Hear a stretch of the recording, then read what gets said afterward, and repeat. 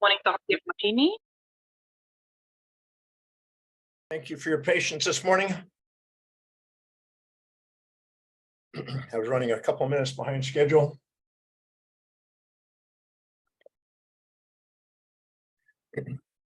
We have a very small, intimate group, it looks like. Hi, Erica. Hi. All right. Let's say we got Juan and Navjot. Is that how it's pronounced? Navjot? And then we got Ali and Aurelia. Oh, really? Made it that quick. James, Ryan, James, hi, Jessica. Well, how many of you think you can handle me for 7 days? That's a major undertaking. I think they deserve to give an award for that just alone, I think an award just for handling my jokes and handling me for 7 days would be worth something. If you could bring up the book, Jessica. Everybody here has a 2-volume set. It's over 1,600 pages. There's a vast amount of phenomenal information sitting in these texts, some of which I will go through, some of which I will summarize. So if you turn to page, I believe 11 there, the rest of it's just precursor stuff, but we'll start at the introduction. Sorry, Dr. Martini, is there a copy in Dropbox that I can get hold of? Yes, should be in the chat there, I believe. Jessica's in the chat where she has access to it. Yes, It's in the chat. Should be in the chat. You'll be able to bring it up.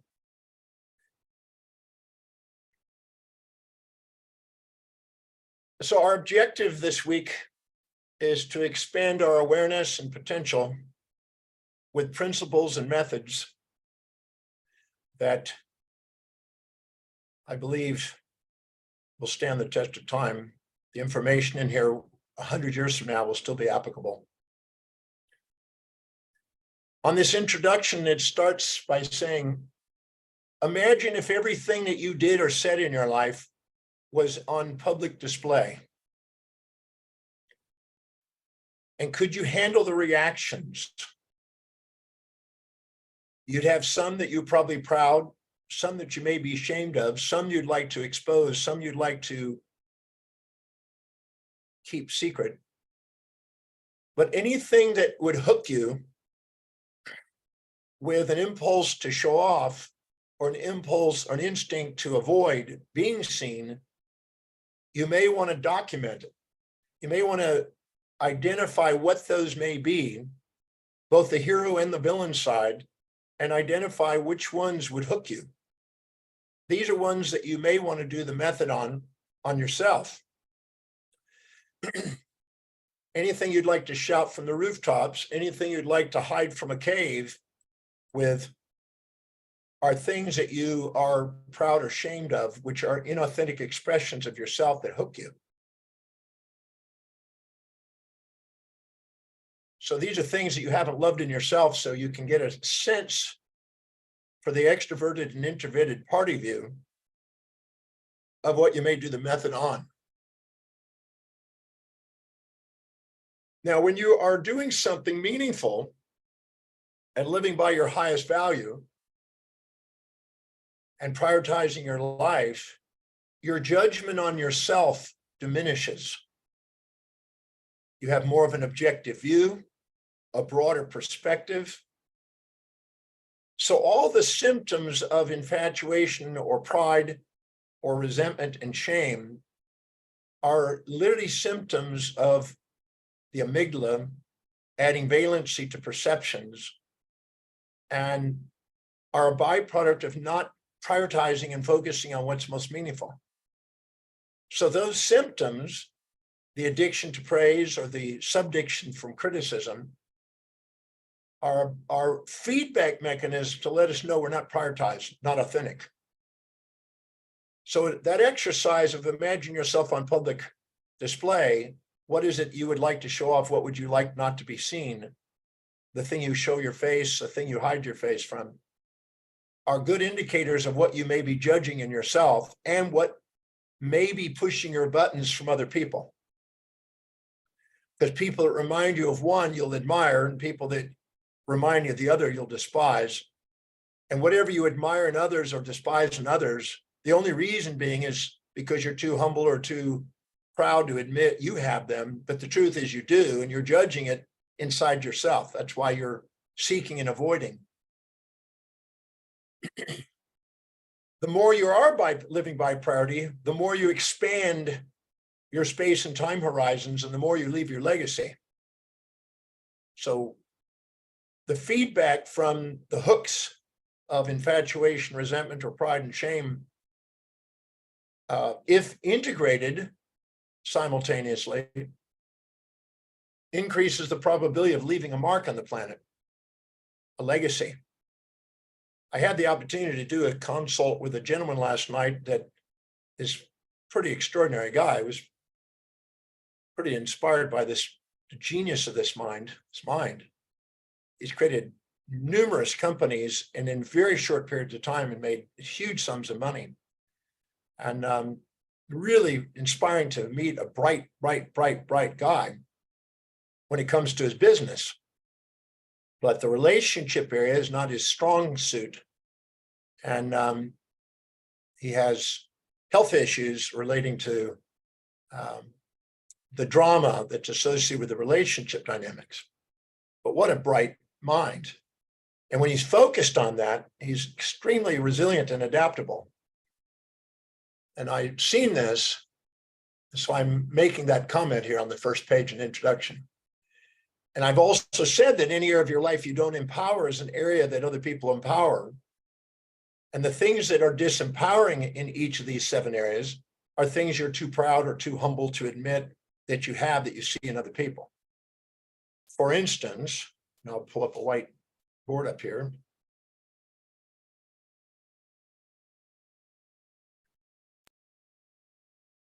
Go back to that. It's not letting me do it. There we go.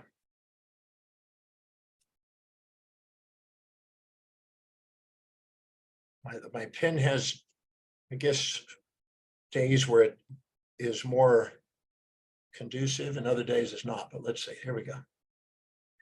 So we have the spiritual, the mental, the vocational, the financial, the familial, the social, and the physical area of life. And anytime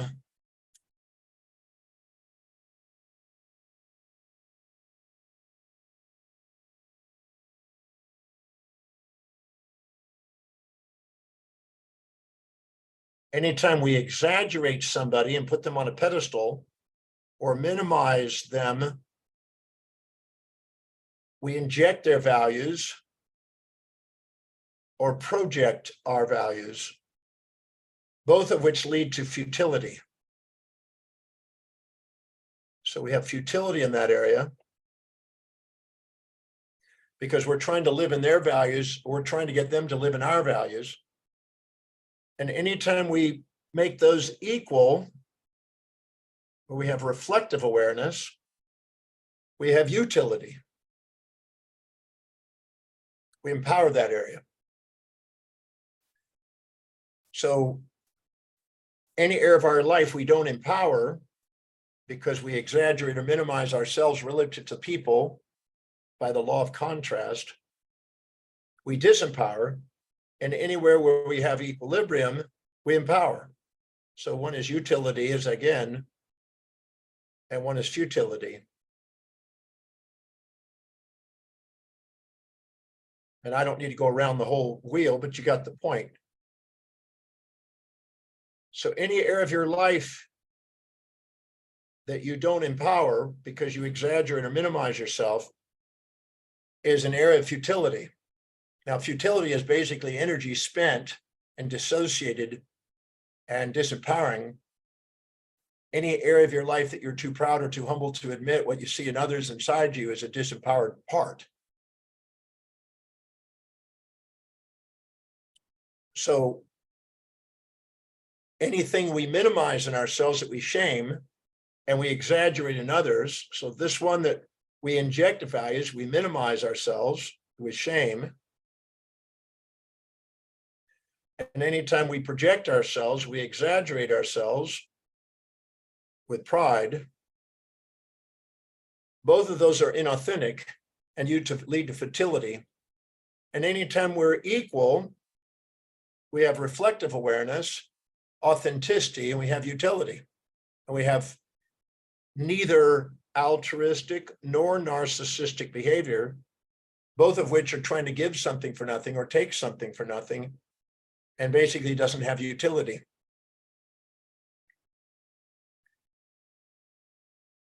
Just out of curiosity here, I know this is a review, but just raise your hand if you're following along pretty smoothly so far.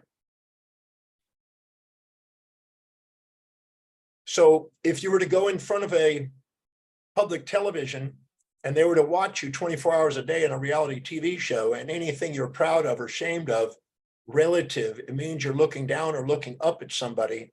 And each of these are indicators of what you're judging in others or yourself, where you might pull out the DeMartini method and neutralize. The fear of public speaking has a lot to do with looking out at an audience and putting somebody in the audience above you, and or you have no problem speaking to people that are below, but you may have problems speaking to people above you. How many agree if you were asked to speak to a elementary school, you'd have no problem speaking because no one that you would perceive be, outweighing you in what you're going to say. But if all of a sudden you're in front of a very large group of executive people that are leaders in the field that you're about to speak about, you might feel intimidated. So these perceptions of others will affect the perceptions of self and can cause you to hypermobilize or hypomobilize, express or repress certain behaviors which are not conducive towards mastery. So that's the first thing. Now, any area of your life that you don't empower, people are going to overpower you. They're going to empower over you on anything that you have futility on.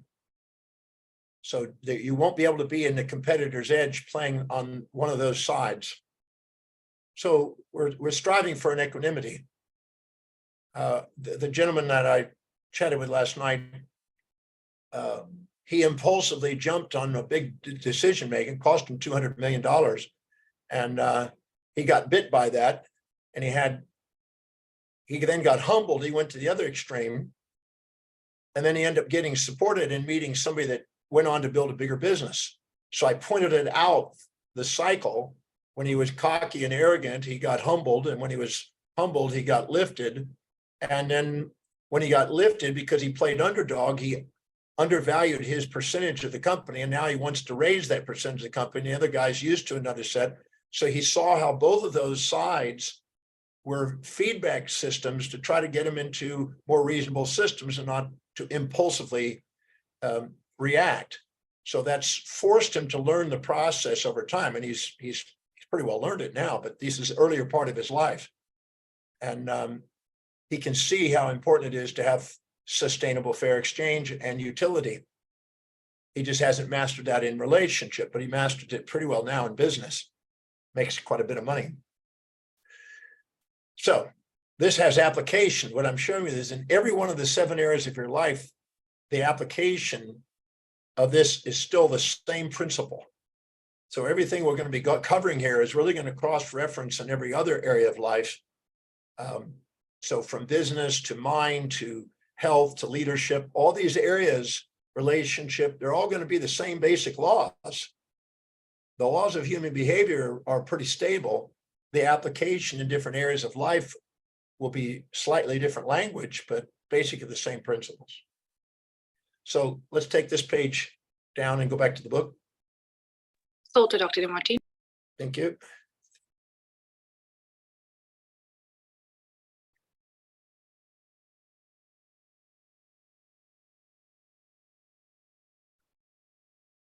So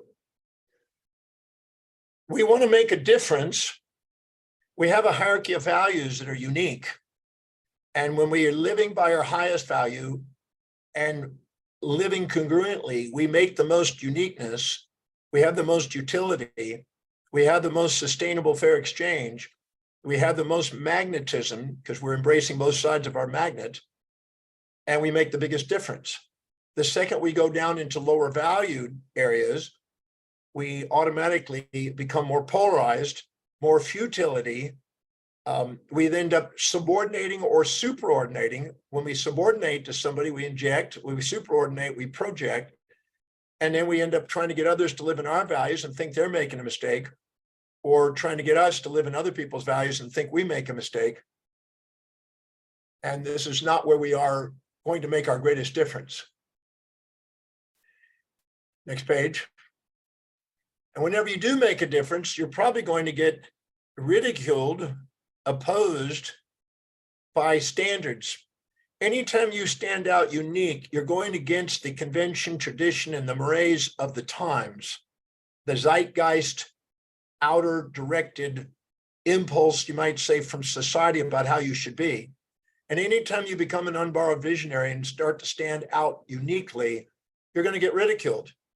If you're not being ridiculed and opposed, you're probably not on purpose, highest value. You're not probably honoring your uniqueness. You're probably not going to create your most original thinking and creativity and genius. You're probably going to end up fitting in. And the debate between whether or not you should fit in or stand out, well, we all want to make a difference. So you can't do it by fitting in. So there's a constant, you might say, force within competing with the forces without.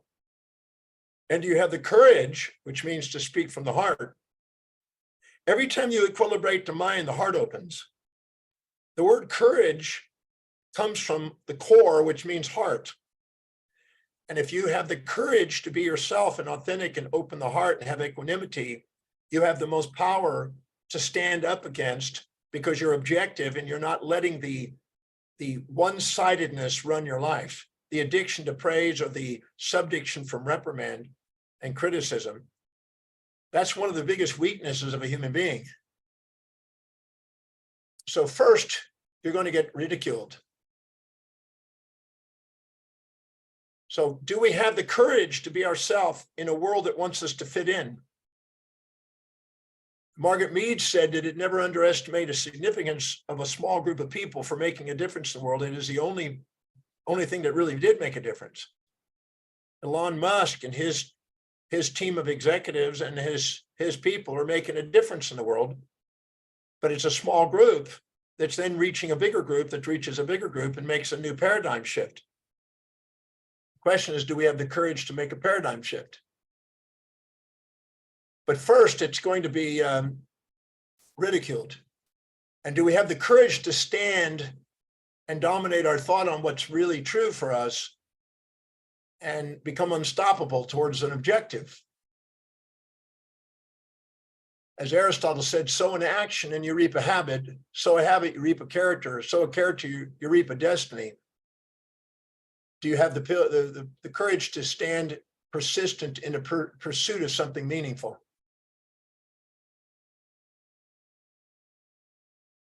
So that's really what I want to share on the introduction. So let's go on to the next page.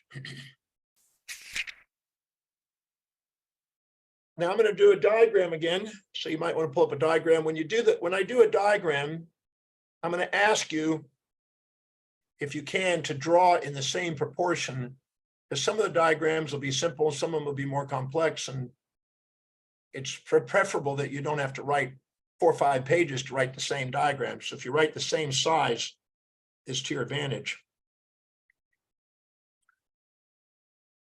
So this is called the 8 principles of man, or humans.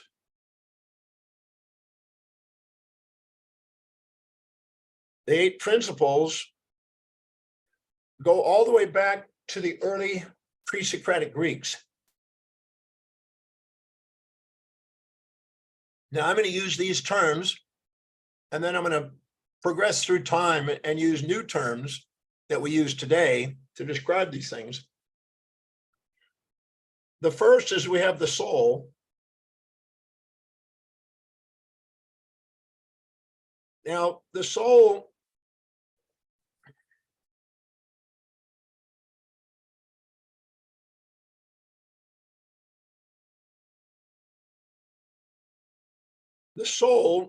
according to Aristotle in his Diamina, was an emanation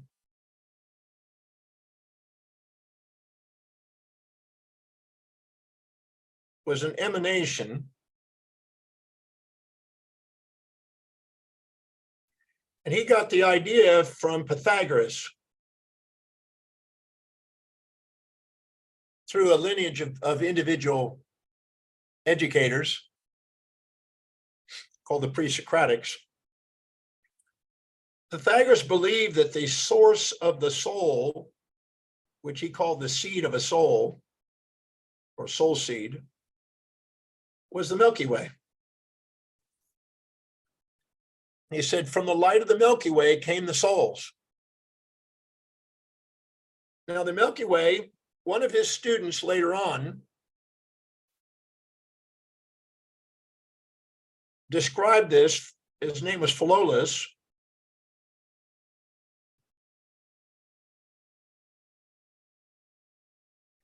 And then later a student about the time of Aristotle called Aristarchus believed that the Milky Way was a central fire. CF for central fire. There's a giant ball of fire. And our sun went around the central fire, and so did our earth in Philolaus's teaching. Now, this was misrepresented by Aristarchus because he was trying to fit it into a geocentric system that Aristotle was using. But this central fire gave off sparks, and the emanation of that was called a divine spark.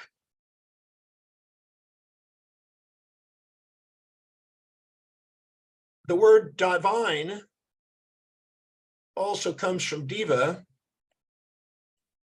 which means to shine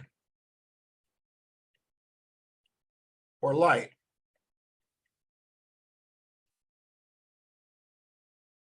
In fact, the word Deus, Theos, Dias all mean day or light. Zeus, even Greek, is a permutation of that same sound. So this divine spark was called Zeus in Greeks. And when it came into the solar system, it met up with Chronos, which was time, and Rhea, the flow of time, the flow of light through time. So these are personifications in ancient mythology, mixture of Middle Eastern. This emanation at the edge of our solar system was called the soul seed. So that's the first principle, the soul seed. It's nothing but light, emanating light. The soul seed then emanates down into earth.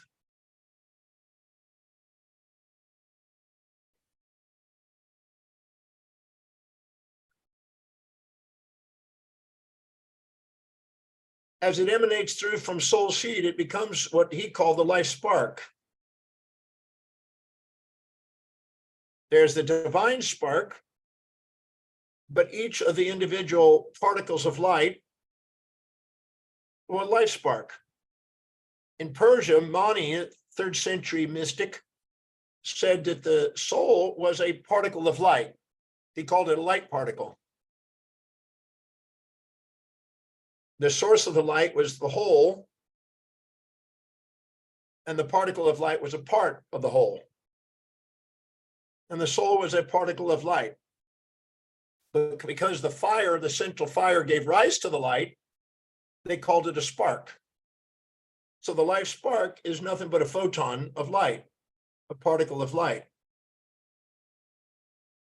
As it emanates towards the earth, the mind is the terminal point of the emanation, the image.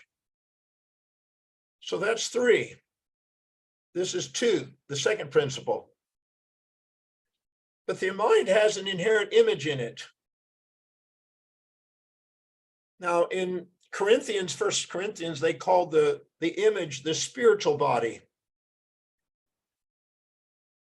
Eliphas Levi called it the astral body. Corinthians also, in another term, called it the celestial body. Deepak Chopra called it the quantum body. In the Huna, they called it the Akka body. In India, they gave it a causal body. They had different names for it. Different writers had different names for it. But this is number 4. This is the image. Now, the image of a human being is a sphere of light.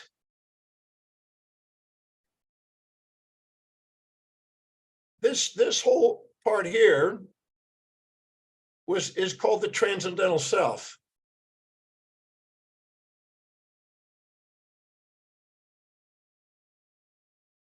Or higher self.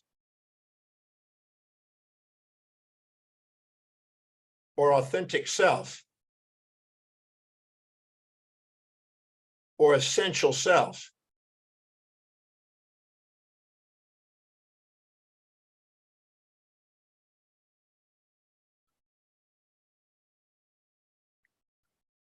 When our mind is perfectly equilibrated, we return to our authentic self. So a perfectly equilibrated mind allows us to experience this transcendent self. This is also called the higher mind of the higher self. This is what Immanuel Kant called the noumena, or Plato called the ideal form.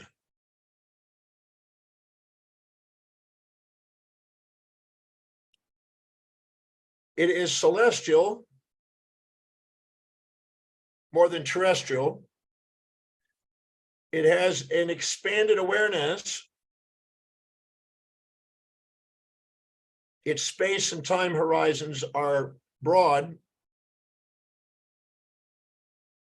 but as it descends, it narrows. So those are the first 4 principles of the human, according to the pre-Socratics. The reason why I'm bringing these up is only because you have been indoctrinated, probably by Judaism, Christianity, or Islam, or other fractions of religions, and have heard the term soul or vital spark. This is also called the vital spark sometimes. And so those terminologies, I'm going to give you the origins of. So if you pull up your phone real quick.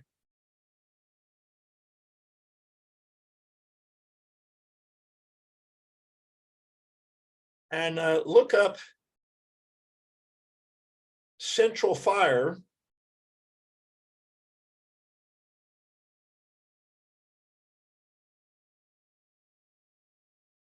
And let's see if we can find the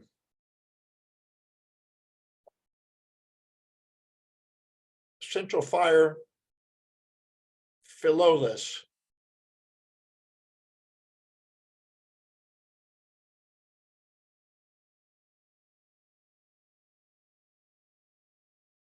So here's Philolaus, the Stanford Encyclopedia of Philosophy it comes from. It says Philolaus of Crotone in southern Italy was a Greek philosopher and scientist who lived around 470 to 385 BC, a contemporary of Socrates. He's one of the 3 most prominent figures in the Pythagorean tradition, born 100 years after Pythagoras himself and 50 years before Archytas. He wrote one book called On Nature, probably the first book to be written by a Pythagorean. There's been considerable controversy concerning the 20 fragments which have now been preserved in his name. It's now accepted that some 11 of the fragments come from his genuine book. Now, he talks about the ratios of whole to part, but he also talked about the central fire. It says down here, Philolaus was the precursor of Copernicus in moving the Earth from the center of the cosmos and making it a planet. But in Philolaus' system, it does not orbit the sun, but rather a central fire. The astronomical system is significant in attempting to try to explain the phenomenon without mythical religious significance. So that term, central fire and life spark, go back to the 6th century BC. So when you hear about talking about vitality, or the term vitamin, or life spark, or spark of life, that has a very 2,005 to 600 year enduring idea. The soul was nothing more but a spark of light. And as it penetrated the edge of our solar system, that location was the personification of that location. Please make a note somewhere that theology is the personification of optics, astronomy and optics. Theology is a personification of astronomy and optics.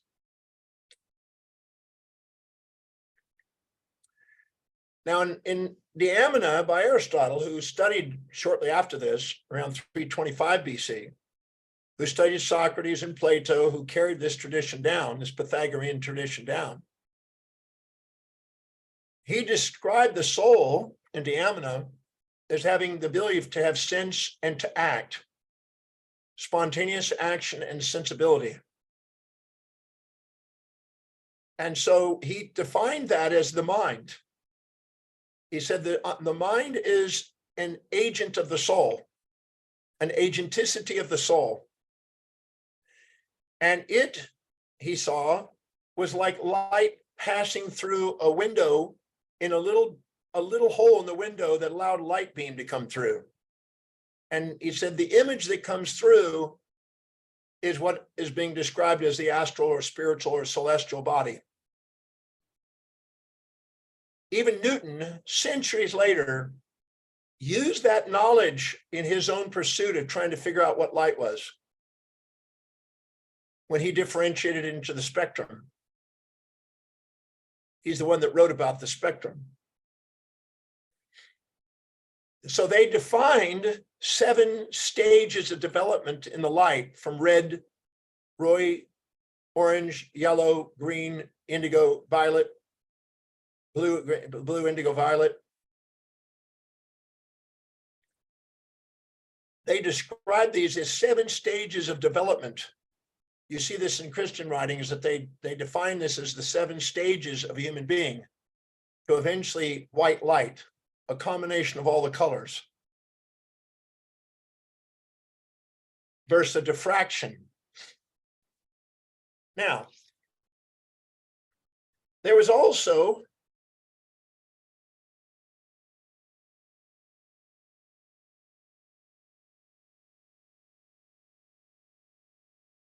a life spark and a higher mind and a quantum, spiritual, celestial, astral, Aka body, which then gave rise to a lower life spark, which is called the Kundalini in India.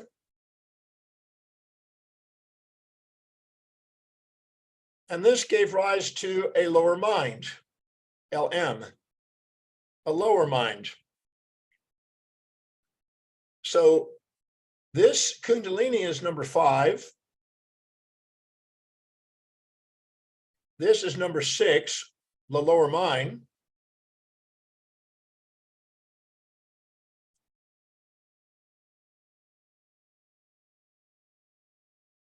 Then it had a lower astral body, we call it the lab, which the Egyptians called the Kaibit. Sometimes it's called etheric body in some writings in India and Bailey. And that's number 7. And number 8 is the physical body.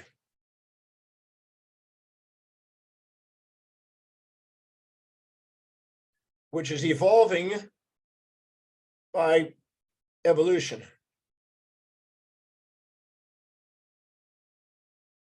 by natural selection. From single-celled organisms up to multicellular organisms to eventually humans. So our true nature did not evolve like Darwin, but our form did. Our physical form did. Now this number 5, 6, 7, and 8, we'll put those together. This is called the existential self.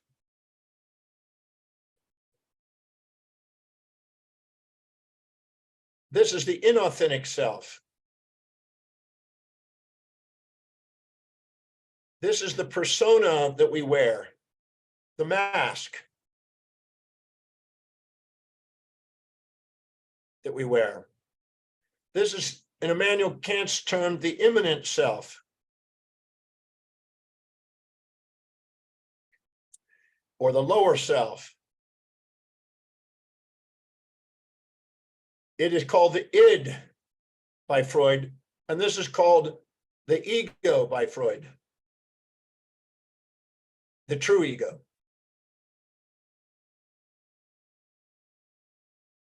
This is also called phenomena.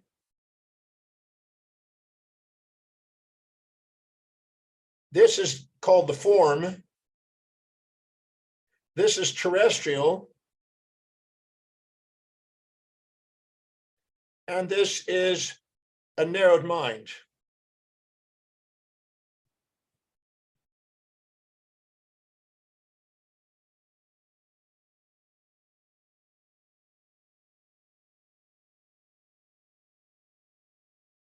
This is the common human. This is the extraordinary human.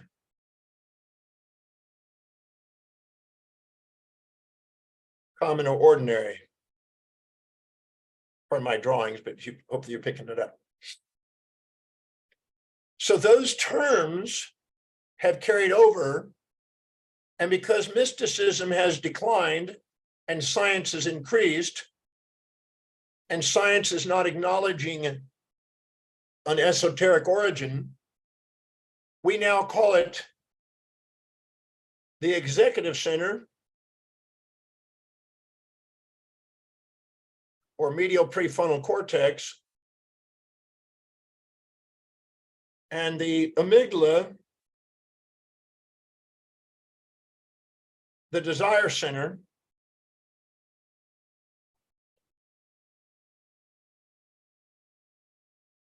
or systems 2 and systems 1 thinking. Systems 1 thinking feels before thinking. Systems 2 thinks before feeling, emotions. Before emotions. Emotions are physiological, introspective feedback systems to the higher self.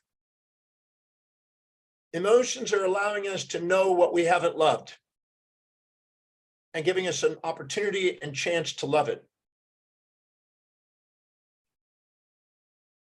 So whether we use more ancient language, I prefer to use all the languages because it really is an honor in the development of those terms over time. Our modern language is not necessarily always more precise. Sometimes it is, but I'd rather put the whole lineage together so you have an understanding of it, appreciate through time. As we go through, we're going to see these and I'll cross-reference these, so I'm going to use them interchangeably. But I want you to have a background on it. Now, this higher self has intuition, which is a negative feedback system, and inspiration when it's perfectly balanced. A perfectly inspired mind has inspiration. An imbalanced mind has an emotion. When the emotion has a negative feedback system, is brought back into balance through intuition, it takes it back to inspiration.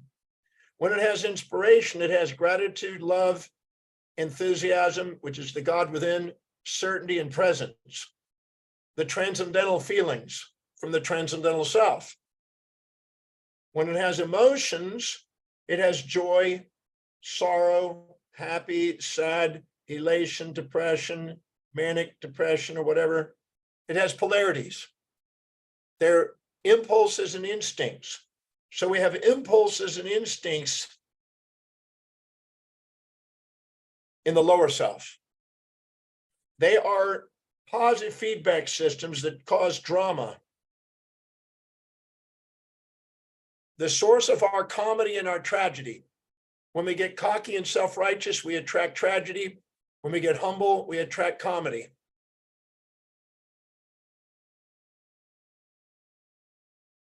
Raise your hand if you're following so far what I just said. Raise your hand if this is interesting so far. Okay. Now, this center of the Milky Way has a black hole in it. This black hole is called Sagittarius A because of its location. And in that black hole, there's a radio jet, illuminating jet, that emanates radio waves and all the spectrum of electromagnetism, and also all of the particles from subatomic particles all the way to the heaviest atoms. And it's the seed ground of all creation. All solar systems, pretty well, are born as a result of an emanation of this. There are two forms of solar system formations: a supernova, which is the end stage of a star and heavy stars, or a radio jet from a black hole. And we're basically manifested in a star. We're star stuff, as Neil deGrasse Tyson or whatever described. Okay, everybody got that page? Those are the 8 principles. Now, I'll use those interchangeably and go in and out, use different languages on it, but I just want you to get the Western origin of that. Now, I can show you in Egyptian writings, early remnants of this. Pythagoras went to Egypt and picked this up and put it in his school of thought. And the pre-Socratics carried it down, and then Aristotle, Plato, and Socrates all studied the pre-Socratics, and then they carried it down, and we still use it today. This is still utilized today in religions, in the 3 religions of 5 billion people. So 5 billion people still have the remnants of this pre-Platonic, Platonic, and Neoplatonic material.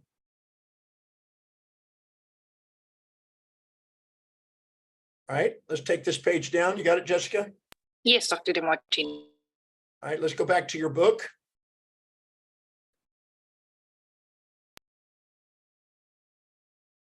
So those are 8 principles. Now, anytime you exaggerate or minimize others or yourself, these are what I call truth stretchers and shrinkers. So anytime you find yourself enamored in looking up, or discouraged and looking down on yourself or others, you may want to write what it's about, what's the content, and keep records of where you're stretching and shrinking. Every time you do that, you distort the fabric of space-time in your mind. Now, please note this: the essence of being, your essence of being, is spaceless and timeless. It's just present. So let me just to elaborate on that.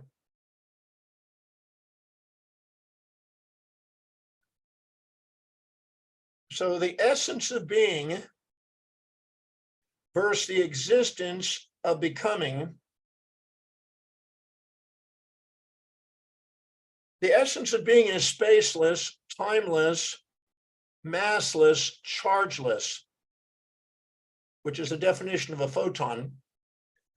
And the existential being is spaceful, timeful, massful, chargeful, which is now a positron or a negatron.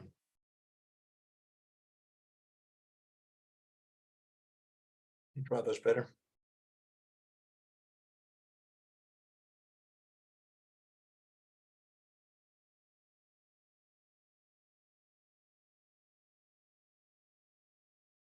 So anytime you judge,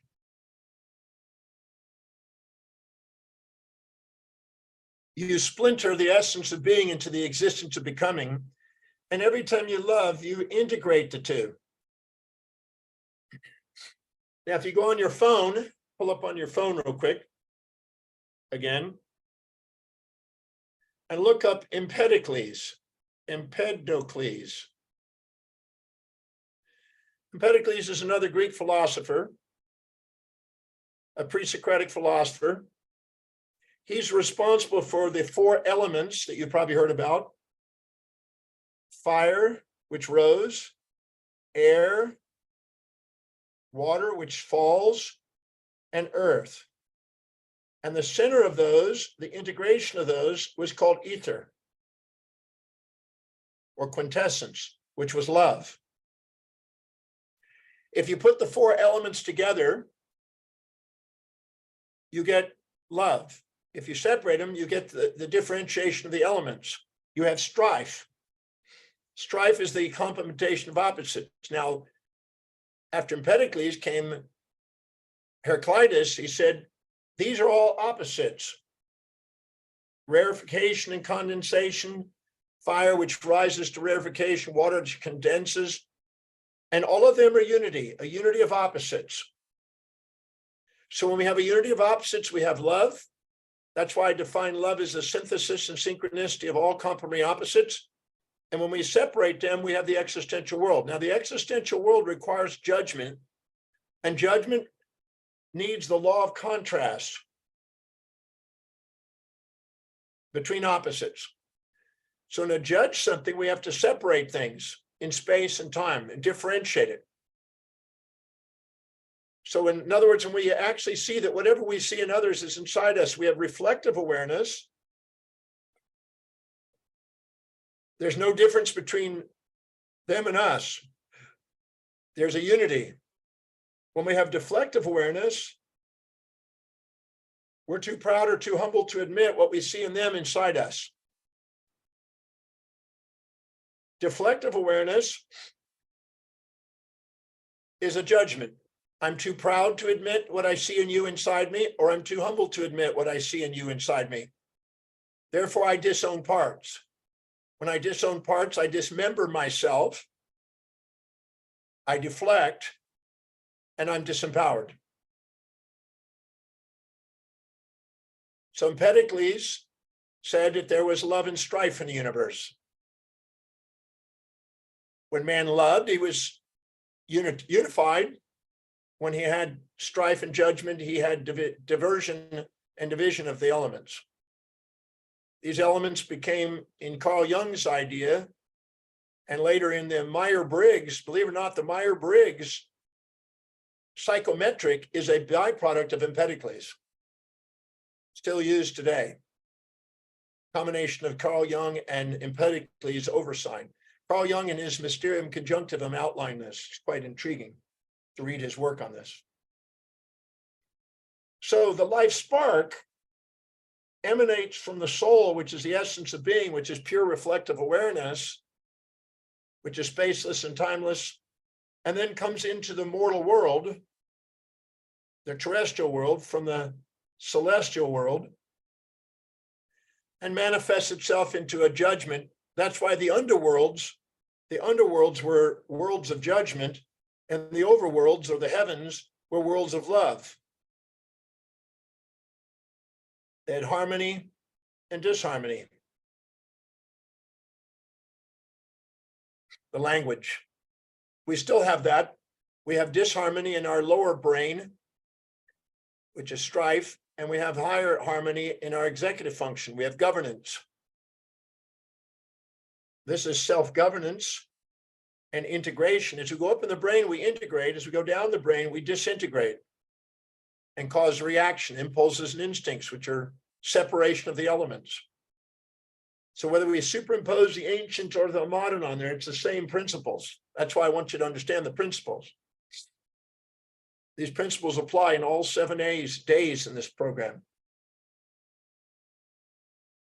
So let's go now back to the book.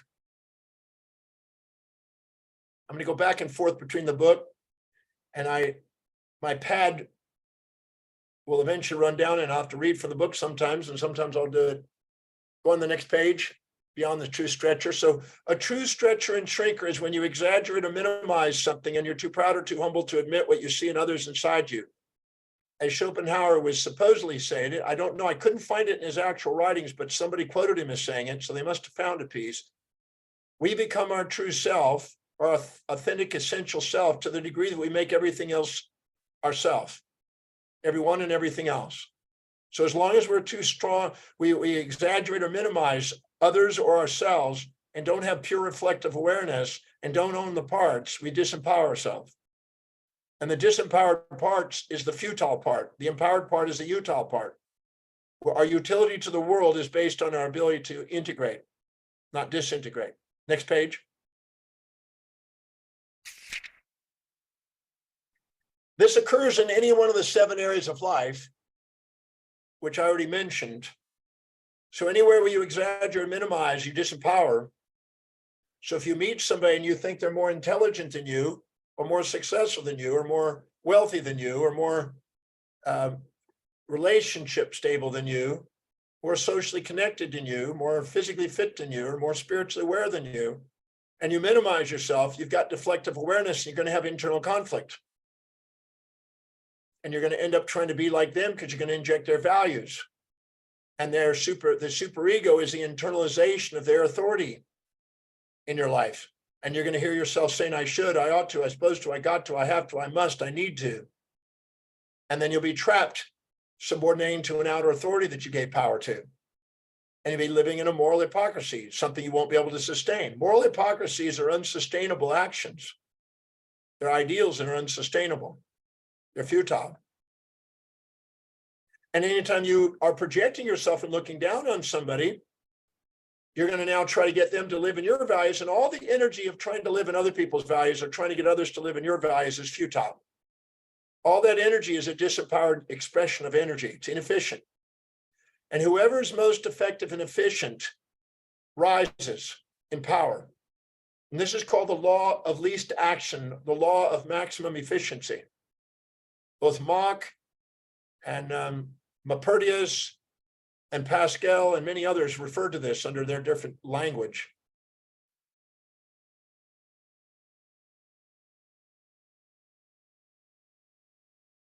So every time we exaggerate and minimize, we have a lie. Now, Diogenes traveled all over Europe trying to find an honest man, never found one. So most of us have honesty and dishonesty in our life. The only time we're really truly honest is in a state of grace. But most of the time we're dishonest. We're exaggerating or minimizing others or ourselves. So those that are basically thinking that their opinion is the truth are dishonest. Opinions are opinions, they're not truth. Opinions are polarized, and for every opinion, there's an equal and opposite opinion to balance it. And this creates what is called two propositions that oppose each other in a dialectic. And Zeno talked about this in his writings. So true objective reality or actuality is when these things are balanced. But most of the time we're caught in imbalances with counterbalances. Every reaction causes an equal and opposite reaction by the proposition and the opposite proposition. But the master lives in a world of transformation and doesn't perceive gain or loss. And in Breakthrough, I showed you side C, that there wasn't a gain or loss of a trait, there was just a change in form. And when you are infatuated with the form, you're going to fear its loss or fear its gain. Well, fear its loss. If you resent the form, you're going to fear its gain. And the masses live in the illusions of gain and loss, the fear of gain and loss. As a result of the fear of gain and loss, they're run from the external world. So the masses live in the illusion, the world of gain and loss, philias and phobias, and which automatically create the idea of time. Because you store all philias and phobias in the hippocampus, in the amygdala's hippocampus region, for seeking and avoiding in the survival. So we age, our mortal self, Our lower self is the immortal self. Our higher self is the immortal self. The immortal self that's in perfect equilibrium doesn't age because it doesn't have the fear of loss and gain. It doesn't have anything but present.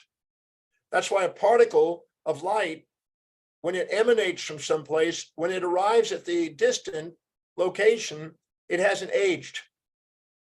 Photons are immortal. They don't have aging. Only particles that have mass have age. They have mass consciousness because they're basically put in space and time. They're existential. So the truth is a perfect equanimity, and falseness is an inequity. So whenever you have an inequity and you infatuate or resent somebody or minimize yourself with shame or exaggerate yourself with pride, you may want to identify what it's about. It could be about people. It could be about places, things, ideas, events, actions. But I log them and keep records of them and use them as a catalyst to go and take the method and dissolve them. Your aging is based on it. Because a timeless mind is an ageless body, as Deepak says. But as long as we have entropy, we age. That's why the more emotional we are and the more lower-minded we are, the faster we age. The more animal-like we are with impulses and instincts and more survival we are, the more we end up having aging.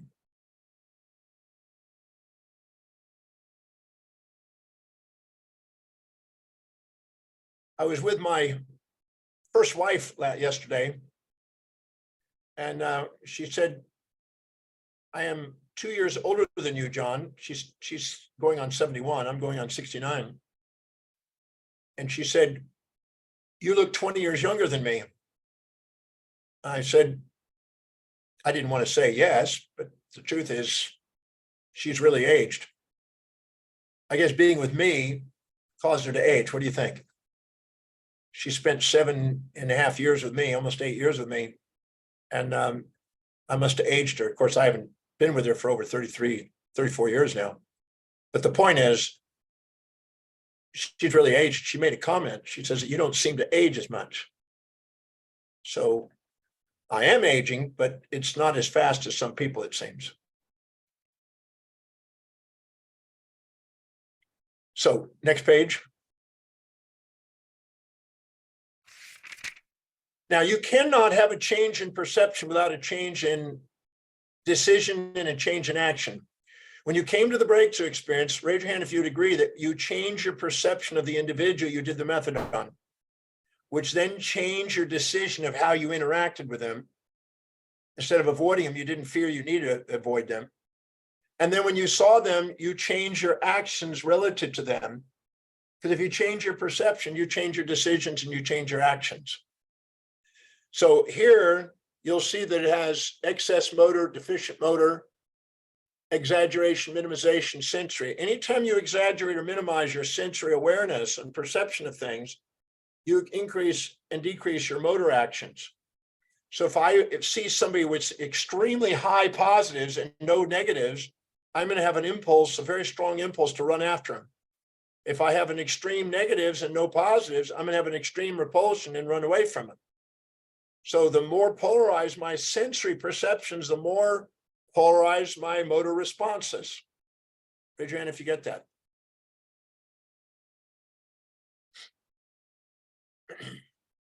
So I call that the extreme discovery form. Now there's a tier of inspiration form in your life. Whenever you have a tier of inspiration, that's a moment of authenticity. And whether you're listening to music or reading a book or listening to a lecture or watching a performance or watching a kid on Australia's Got Talent, anytime you see something that brings tears to your eyes, log the content of your mind. Log the content of your mind. Anytime you read something, you hear something, see something, log the content of your mind and store that in one file on your computer. And keep all of it in one spot. So every time you do it and you document it, that content is perfect to add to your mission statement. That content is congruent with who you are.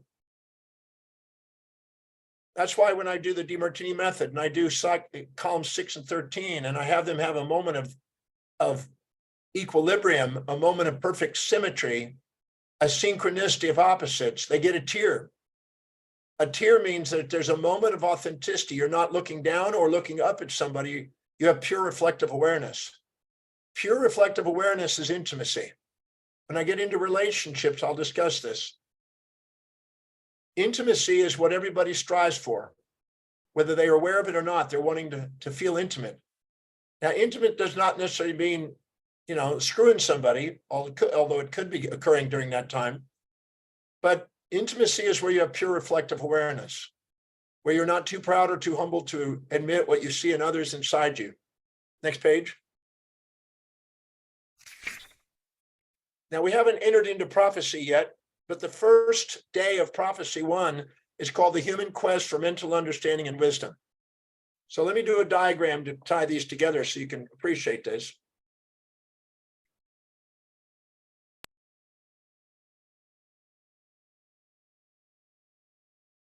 So here's the soul, and here's the higher mind.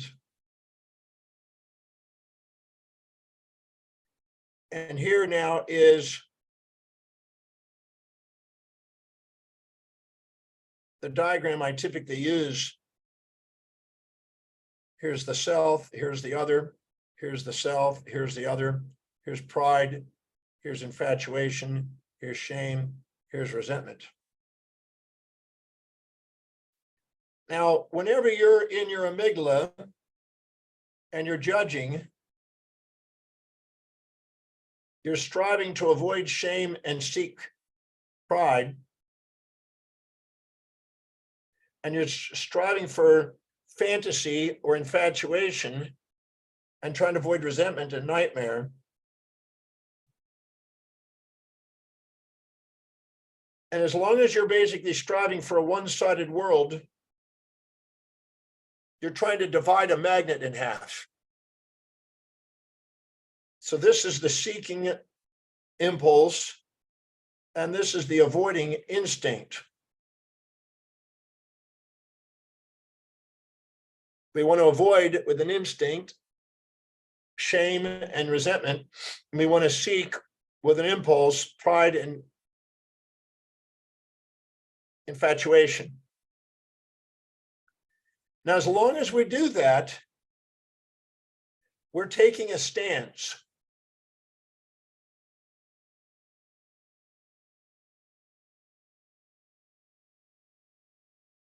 These are stances.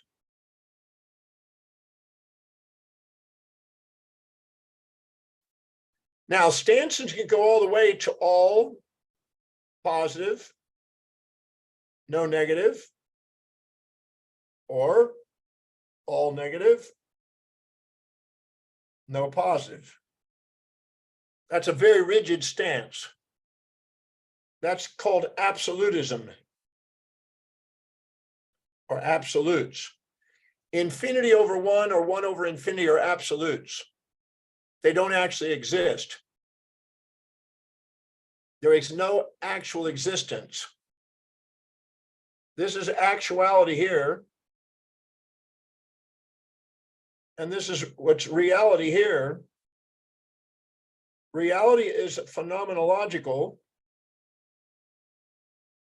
and phenomena of the senses, which are elusive. So our senses can be fooled, and with subjectivity versus objectivity. Now, if we take it and we go to all the way to all positive, no negative, either in ourself, all positive, no negative, or in other, all negative, no positive. Anytime we do that, we use a language, I would never do that. I'm always positive. These are called stances. When you have a perfectly equilibrated mind, you have a dance, a graceful dance. graceful dance. If not, you're having a stance. Anytime you have a stance,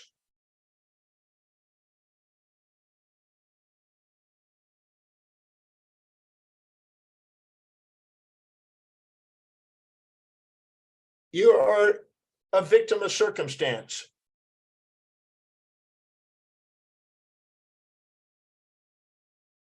Circle means things that go through cycles.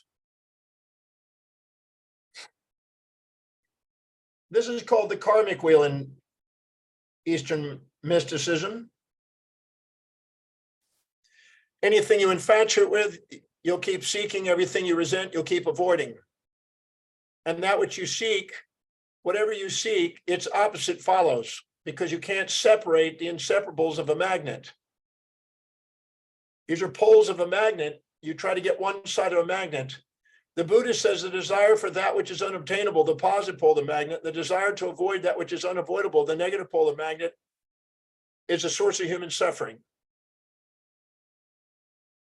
So most people are caught in the stance and victims of circumstance, not masters of the dance. Now, when you bring these into equilibrium and you have simultaneous contrast, that means you see the positives equaling the negatives, so it's actually neutral. You have the graceful dance. Now, the cerebellum causes us motor responses and a coordination. It coordinates the agonist, the antagonist. Whenever we have grace and we're in presence, the cerebellum brings a perfect balance between agonist and antagonist, and we have graceful movement. Grace is a physiological response in the muscular activities. But the second we have a lopsided perception, we have disgrace in our physiology. And we have what they call emotional tension, muscular tension.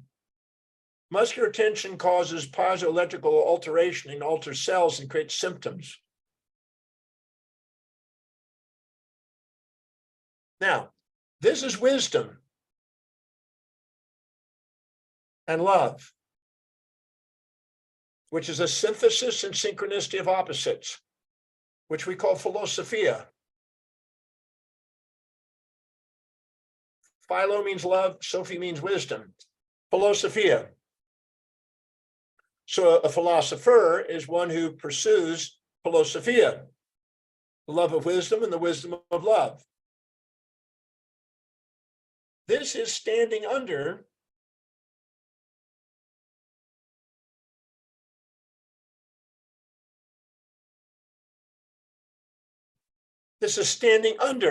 love and wisdom. Now, every time you judge something, you're trying to understand things. You haven't understood it yet. You're in pursuit of understanding it. The second you see both sides of it, you have wisdom. The human quest for mental understanding and wisdom is a basic principle that says that every time you're at this concentric sphere, and then you come and bring it to equilibrium,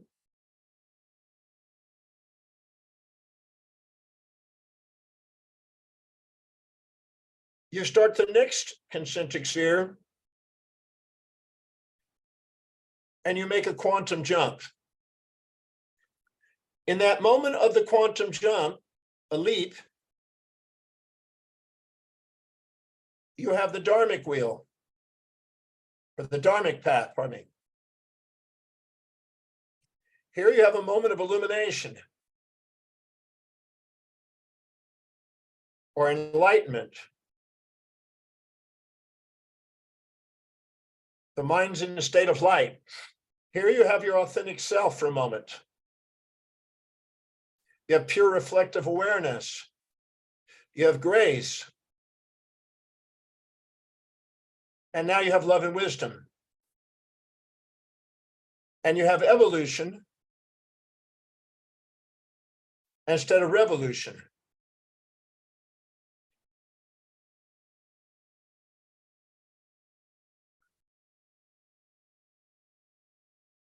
Then you can get stuck again in the next judgment, the new paradigm, because this is a new paradigm.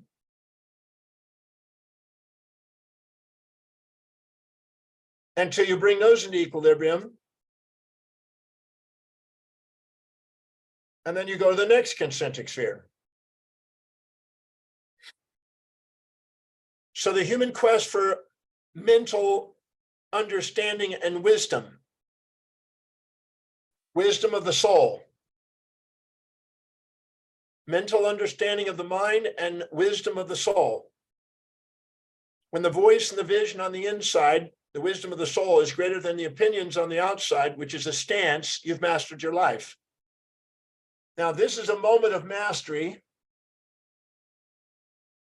And this is a moment of mass consciousness, sometimes called misery or misery, because we miser and we want something for nothing narcissistically. We're striving to avoid our shame and seek our pride and look for fantasies. So we call that misery or misery. Raise your hand if this is all making sense so far.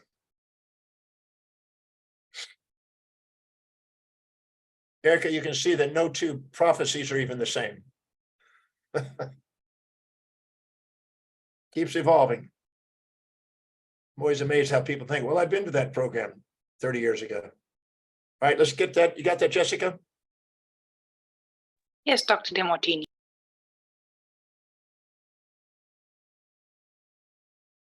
Okay, let's bring back the book. So this section is on that. There's about 600 pages of it. But what I've done is I've taken some of the other areas, leadership day, health day, relationship day, spiritual day, and wove it into the mental day because it really fits under both. You can't really separate the two.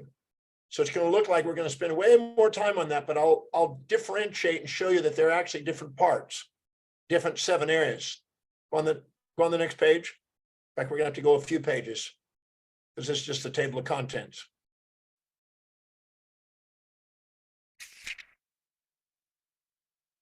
Keep going. Okay, stop there. Now, anytime you exaggerate yourself, you're going to perceive yourself as mentor. Raise your hand when you meet people that you think have less than you. You tend to speak up and try to give them ideas to help them.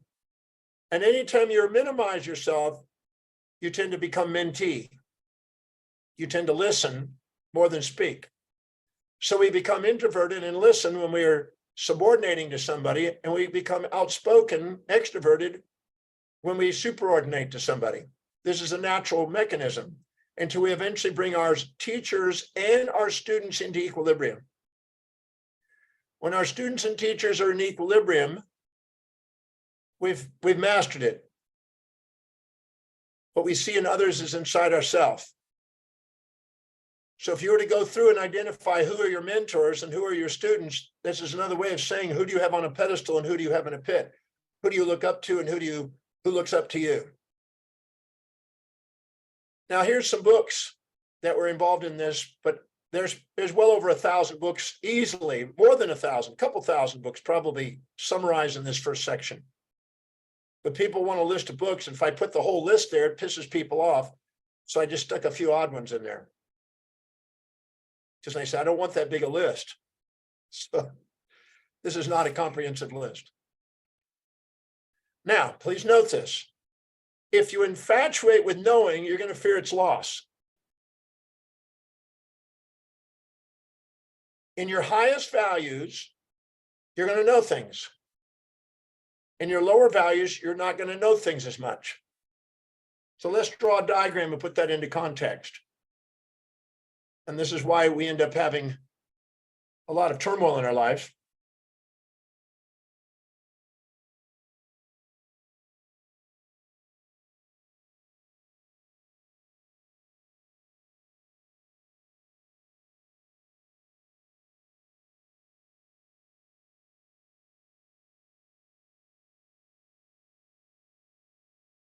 Okay, so when we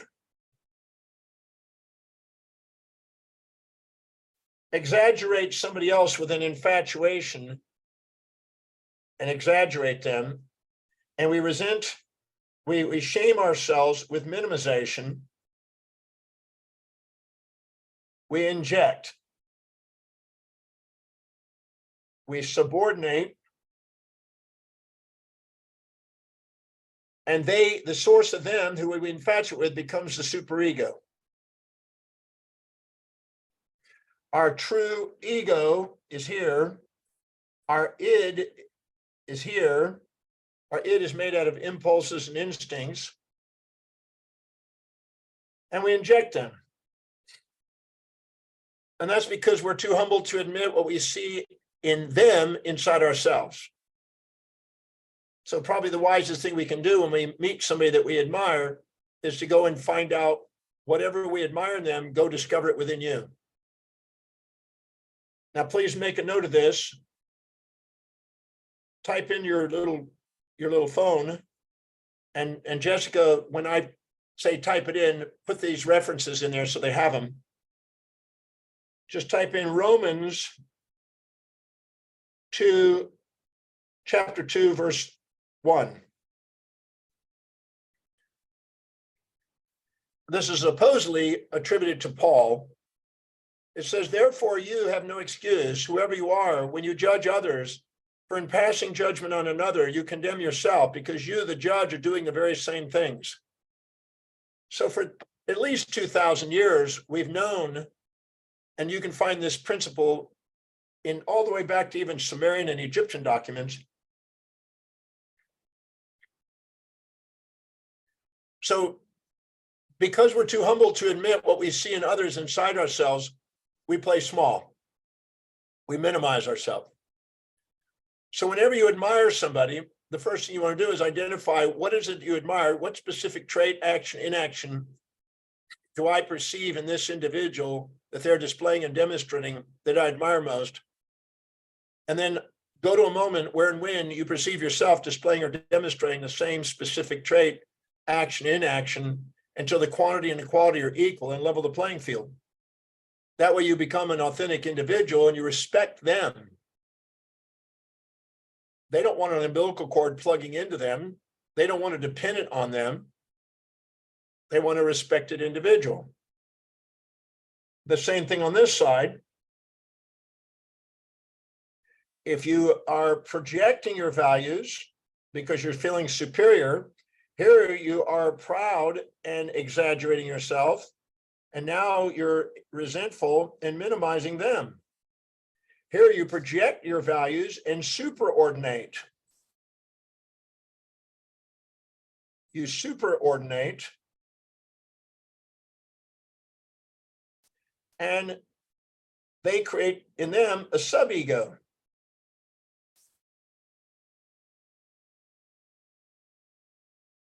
When you're in equilibrium and the self equal the other, this is other, this is self, self, other. When those are equal, which column 2 and 9 are designed to do in the DeMartini method, you have ordination.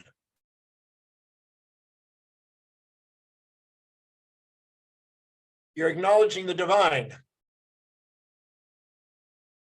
A mathematic equilibrium, we call it. So anytime we exaggerate or minimize, we stretch or shrink ourselves or others. We have a distortion in the fabric of space-time in the existential world, and we live in a false reality of the senses instead of a true actuality of the soul being the state of unconditional love.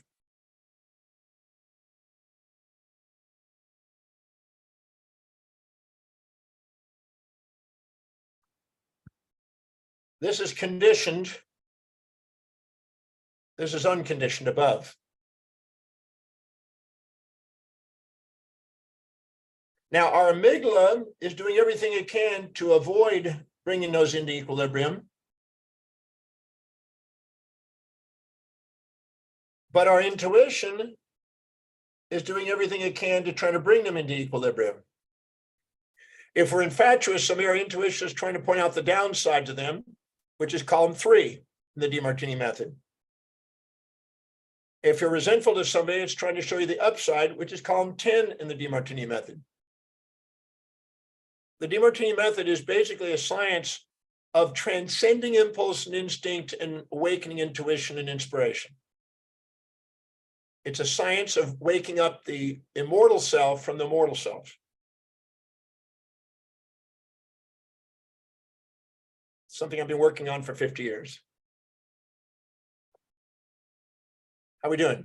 Raise your hand if this makes sense still. Nothing new, right? Just all review. How many would agree that a review is sometimes useful? Okay, let's go back to the book.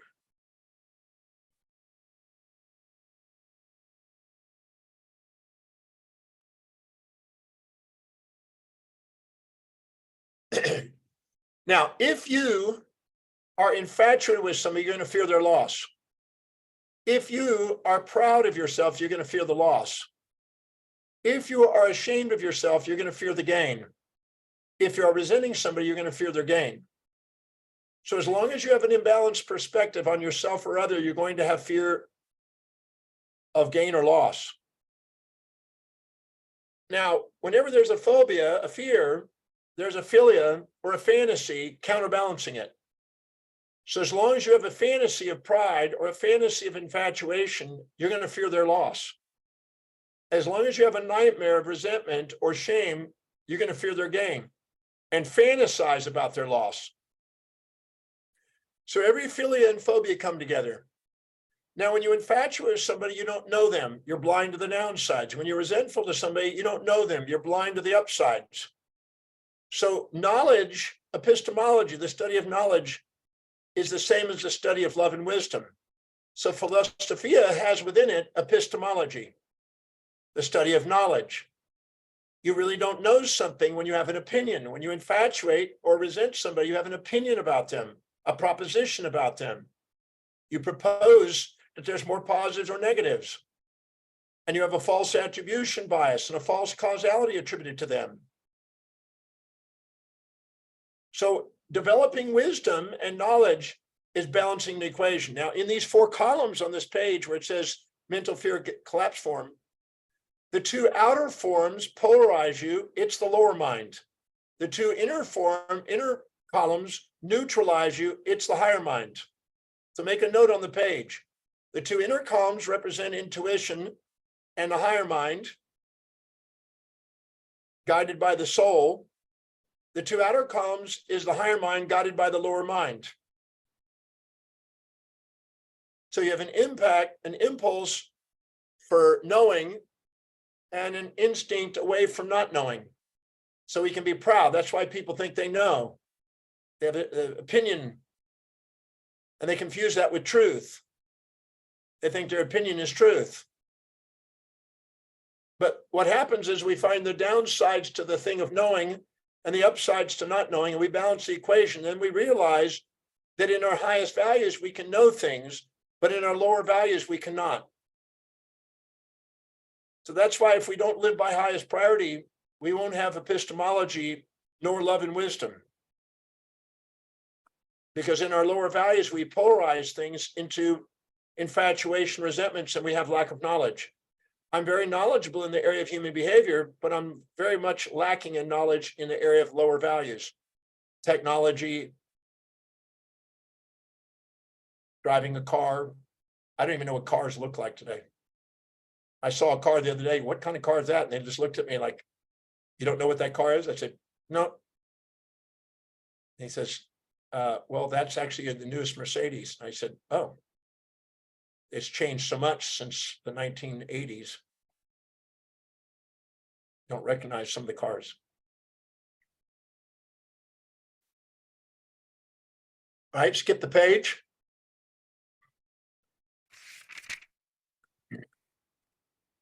We're going to skip the problem solution form until the last day, and we'll go to the top of the page and we'll now begin prophecy.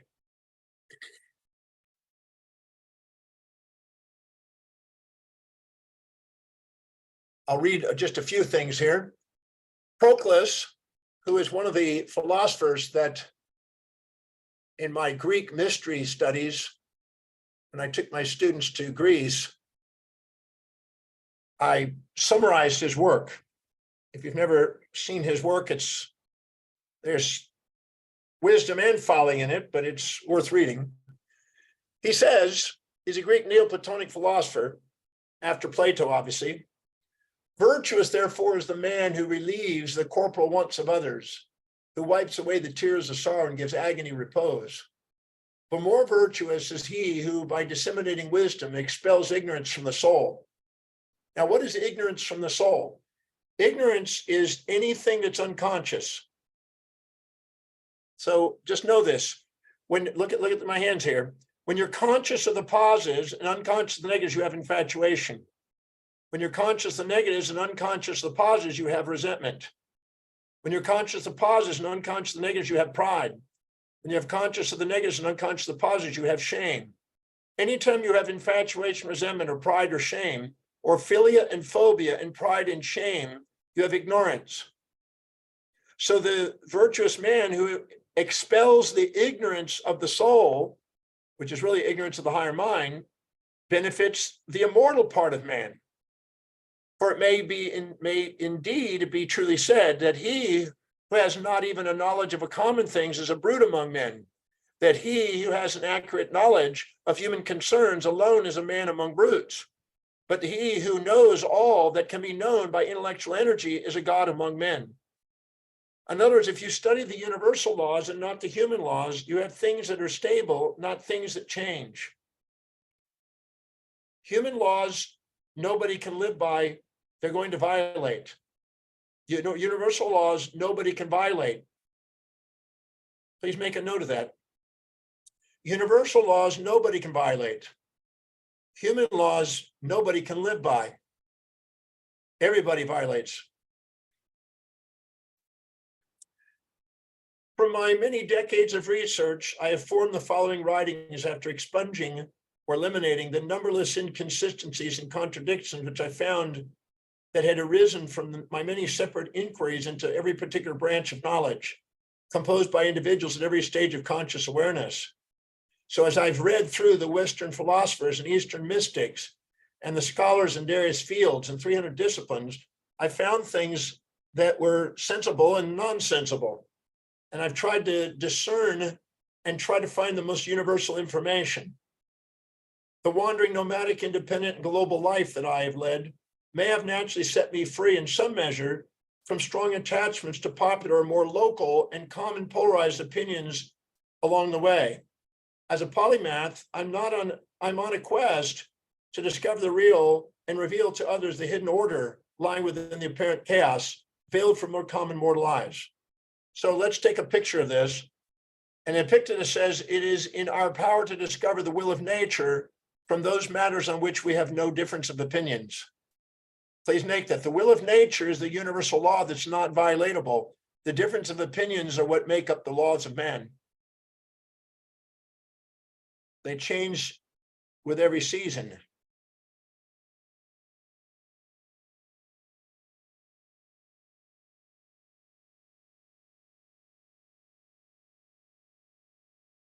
Now, there's order and there's disorder.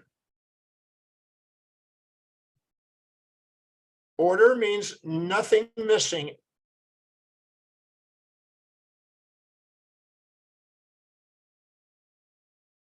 That means nothing missing as far as information. With information, nothing missing. So full awareness. Fully aware.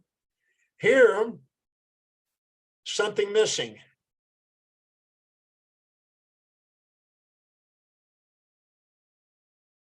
And this is your conscious and unconscious. So here, the mind versus the soul. The soul, because it's unconditional, doesn't put a condition on things and is fully aware.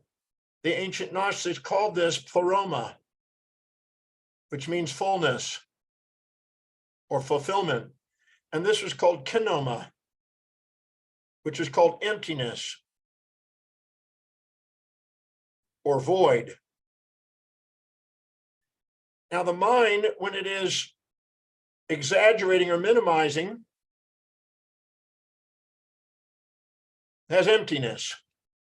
Because here it's conscious of the positives and unconscious the negatives. When it's infatuated or when it's in pride, it is conscious of the positives, unconscious the negatives. And here, when it's in shame or resentment, it's conscious of the negatives and unconscious the positives, or conscious negatives, unconscious the positives. So anywhere we have unconscious, the word unconscious means that you're unaware of it, you're ignoring it.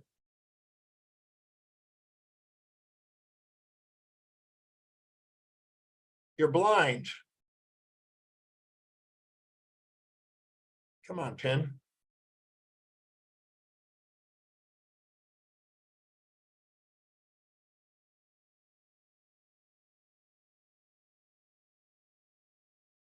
You're blind. Deaf.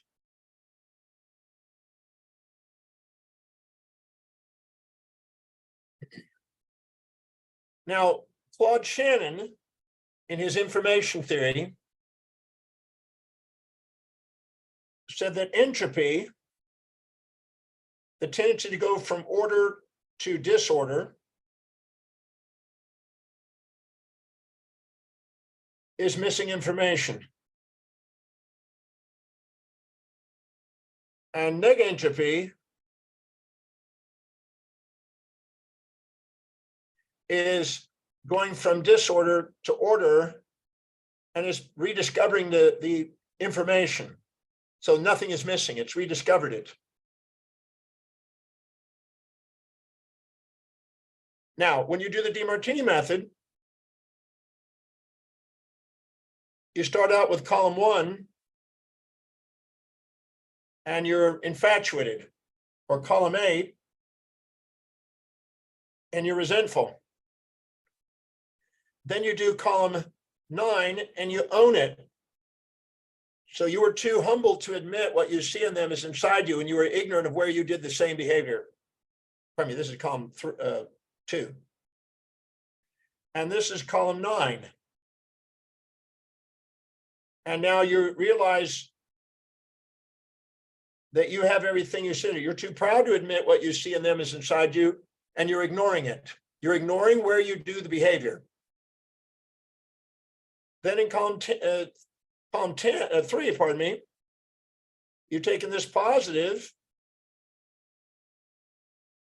and now you're looking at the downsides to you of that trait, because you were ignoring the downside. You were unconscious of the negatives. Now you're fully conscious. So you can see now where you have the same positives. You can see where you have the same negatives.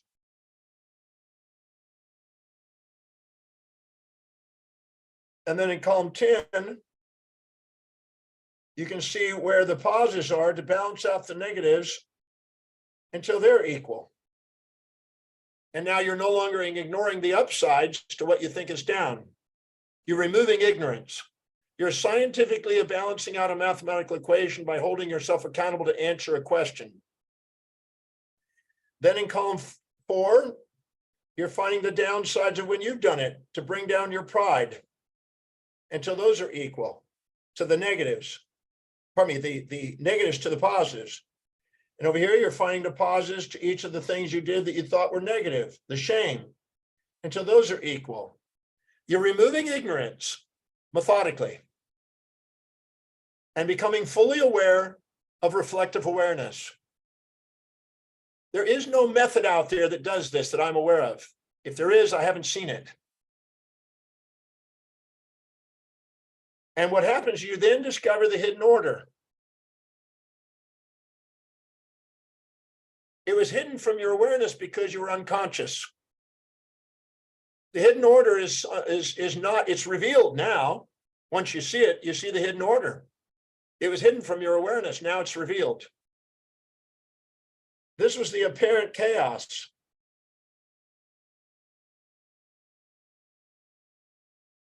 or disorder. So everybody pull up your phone again. I know you love doing that. And look up entropy, ENTROPY, dash missing information.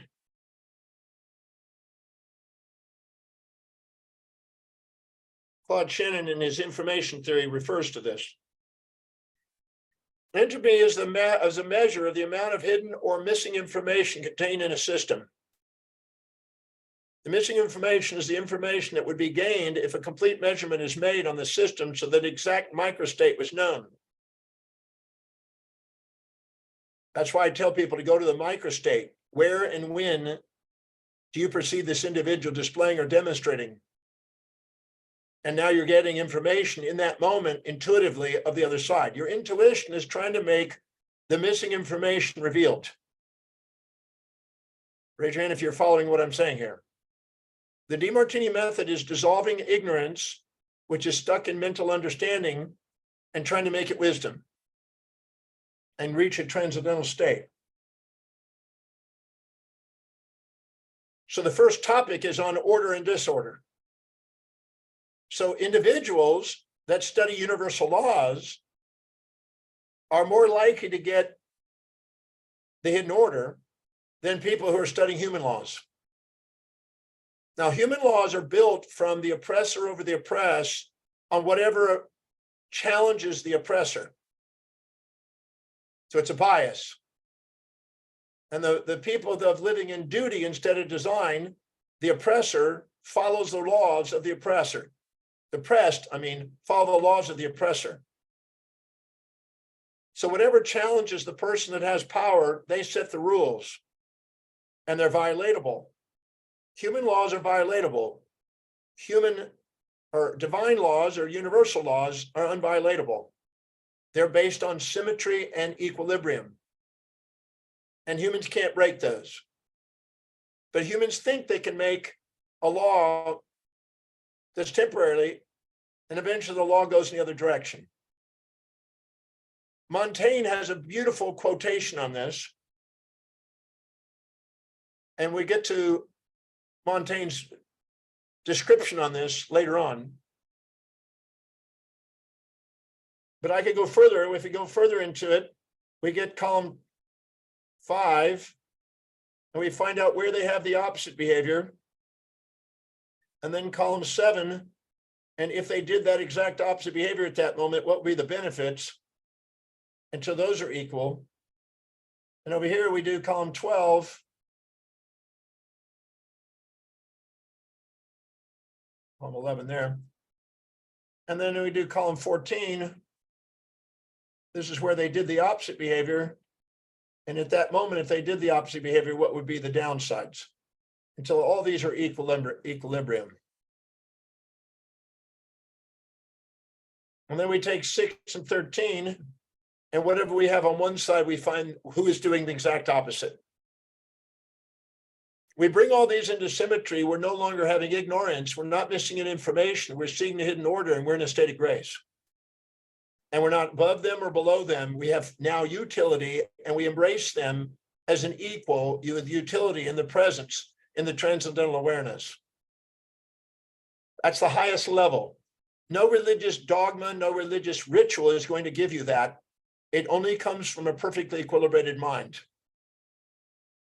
I studied religious rituals. I've studied philosophical mysteries. I haven't been satisfied with any of the strategies about helping awaken the esoteric awareness. I want to make a science out of it that could guarantee a reproductive system there. It's work, and people don't want to do the work, but it's delusion to think that they're going to get there without the work. Nothing masterful comes without the work. You won't find a masterful martial artist or a pianist or a violinist without doing the work. You won't find a person that masters their life without the work. So don't waste your time looking for immediate gratification, the path of least resistance. All right, we got this page? Yes, Dr. DeMartini. All right, go back to the book.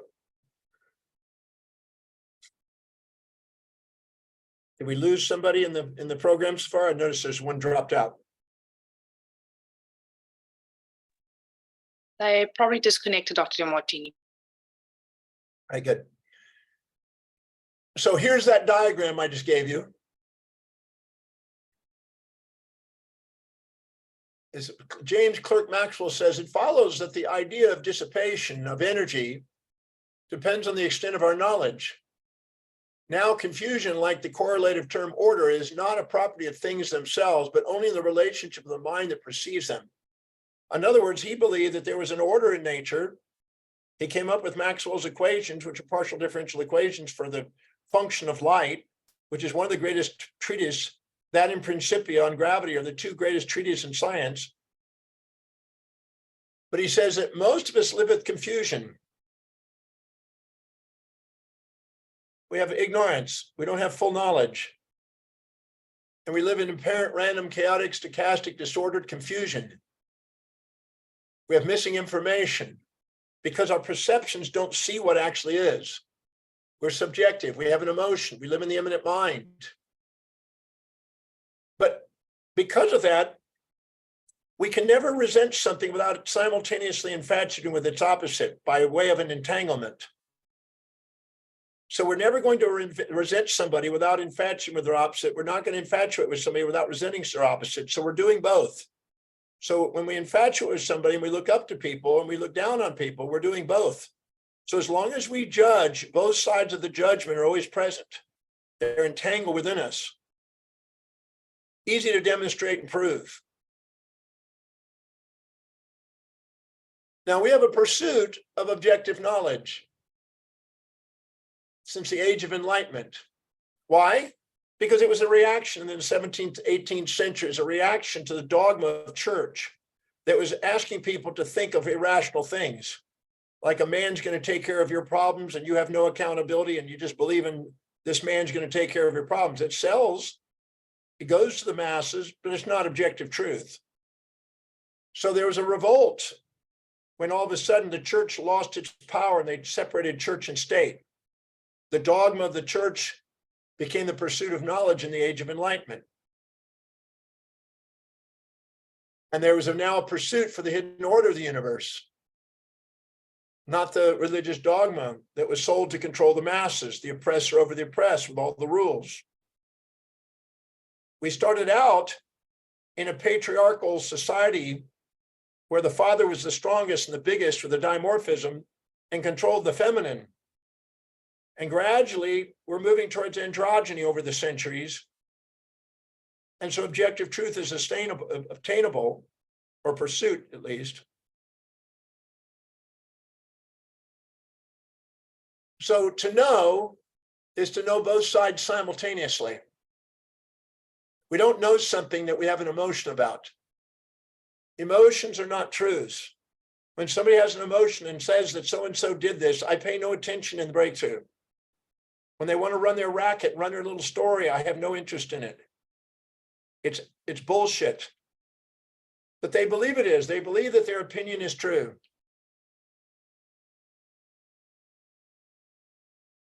And most people who strive for knowledge don't realize it takes the work. You have to conquer your lower mind.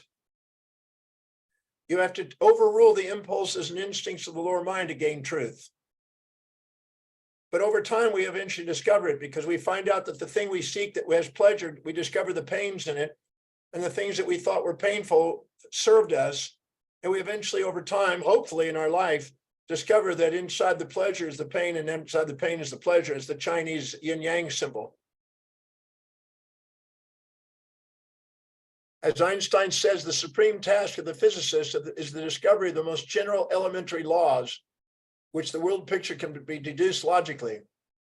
But there's no logical way to discover of these elementary laws. There's only the way of intuition. It's our intuition that equilibrates things and helps us see both sides, not our ego, our false ego, which is helped by the feeling for the order lying behind the appearance. And this empathy or feelings one way is developed by experience. So he was a believer in intuition to discover the hidden order. And he was able to understand something that was beyond human laws and originate something that was transcendent to that. Now, when you see both sides and they're brought into equilibrium and there's a mathematical equation that's balanced, this is in mathematics called elegant beauty. The elegant beauty and organization of the universe can be seen all around you. There's a beautiful elegance, and there's a subatomic world, and then the astronomic world. Order starts with atoms and subatomic particles. There's order there. There's order all the way up. I've never been satisfied with the term disorder because I always considered it missing information. And I got that from Leibniz, and I got that also from Einstein when I was 18. And from Boltzmann, Ludwig Boltzmann, and Clausius. Next page. And later by Claude Shannon. The objective truth, objective reality, the closest thing we get to it is when we actually finish the method and we sit there and we're in a tear of gratitude and we realize there's nothing to change in us relative to them and there's nothing to change in them relative to us. We're in a state where human will matches divine will. Human will matches universal law, symmetry. There's a one-to-one proportion that you see the hidden order, and the proportion is one-to-one, proportion, order, and symmetry, or symmetry, proportion, and order, sometimes called. And now we've got the objective truth. Here, we have no desire to change them relative to us or us relative to them.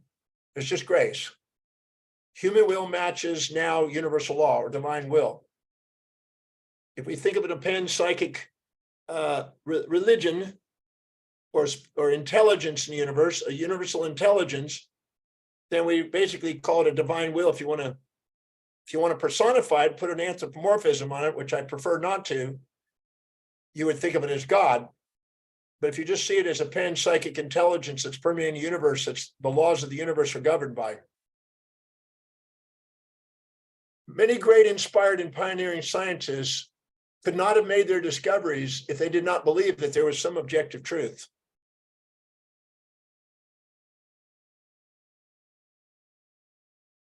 And we know that there's repeated regularities in things.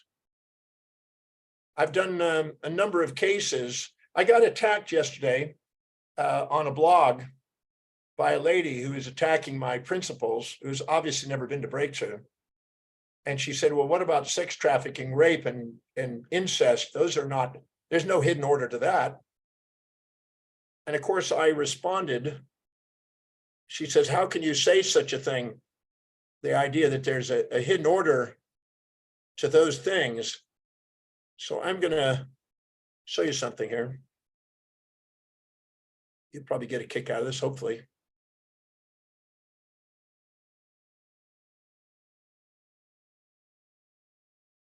If I can find this.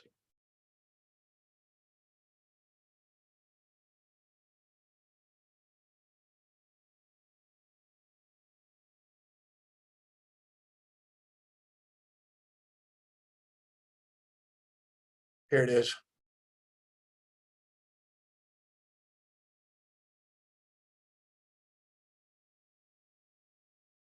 And you all see the screen.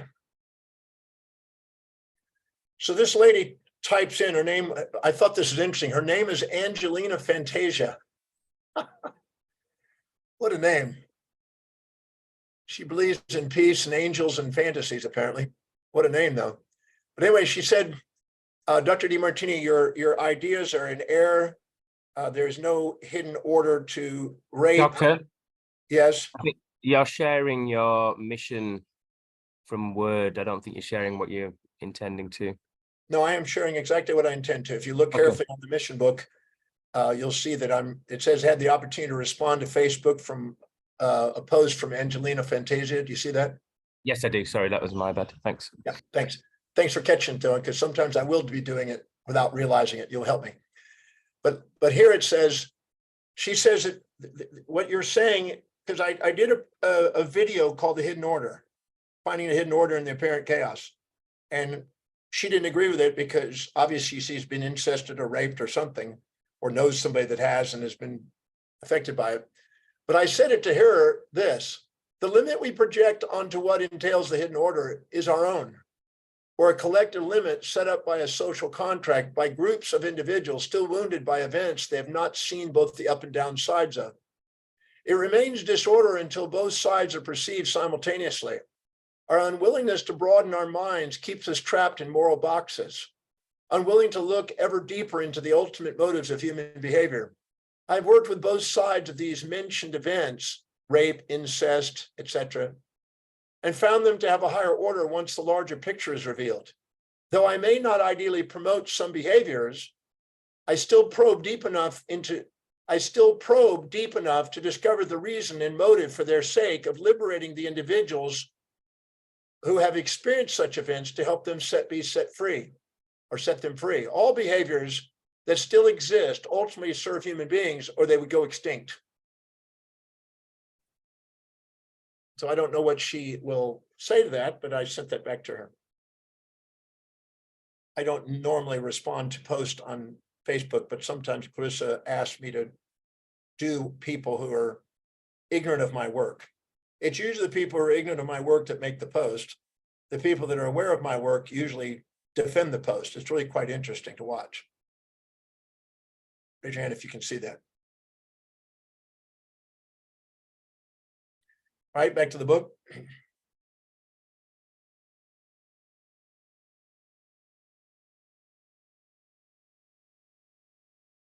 So,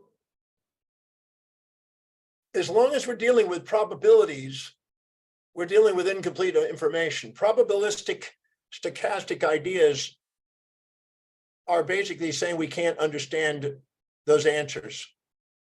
I'm not convinced that that's a fact. I have no doubt that we are going to discover with algorithms in the future, somewhere in the future, algorithms that took something we thought was chaotic and now make them clear. In case you didn't know, just about a week ago, no, maybe 10 to 12 days ago, they had figured out an algorithm on brain, and they're now able to interpret the brain up to about 50% accuracy. They predict within 5 years, they'll have it to 90-something% accurate. That means that this can take your electroencephalograph and read the encephalograph and find out what's going on in your mind. And they'll be able to read your mind and then put the advertisements or whatever's on your mind on the screen without you having to type anything. So that's pretty scary. So AI is going to be able to read your mind probably within a decade.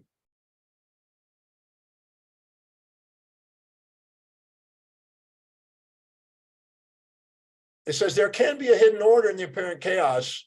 Between 1999 and 2003, Helmut Hofer of the Institute of Advanced Study at Princeton and his colleagues developed a field to study this order. He called it symplectic dynamics. This is a gentleman who's been studying the same thing I've been studying all these years since 73, pardon me. He's now made a whole science out of it. I've been doing it, but I didn't make a science out of it. But he called it symplectic dynamics. It's discovering the hidden order in apparent chaos. So here's somebody that instead of just assuming that there's chaos and that's the way it is and there's nothing we can do about it, there are people looking for deeper algorithms. I am certain they will find them. There's a hidden order in life. I want to find it in human behavior. I feel I've made some progress on that in the last 50 years. The method, I think, will help people with it. Mathematical abstraction. Aristotle taught that to discover nature's laws and order, it is wise to start with the simplistic, specific, concrete examples, and then from them move on to more abstract generalizations. Galileo accepted the injunction, but warned that it is wise not to rely only on what we experimentally demonstrate, even if the results violate the deepest intuitions. Trust intuitions. Now, Aristotle was sort of a lower mind run higher mind. Plato was a soul-guided higher mind. Galileo was more of a mystic, so he trusted his intuition, where Aristotle trusted more of his senses.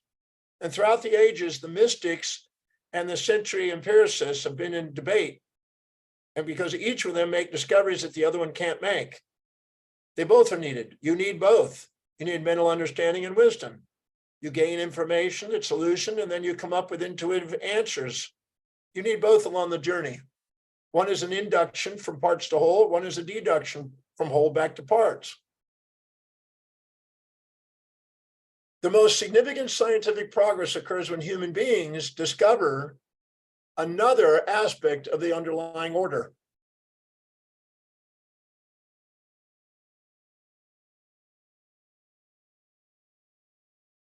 And an underlying mathematical law or an equation. I like to think that my DeMartini method is a series of equations that we're here to bring into balance, perceptual equations. And then we see these general laws that apply there. The general law is the maximum simplicity occurs with simultaneous complementary opposites. May want to write that on the side. The law of maximum simplicity is that all complementary opposites are unified at the highest level of abstraction. They're unified. And if you balance out the equation and become aware of what unifies them, you wake up the mind. I've had people come up to me and say, well, you're just justifying evil. And I said, am I? Let's see what the results is. When you promote evil, you now have people living in fear and fantasy. They're disempowered. They're running a life. They're victim. You now have bad people and good people and dividing people up instead of unifying them and realizing they're reflections of each other and having a state of grace. If my illusion is basically a justification for evil, then I would prefer my illusion. Thank you. But I'm not. I'm just making you aware. I don't make anything up. I don't ask. I've never made anybody in the break to experience, make up an answer that helps balance out the equation. Anybody ever heard me say that? No. I tell them to go and look again. I had a gentleman that finally left the program the other day, bright guy, but a bit on the arrogant side. And he basically said, within about half a second, I can't find the answers to these. I said, you mean I just finished the instructions and in 1/2 a second, you said I can't find the answers. Now, if you were to give up on a goal in your business within 1/2 a second, would you get anywhere with that? He said, no. And I said, well, then why are you giving up within 1/2 a second? The only motive for you to not want to work and find the answers, which everybody else is willing to do, is that you have a pride in wanting to make this person evil and wrong because you pride yourself on making sure you've never done what he's done. Your job is to find out where you've done it, but I've never done it.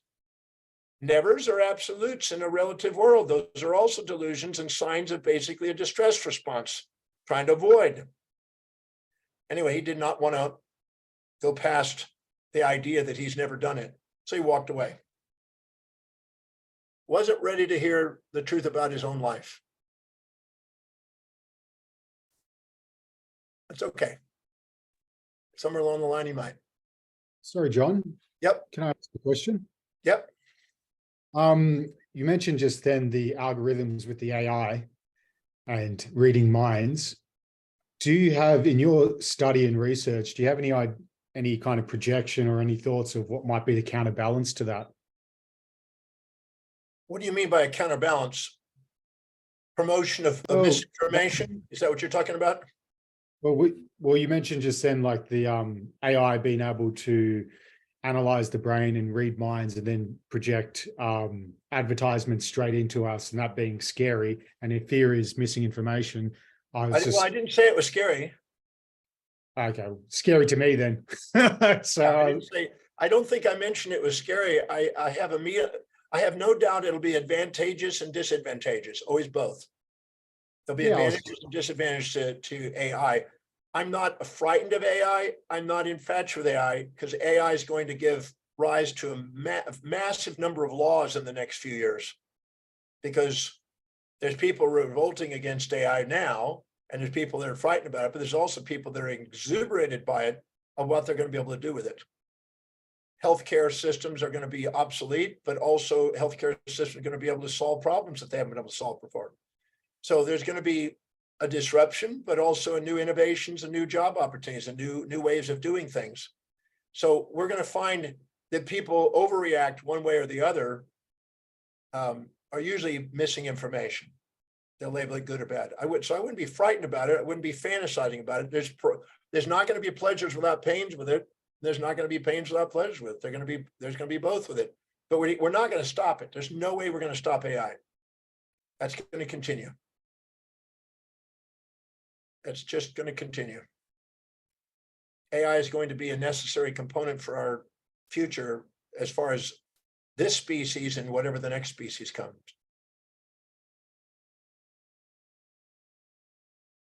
It's just frightening to think that your job may be uprooted, or they may be able to take over and completely take over, and there's no need. But the thing is we have deaths every single day. There's millions of people that die every day. Death is part of our evolutionary process. Extinction is part of our evolutionary process. 99.99999% of all species that have ever lived are extinct. So we sometimes get infatuated with our particular species and fear the loss of that species. But the reality is we're going to keep moving, going to keep evolving.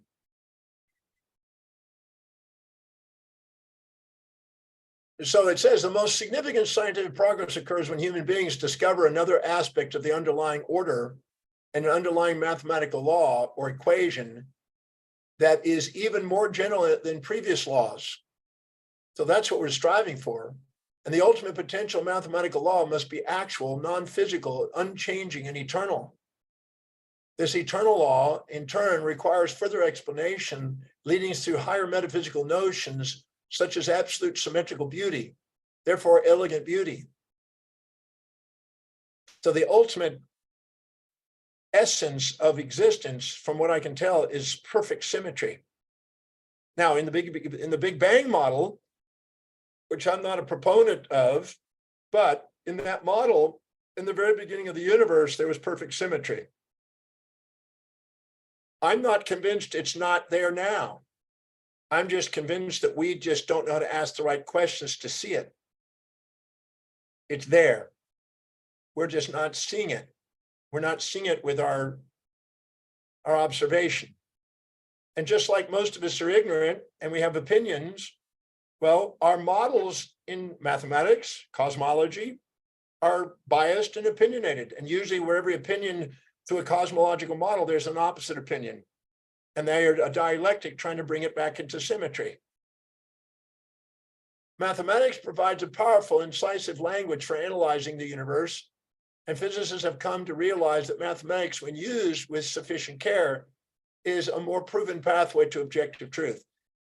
Now, does mathematics have its limit? Yes. It's got its symbols, and those are meaningful, and those have dialectics, but it's still a useful tool. Next page.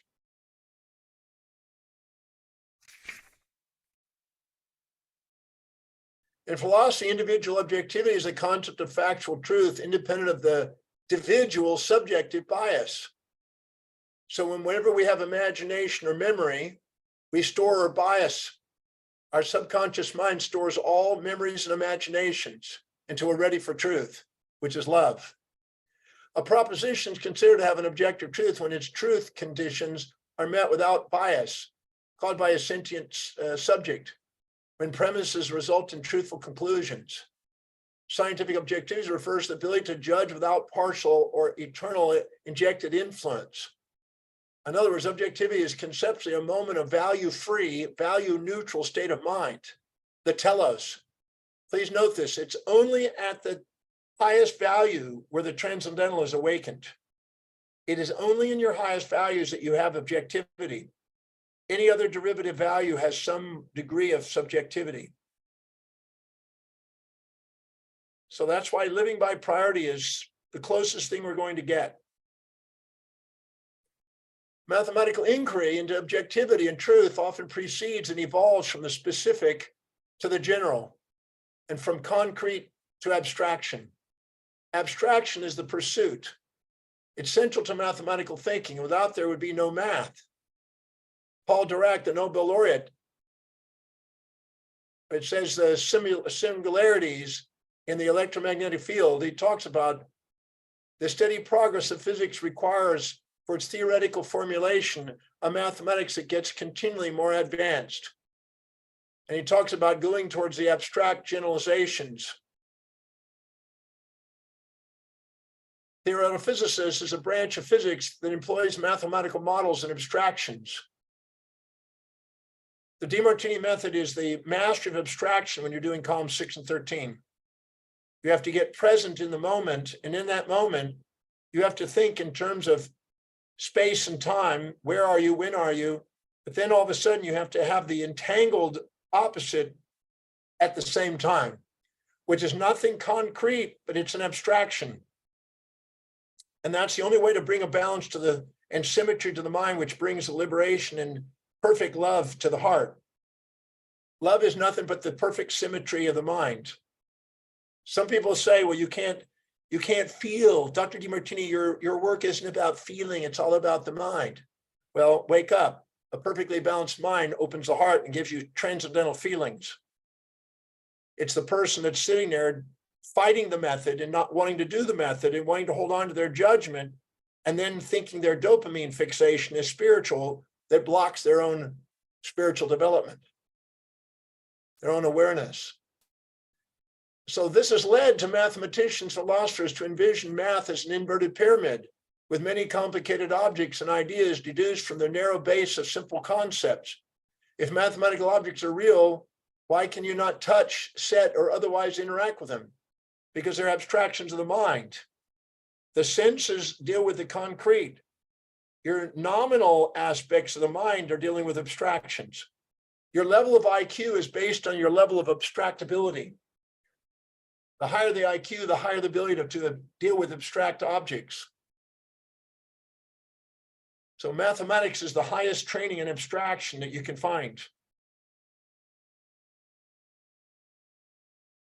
We're different from other animals in our ability to wrap our minds around abstract ideas, imagine scenarios, formulate questions, and live beyond the limits of the five senses, and grasp relationships of the unseen, the unheard, the unfelt, unsmelt, untasted, unfelt, the nominal.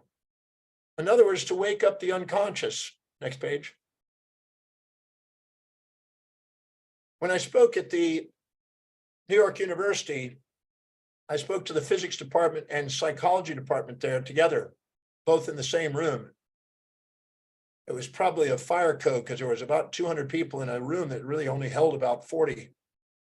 Very packed, very hot. At the end, the lady who came up, who introduced me and then closed it at the end, said she had written a paper, which I have somewhere, called the Opus. She said if Carl Jung was alive today, he would be using Dr. DeMartini's work. He would have found a way of getting into the superconscious state. In philosophy, individual objectivity is the concept of factual truth independent of individual subjective bias. I've said that already. Pardon me. Wrong page. Next page. I thought we turned the page. Adam Zeeland says formula, like laws, are but abstract product of the human mind created for the convenience of expressing concepts. It is highly unlikely that the laws of nature are recorded anywhere, but they're abstract because most of the things we see in the world are based on our senses. We can't see the unconscious. See, when we perceive something, maybe we might write this down, with every perception you have, the equal and opposite perception or conception is there. So in our mind creates the equal and opposite to maintain homeostasis. In my new book that I'm working on right now, that I worked on this morning, in fact, on neurology, there's a whole chapter on interoceptions. And I know my students are going to like it because what we're going to do is we're going to take all of the internal organs and physiology and see how and what they're actually describing as feedback mechanisms for our emotions and how our intuition works. It's going to be quite elevating. Because our intuition is nothing but a homeostatic feedback system trying to bring all of our neurochemistry and our neurophysiology and our physiology back into homeostasis. So when we see things, we don't perturb our body. When we don't see things because we're conscious and unconsciously split, we create illness and tensions and compressions in our body. some mathematicians and metaphysicians and many educators believe that the calculus brings into play more faculties of your mind than any other branch of learning. Solving problems in the calculus is essential. Why? The calculus deals with the rate of change of things. You start out with a position, it goes into velocity, it goes into acceleration. The rate of change from stationary to movement to accelerated movement, and then back, is a differentiation and integration. And the study of that is the study of the things in space and time, the existential world. Therefore, the calculus underlies Newton's Principia of gravity and Maxwell's equations of radiation. And radiation and gravity are the two most fundamental principles we have in nature. Black holes, gravity, radiation.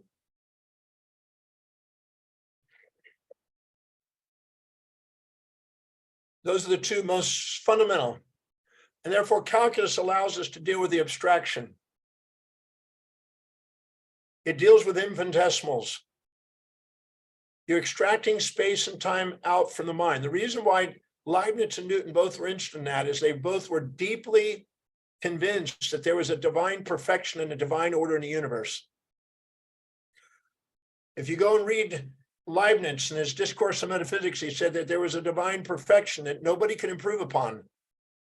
It's already in order. And Newton, same thing. He says, I just want to know how God thinks, in a sense. I want to know the divine master plan. Both of them came into the calculus, both through theological understanding.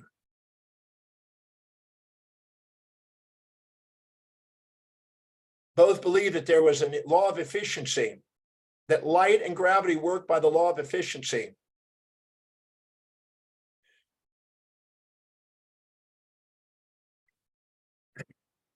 Penrose says that the more deeply we probe nature's secrets, the more profoundly we are driven to Plato's world of mathematical ideals.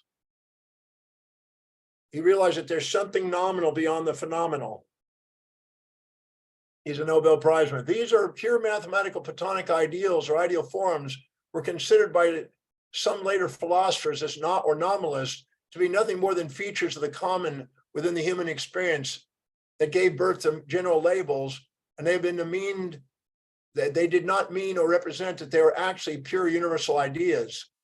But then Plato believed there was. Our senses can't access them unless our senses are simultaneously joined with the anti-sense, the sense-anti-sense. Hegel believed that you could. He believed that you could get approximate to it and get a synthesis in the dialectic. The Tao also believed you could. Every mental and physical aspect of the entire universe must obey the one eternal mathematical law, which I define as the acausal synthesis and synchronicity of all perceived conforming opposites. Circle that. The acausal synthesis and synchronicity of conforming opposites. The law does not discriminate its unfolding in enfolding its power. The same law applies equally to all of us and everything else. This is the one law that nobody can violate. So let me elaborate on it.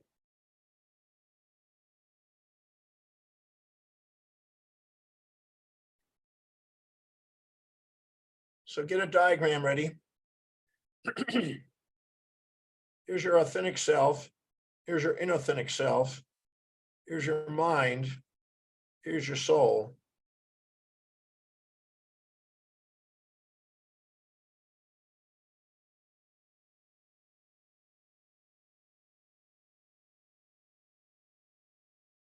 Pride, infatuation, shame, resentment.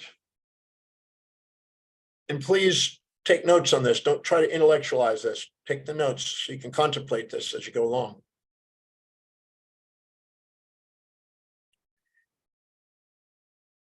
Now, again, the amygdala is trying to do one. And we tend to exaggerate or minimize according to these. You know the diagram. I don't need to explain the diagram here. So watch carefully. Here you're conscious of the positive. You're conscious of the positive, unconscious of the negative. Here, conscious the positive, unconscious the negative. Conscious the negative, unconscious the positive. Conscious negative, unconscious the positive. How many of you know there in Sydney, Peter Bablis? I bet some of you do.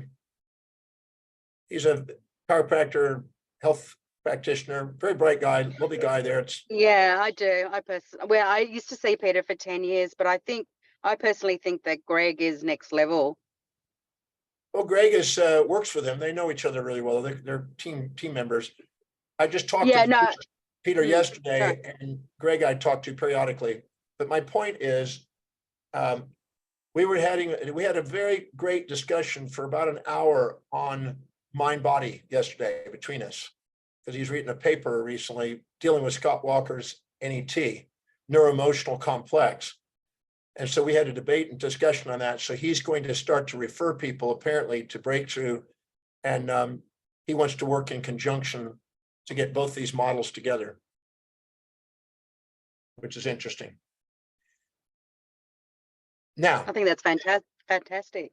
yep, Greg will probably mediate it because Greg's studied my work son. All right, so listen carefully. In order to infatuate with somebody, we have a false attribution bias and a false causality. And therefore we give them credit. Raise your hand if you've ever had anybody say, well, they make me happy. They make me feel good being around them. That's a false attribution bias. It's actually not them. It's your perception of them that's making you feel good. But you're giving them a false attribution bias and giving them credit.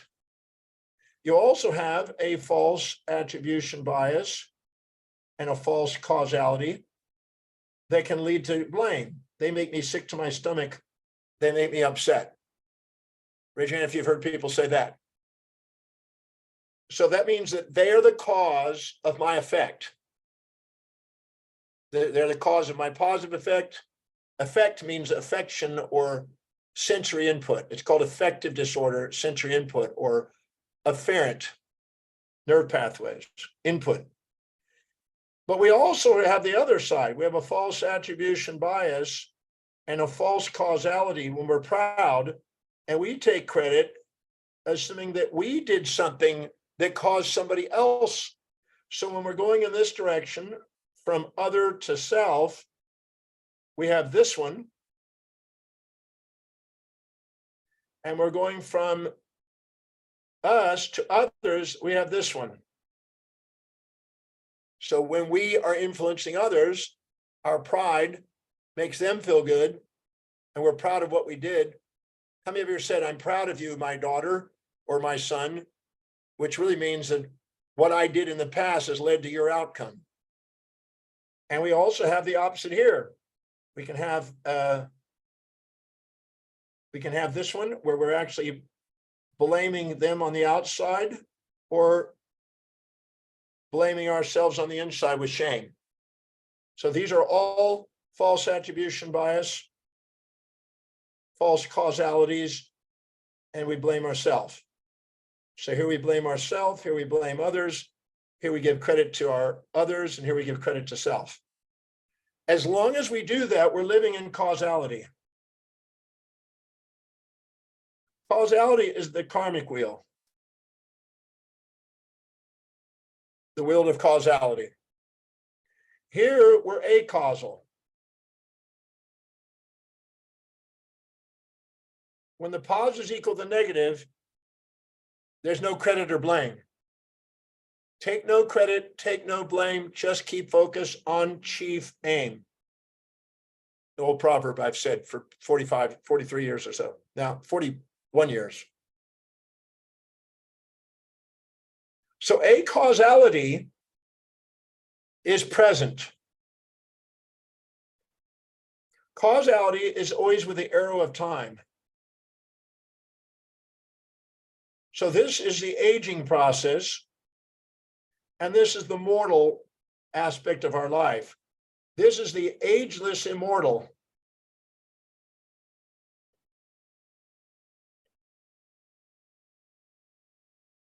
Acausal.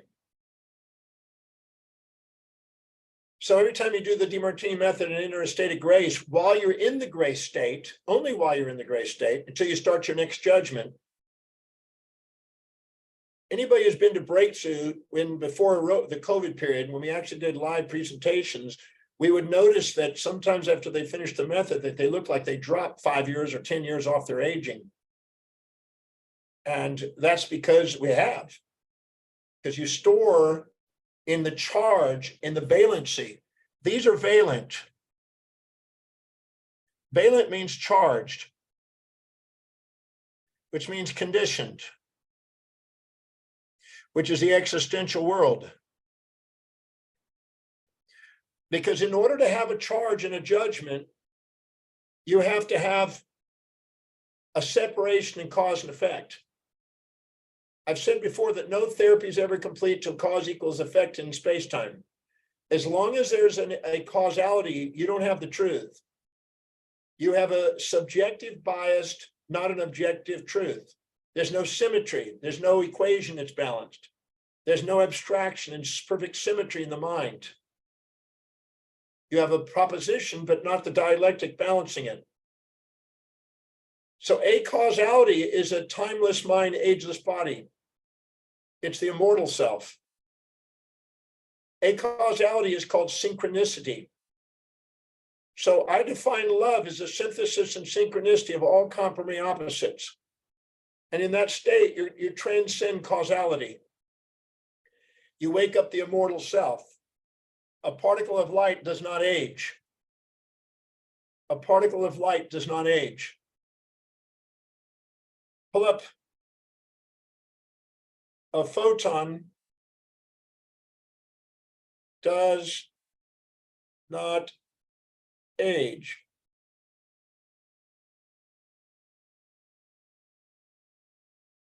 It says here, despite this incredible journey, the photon itself experiences none of what we know as time. It simply is emitted and then instantaneously absorbed, experiencing the entirety of its travel through space in literally no time. Given everything that we know, a photon never ages in any way at all. So to the degree of our enlightenment, it's the degree of our biophoton non-aging state. Raise your hand if you're following what I'm saying here. So every time you do the people say, well, the work, the method takes up time. No, it doesn't take time. It's reducing your time. It's extracting out space and time. See, the mind adds space and time to the soul, and the soul extracts out space and time from the mind.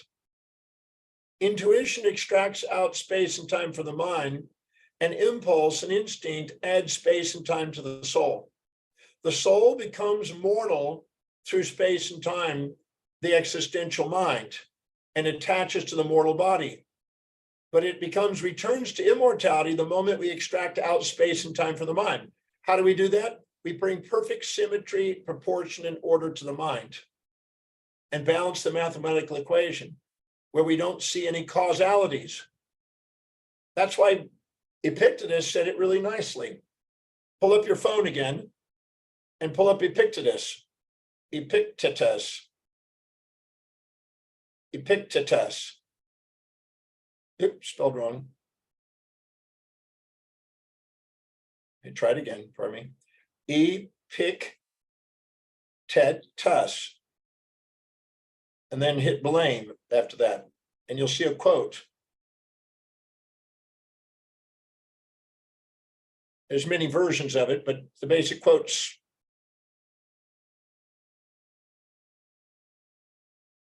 What the hell happened here? Come on.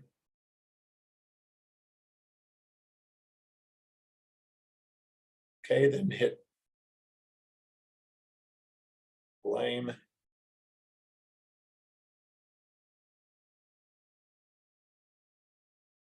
It says, an ignorant person is inclined to blame others for their own misfortune, false causality. To blame oneself is proof of progress. But the wise man never has to blame oneself or another. There's nothing to blame. There's nothing to give credit to. He can reverse this by giving credit to no one. Give no credit, give no blame to self or other. Just see the order of it and acknowledge the divine plan. And if it's a divine plan and it's universal and it's a universal law, there's no boundary to be able to give credit or blame to. Raise your hand if you got what I just said. Epictetus had a deeper understanding. I also had Epictetus and Proclus when I took people to Greece, both of those characters. I hope I didn't jumped on that. Did you get it, Jessica? I hope you did. I bet you did. Yes, Dr. Demartini. You know better. You know I can slip and do those in advance sometime. But back to the book.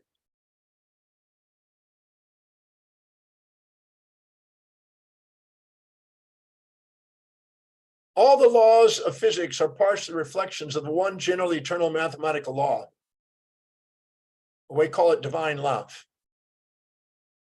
I personally believe that divine love is the source of all existence. It's the essence behind existence, and it's a symmetry, proportion, and order, a one-to-one ratio.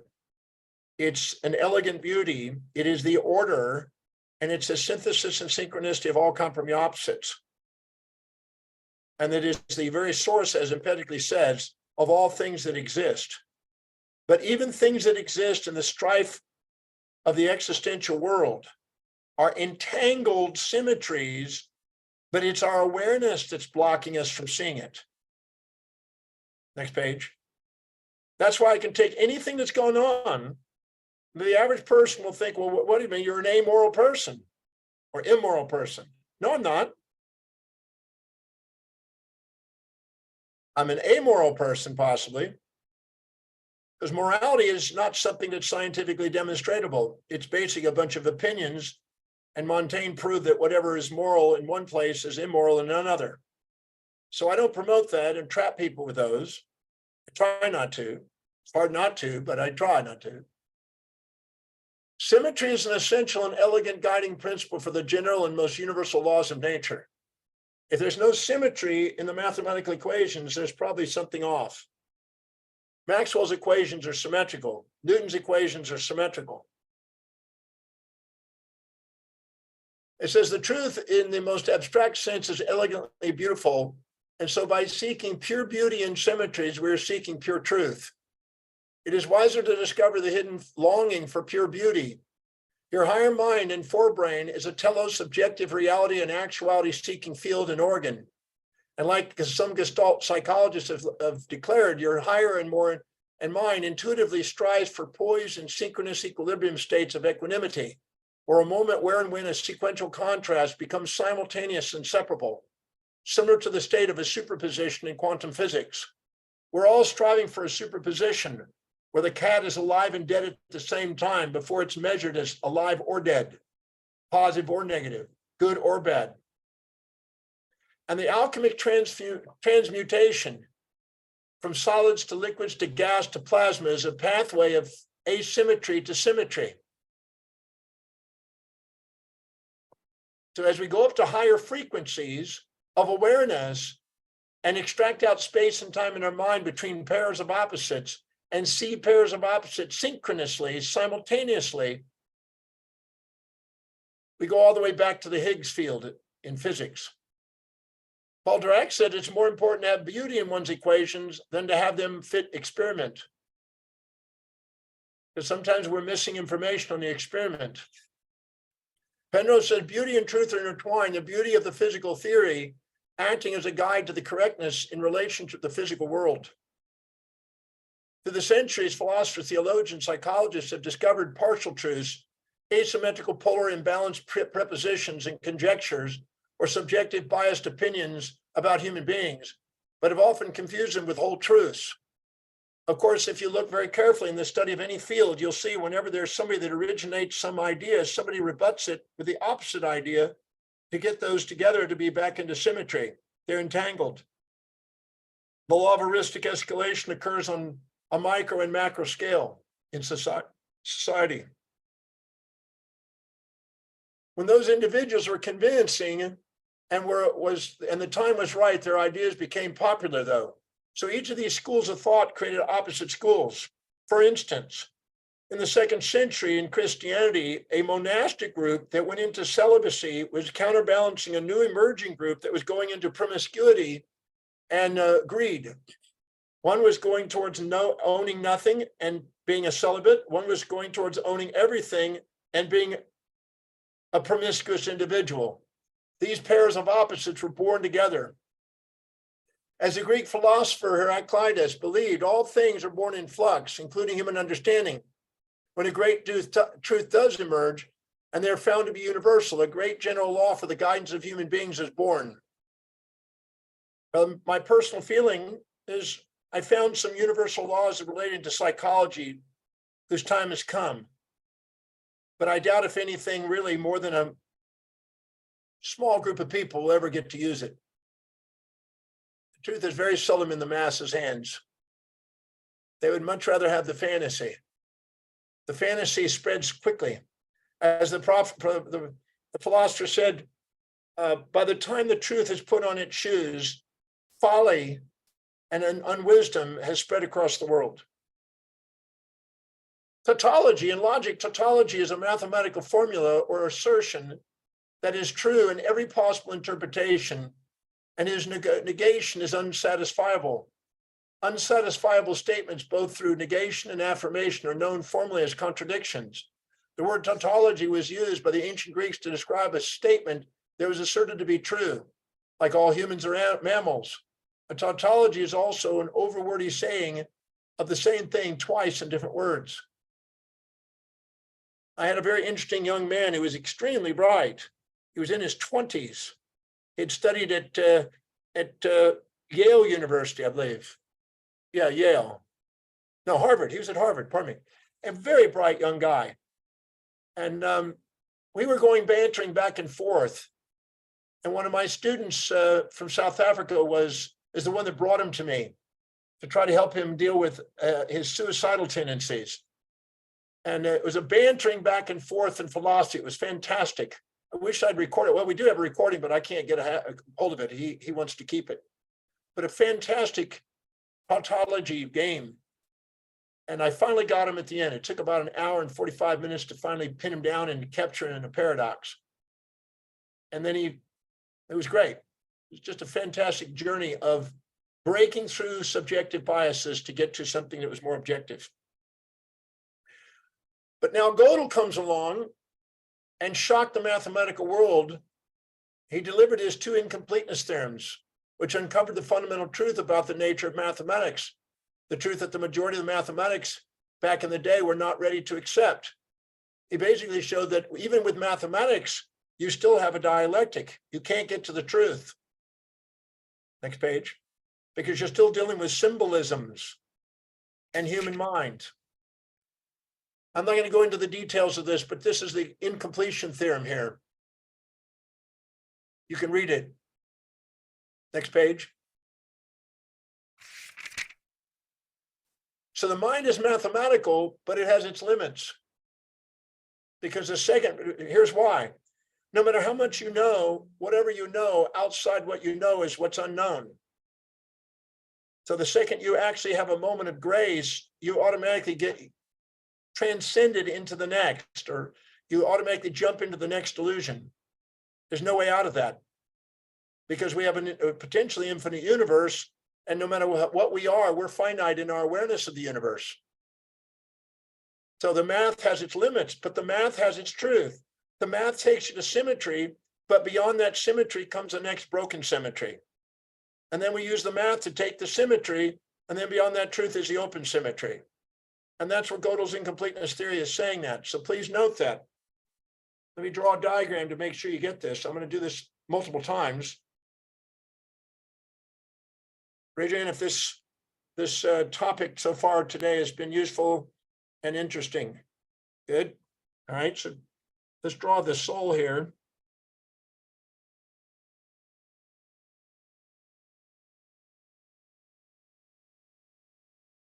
Why is it not working?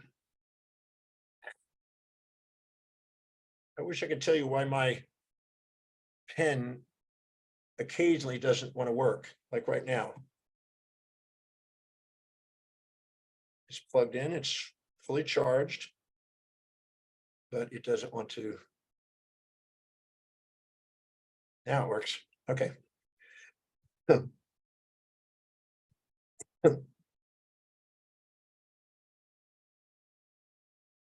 Here's the mind. Here's the earth. And here is the outer atmosphere. This is the terrestrial sphere.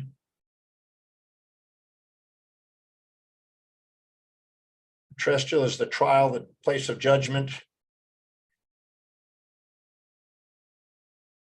And this is the state of love and strife. Now, whenever we go through and judge something, we have propositions. And we infatuate, we pride, we shame, we resent. And then we eventually realize, wait a minute now, because of hedonic adaptation and desensitization and intuition, we eventually bring these into equilibrium. And as I've said, at the moment we do,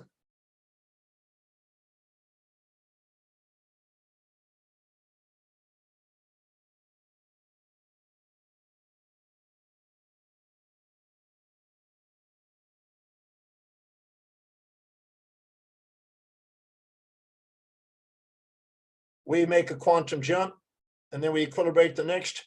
We make a quantum jump, and we equilibrate the next, and we make a quantum jump. Every time we make a quantum jump, we have evolution. Every time we're in judgment, we have revolution.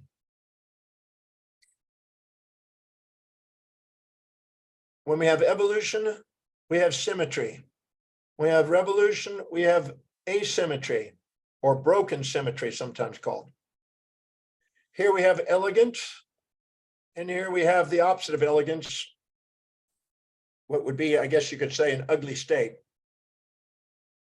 We'll call this order, and we'll call this disorder. Anytime we split the conscious from the unconscious, we got disorder. Anytime we have full consciousness, fully conscious, we have the order. Every time we go to the next concentric sphere,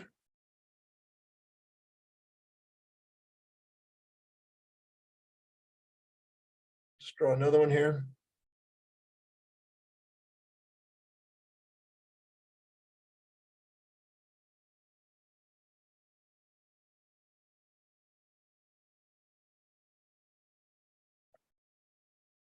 Our sphere of awareness, our sphere of influence grows, and these are called noospheres. We have the geosphere. We have the, or lithosphere, sometimes called.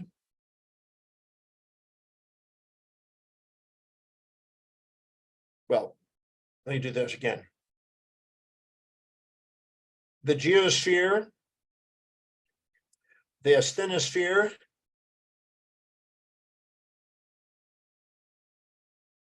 the lithosphere, the biosphere, and eventually the noosphere.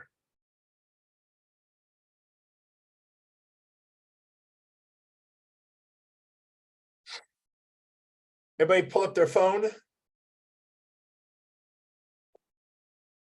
and look up noosphere, and it'll refer to Teilhard de Chardin and Vladimir Vernadsky. It's a sphere of human conscious and mental activity engaged in regard to its influence on the biosphere in relationship to evolution. And it's by Soviet biogeochemist Vladimir Vernadsky and Teilhard de Chardin, who wrote about the phenomenon of man. If you've never read that book, it's a worthy read. And so it's on its way into the celestial spheres, all the way to the outer atmosphere. So each of these noospheres eventually create the celestial spheres.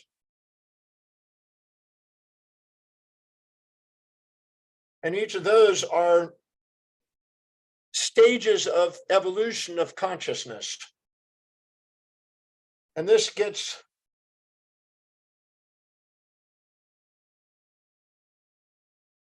more dampened and higher frequency as we go up.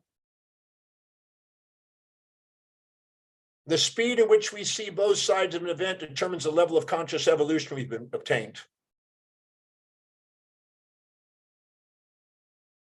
As we approximate the infinite micro with our wavelength, we approximate the infinite macro with our influence. So as we approximate and see both sides simultaneous, we'll call this simultaneous contrast.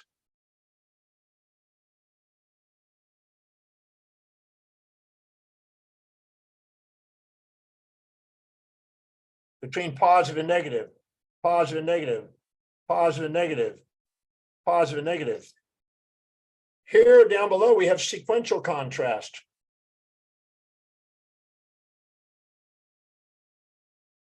That means we have time separating positive and negative, positive and negative. We're infatuated and we're blind to the downside, and over time, we eventually discover the upsides and balance it. The longer the time between seeing both sides of an event, the more we age. And the less time between seeing both sides of an event, the less we age. The less time, the more the awareness. We're fully conscious. We're fully conscious here. And here we're conscious and unconscious, or unconscious and conscious. So we're unconscious of the negative, conscious of the positive, unconscious of the positive, unconscious of the negative here.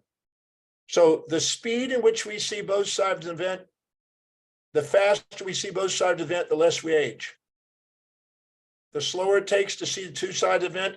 Now, when things are all positive and no negative, or all negative and no positive, we have the longest time between seeing both sides, and we never allow ourselves to see the other side. We age the most.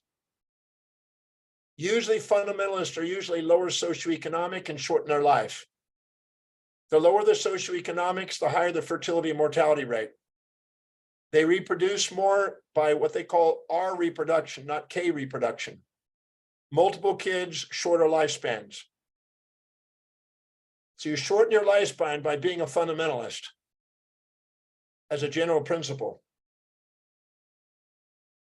Although you do have genetics and other factors. Raise your hand if this makes sense. So you move towards an acausal state here, where there's no separation in time between things. There's no causality. In order to have causality, you have to have the speed limit. The speed limit of causality is the speed of light. The speed limit of causality is the speed of light. Nothing can exceed the speed of light, because light is actually the 0 point of time. There's no time with it. So all causalities are based on the speed of light, the speed in which we can see it. But entanglement is spaceless and timeless. Entanglement is simultaneous. So it's the entangled awareness in columns 6 and 13 that extracts out causality and the arrow of time and the aging process. So 6 and 13, if people do it, is an anti-aging. That's why I have you in the breakthrough book, decade by decade by decade, there for you to anti-age yourself. Go back and take all the experiences that you were charged about, that were separated in space and time, that were charged in valency, that were amygdala run, it was animal run, it was mortal, and go and bring them back into the superconscious state from the subconscious state and reduce the aging process. The time spent on it compared to the time it gives you, I think, is worth it. But getting across the principle enough to make people go and do it is my weakness. I haven't communicated the effectiveness of that, but I'll keep working on it. Every time you do this, you make a quantum leap. And every time you do that, you're now resonating at a new station and your sphere of awareness. Now, the true you is a sphere of light. The true you is this newest sphere. This is the true you. The false you is the physical body.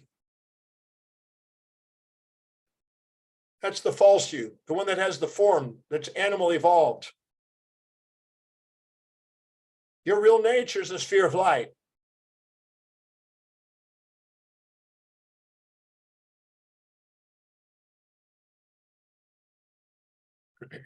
And I can demonstrate that in the breakthrough experience when I do live one-on-ones with people, when all of a sudden they get so graced, if they do a whole bunch of lines, they can see light, see the individual turn into light.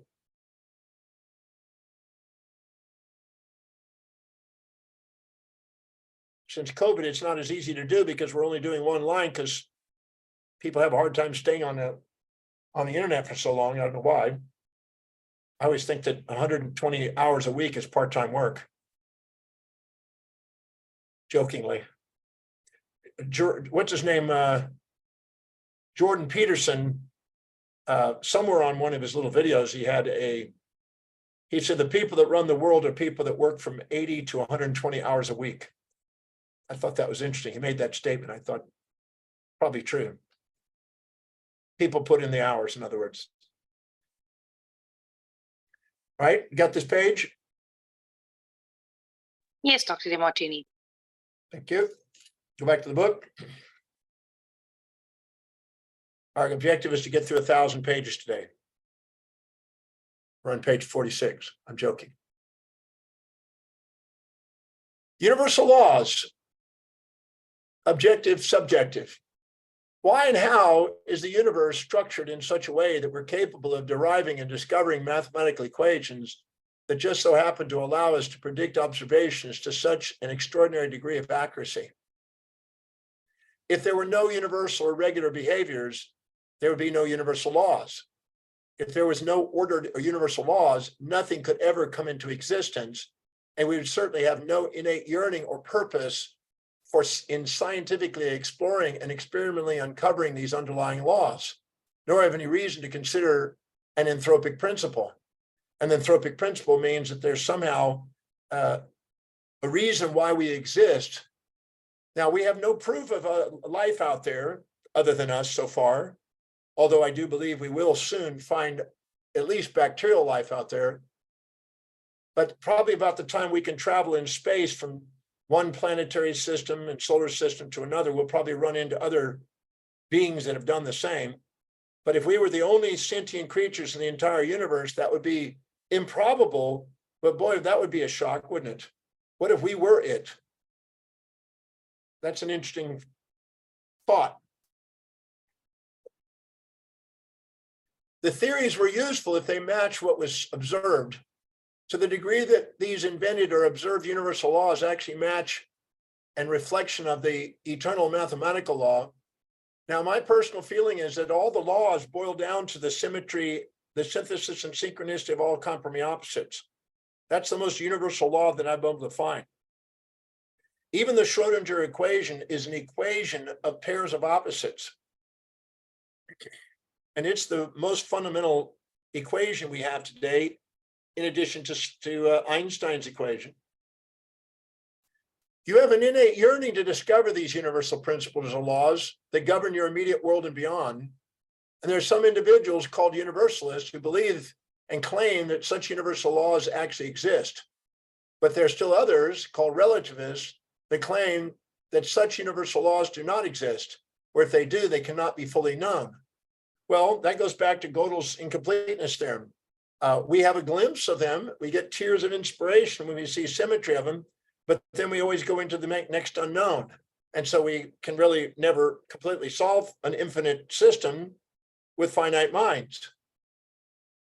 As stated previously, Gödel's incompleteness theorem are two theorems of mathematical logic that demonstrate the inherent limitations of the axioms of mathematics. These relativists say that the humans influence what they observe, and therefore the search for universal laws that exist independent of subjective human existence is in vain. Well, I'm okay with that. We can get a glimpse of the order of the universe when we actually come to a perfect symmetry where the world around us is a reflection of us, and we quantum entangle that ourself with them, and we get the perfect symmetry of opposites. But we get into the next illusion again, once again, the next time we judge. Next page. So I'm agreeing with both philosophers, and there's a dialectic in these thinkings. The equation of scientific objectivity and truth is connected to endangered language research. Truth, in a way, is contextual. That is, what you hold to be true can change as you get more data and evidence, as your methods become more refined. As I've gone through and developed the Demartini method, some of my students don't want to keep evolving it. They keep wanting to hold on to the way it was because it's easier and simpler instead of more detailed. I watch that sometimes. They resist the change, but I'm going to keep pursuing it until as many of the details have been uncovered as possible while I'm working.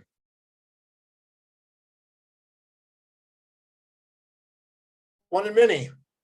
Conventional mechanistic science has not yet discovered the great single law of nature, the theory of everything, with which all natural phenomena can be assessed without exception, other than the law of the one to many, which is expressed as the synthesis synchronicity of all perceived compriming opposites. Circle that. Such a law would be defined as universal. Now, I'm not going to read this. This is an article I put into Jet Set magazine in 2020. You may want to read this article. I stuck it in here just because I thought I summarized a lot with this article, but I'm not going to read the whole article. But you can read it by going on Jet Set magazine or just read this article here. Go on the next page. It is the most universal, in the next page. It's the most universal law I found. Go to page 52 there. Now, let me just elaborate on the law of the one to many for a second.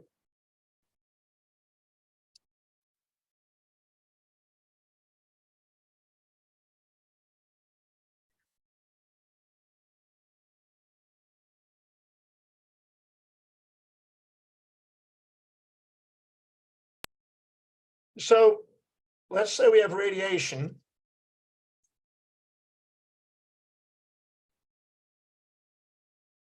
And gravitation. Radiation goes from a point source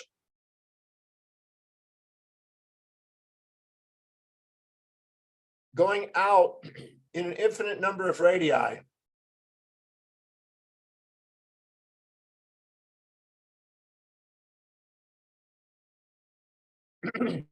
And gravitation is an infinite number of radii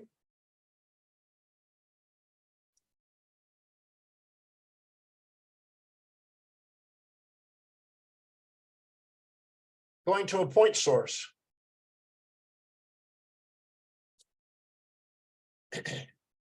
Yes? So this is one to many, and this is many to one. And radiation and gravitation are universal and fundamental principles of expansion and contraction. Now let's take a magnet and take a positive negative pole of a magnet. Everybody pull up your phone for a second and look up magnet poles or magnetic poles. Oops, magnet poles. Yeah, there we go. And you will see that the magnet poles, if you put them above or below or whatever, you'll see that the arrows are going from one to many on the north and from many to one on the south. Yes, no?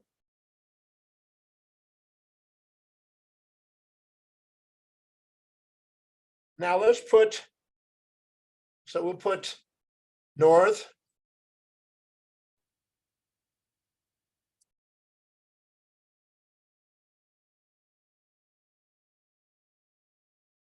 put north and south here, or expansion and contraction. Yes? So this is going out this way, and this is coming in this way.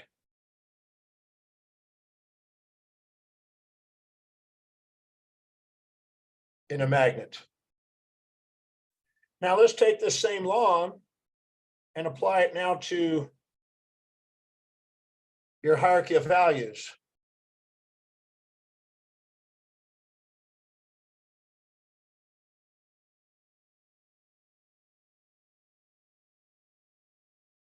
If you live by your highest value, your space and time horizons expand. If you live by your lower values, your space and time horizons shrink. One is moving from a point source, your soul, outward. One is moving towards outward, inward. We call this immediate gratification below and long-term vision above. So we have this is an extroverted side and an introverted side. Raise your hand if you see that.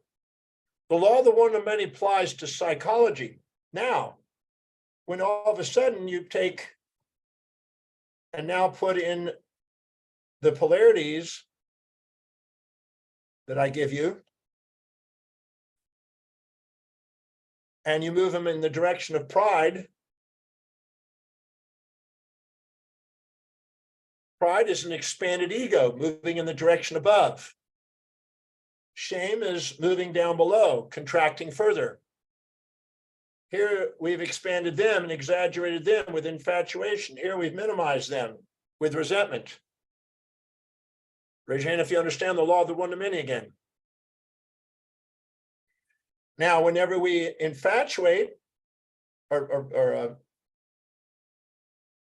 whenever we infatuate somebody, we inject the values. Why? Because we go above where it expands to go down to where it contracts. We inject them in. Whenever we are superior, we project from above down, inside out, above, down, inside out. So the psychology of the personas are based on the law of the one-to-many. Now, when you're the underdog in a relationship, you minimize yourself to the overdog you infatuate with, and you inject their values. You want monogamy. You're striving for the one. When you're the overdog, you want polygamy. You want to keep your options open. Raise your hand if you understand that. This is all based on the law of the one-to-many. When you're superior, you have a monarchy. When you're inferior, you have a democracy. This is the law of the one-to-many. One going to the many, many going to the one. Out of the many come the one, out of the one comes the many. You start a dynasty out of the one like a king, and eventually you have thousands of offspring that turn into the many. The law of the one-to-many is the most universal law I've been able to find. In chemistry, when you take chemistry, you have to balance the equation, right? The product plus the reactant the reactant leads to the products, or the reactants lead to the products. It goes from many to one or one to many. If it's something that's dispersing it, alkalinity, acidity is catabolic. Catabolism breaks it down from one to many. Anabolism makes many into one.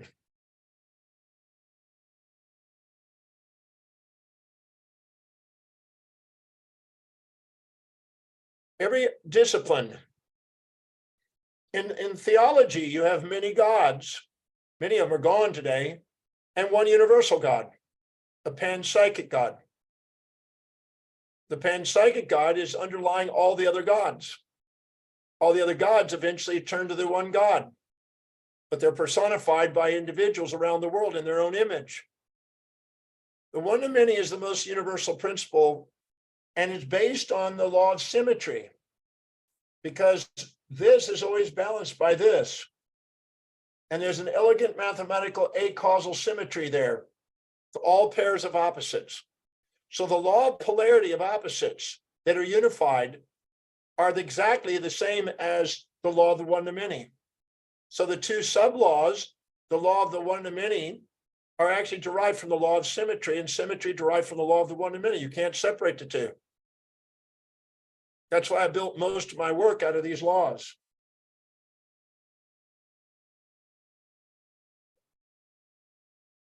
You have many personas and one being. Out of your one being comes your many personas. At each new judgment and at each new moment of love, your many personas become one being, your authentic self.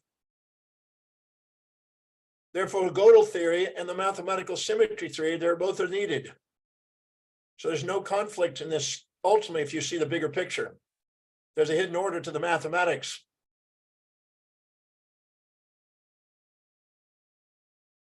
Raise your hand if that all was useful. So the laws that I'm going to give you each day are going to be based on something that's pretty solid.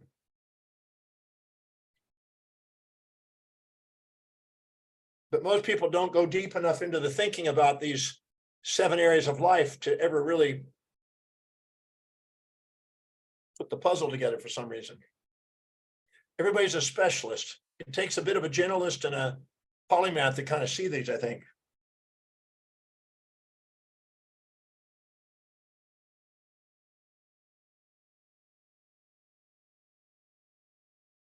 We have a guy named Jordan Peterson who's a very bright psychologist, but he's a moralist and he's trapped in his moral boxes.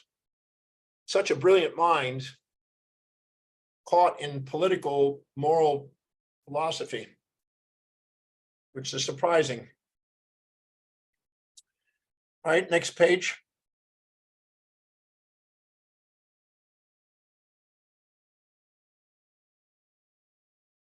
We'll take a little break in a minute.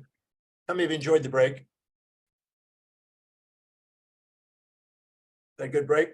You satisfied with that? Did you get your DeMartini catheters and IVs? Jessica, did they put in the chat for everybody to have? Yes, we did, Dr. DeMartini. Okay, good. So the question is, what's the laws that govern life? Carl Sagan says the origin of life cannot be that hard, or it would have not popped up so quickly once the earth was habitable. The earliest form of life we found, earliest life, type in this earliest life.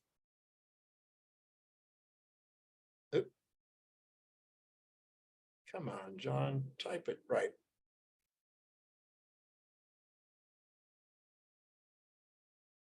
Earliest life, 4.4 billion years.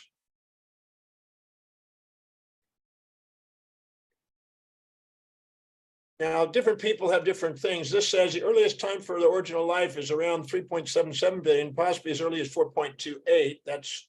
This one says the oldest surviving rocks are approximately 4.4 billion years, and the oldest dendritic zircon crystals 4.4 billion. And this one goes back, while scientists know that our planet first formed around 4.5, the first traces around 3.8 billion. There's different writings. History of life.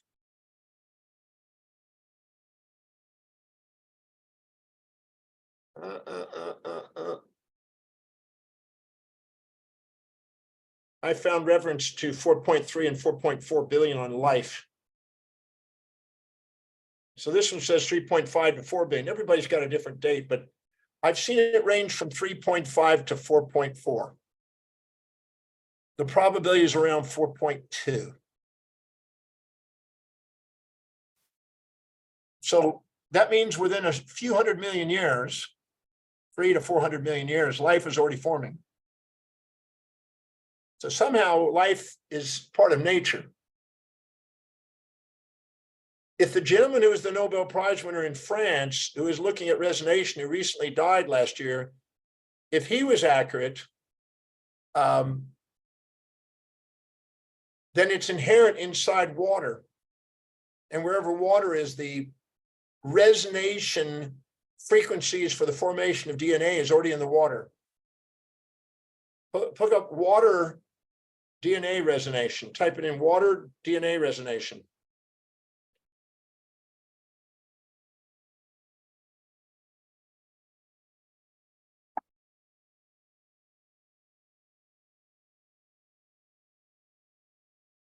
It says here that it was shown clearly that water nanostructures and their electromagnetic resonance can faithfully perpetuate DNA when water and DNA talk. Anyway, there's some very interesting evidence of this. And of course, mainstream science is frightened by this. It really throws a wrench in things. But the guy that could put this together was a Nobel Prize winner, but he just passed. So now that he passed, they're trying to debunk him again. Interesting. The guy is so far ahead of everybody. It's quite interesting. Real development is slow. Christian Duvay, Nobel Prize winner, says life is a cosmic imperative. It's part of nature. The origin of life cannot be that hard, or it would not have popped up so quickly. Carl Sagan. Paul Davies says affirmations that life is widespread are found on a tacit assumption that biology is not the upshot of random chemical reactions, but the product of some kind of directional self-organization that favors a living state over others, a sort of life principle at work in nature. There may be such a principle, but if so, we have found no evidence for it yet. Well, we found evidence for something that describes life, but what that is, my personal feeling is it's part of an entanglement, and they can't find entanglement because it's not something you can touch. So scientists will have a hard time finding that.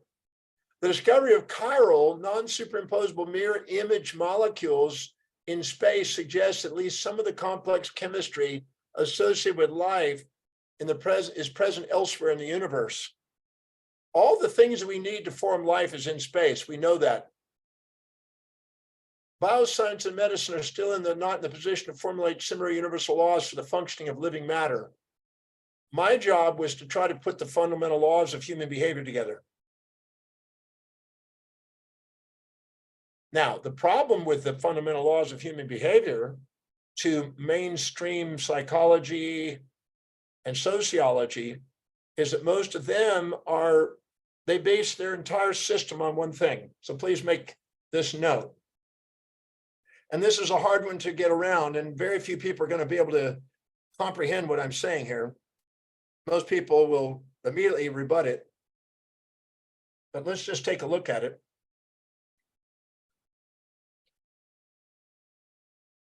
If we look carefully inside, I'll do two diagrams here. One you're familiar with here, because I'm doing it every few minutes.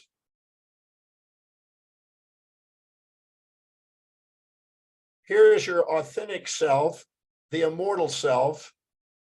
Here's your inauthentic self, your mortal self. Now, your mortal self has a desire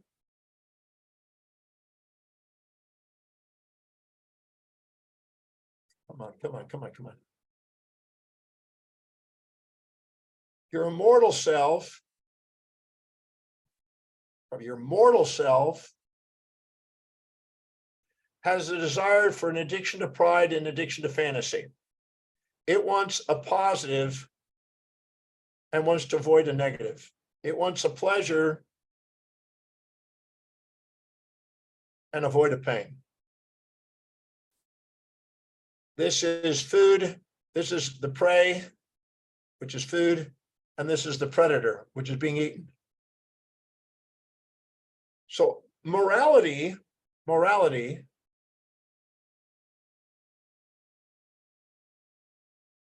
is different than amorality or metaethics. Beyond ethics. So our fear of laws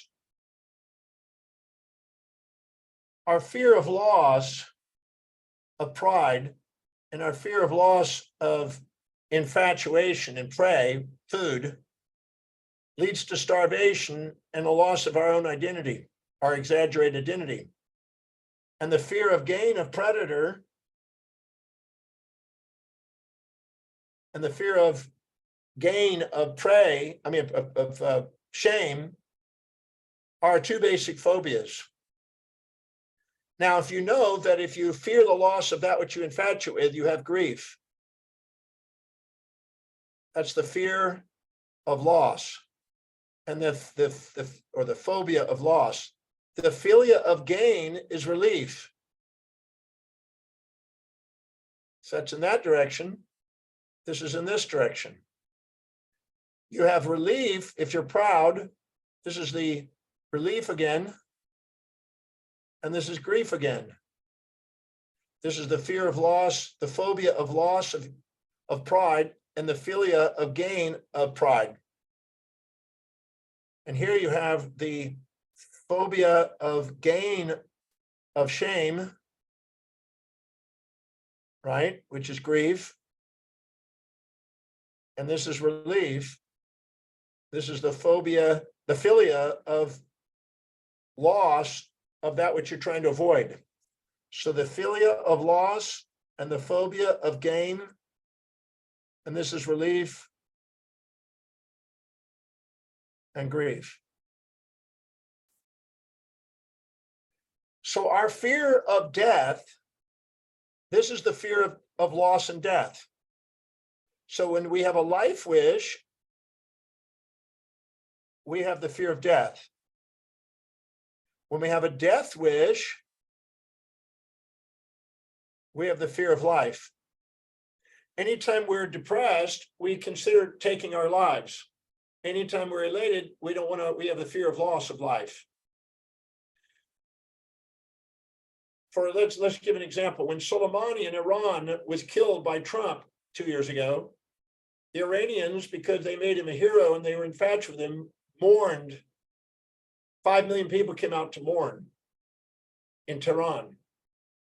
But in America, we celebrated the death of a villain. They made him a hero, we made him a villain. When princes die, the hero dies, we mourn. But the royal family were grateful that she was gone to some degree because she was causing a nuisance. So they didn't mourn. So anything you infatuate with, you fear its loss. Anything you resent, you fear its gain. And our moralities come from this. All morality comes from the idea that life is good, death is bad.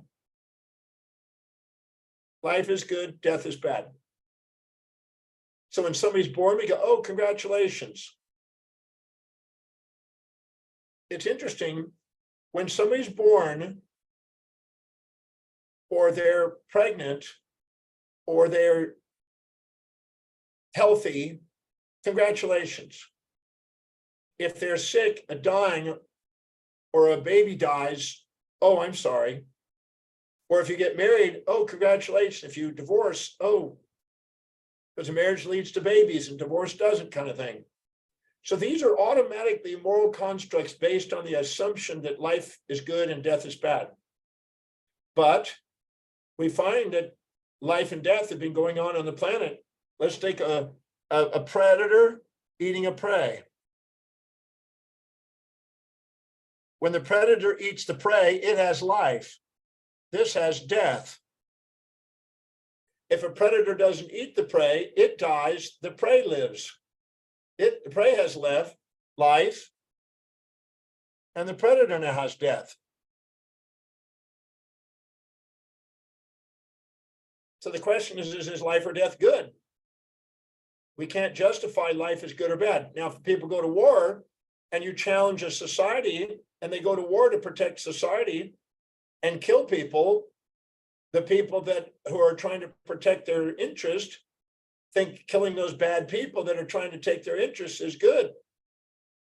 And the people that are now being killed on the side that believe that they deserve to take over that country, that's bad. Raise your hand if you get that. These are moral and ethical paradoxes. So most of morality comes from the fear of mortality. Therefore, it's an existential anxiety. And very few people can get past it. So each of us have our immortality mechanism. Immortality mechanism, in order to deal with the anxiety of mortality, is we create an idea that we go through incarnations. We create an idea that we have an eternal salvation of bliss. We have the idea that we're immortal, nothing can destroy us. Or we actually come to a realization that all information is conserved and there's no way you can do it. We just get attached to form. And I try to teach that in Breakthrough, where when somebody dies, every bit of their information is conserved. And now we see it in a new form. If we're infatuated with the old form, we grieve its loss. If we're infatuated with the new form, we actually relieve the old one's lost. If a woman has a husband that's killed and she's grieving the loss of somebody she infatuated with, and then when your other's husband was killed and the doctor that's taking care of her husband tried to save his life is somebody that's super hot, super amazing, and wants to take her out on a date to solace, to take care of the solace. And she thinks, oh my God, maybe my husband died for the sake of me to find my new man. And if she does, she's now grateful for the death. If the new form of the man is more valuable than the old form, she freely goes on to the next form. If the old form is perceived as more valuable than the old one, she grieves the loss of the old form. If you're resenting somebody and they leave you, you're celebrate. If you're infatuated with them and they leave you, you're mourning. These are all lopsided perceptions that breed these perceptions, breed these ideas.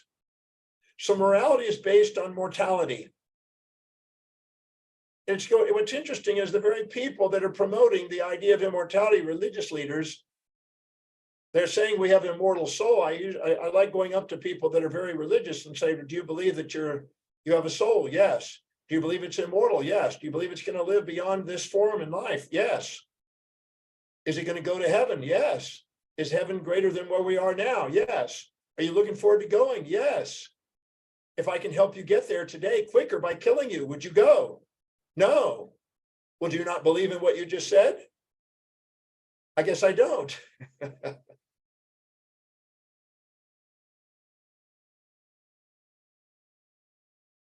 Got that, Jessica?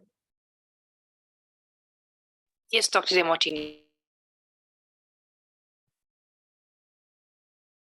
Back to the book. John, sorry, I just have a quick question. When I speak to some religious people, they often raise the debate, is it better for one person to die or 500 people to die? I'm guessing you can see pros and cons in that. So how would you address that from a mortality perspective? Well, if you believe that, I put a paradox on a Jehovah's Witness one time. They came to my house and started to bring books there. And I said, instead of waiting and bringing one book at a time, just bring every fucking book you got in your library and bring them all at once and tell me what you want me to pay for it and I'll get them all. So I read them all and then had debates with them under the oak tree in my front yard.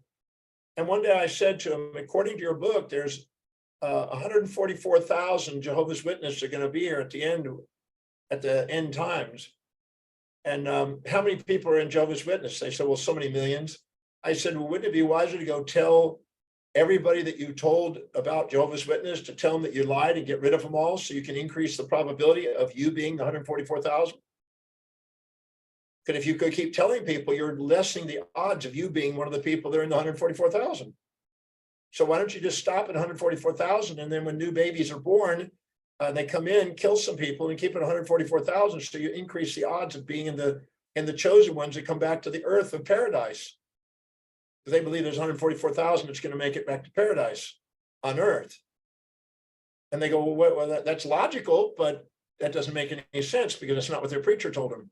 But they basically believe in 144,000. So now the question is it better to spread the message and then decrease the odds of you being one of those people, or to not spread the message and get it to a certain point, stop right there and keep it stable? And if it is keeping a certain number of people alive, beyond that, is that actually a detriment to people? Or is it better to keep the population down to 144,000 and just make a transition? These are all paradoxes. They're basically utilitarian paradoxes and consequential paradoxes of moral hypocrisies and moral you might say, what's the word for it? Yeah, moral paradoxes. So now the question is, if it's the old paradox that they used at Harvard, if you got a train track and you got a fork in the train track, and on one track there's one person, on the other track there's 5 people or 1,000 people, let's say, and they're all chained to the train track. And you now have the ability to turn the switch. Is it wiser to go and kill one person, or is it wiser to go and kill 1,000 people? Well, now the situational ethics is now going to say, well, do you know that one person? Yeah, it's my wife. Are you happy with her? Yes. So would you kill 1,000 people to save her life? Or is that selfish? But what if that person, you were resenting that wife and you're divorcing her, and you were going to get all the money if you didn't have her? She's going to get half of it. You then say, well, I want to save the 1,000 for the sake of the one. But then what if you found out 1,000 people were all terrorists that just came in from a terrorist country and were about to blow up the United States? Would you kill the 1,000 people at the expense of the one? Well, what happens if those 1,000 people came up to you and said, look, we want you to be the leader. We're going to give you fame and fortune if you lead our path and be the leader of the new nation, and we're going to kill the old nation, build a new nation. There's all kinds of situational ethics that we can add to the mix and make it something that's a paradox of which one do you pick? And nobody can tell you which answer is the right answer. It all depends on the context and your value systems. That's why situational ethics demonstrates that there is no universal moral. If you study universal morality, which we're going to study, there is none. Everything has been considered good and evil. Everything you label good has been considered evil at some time and space.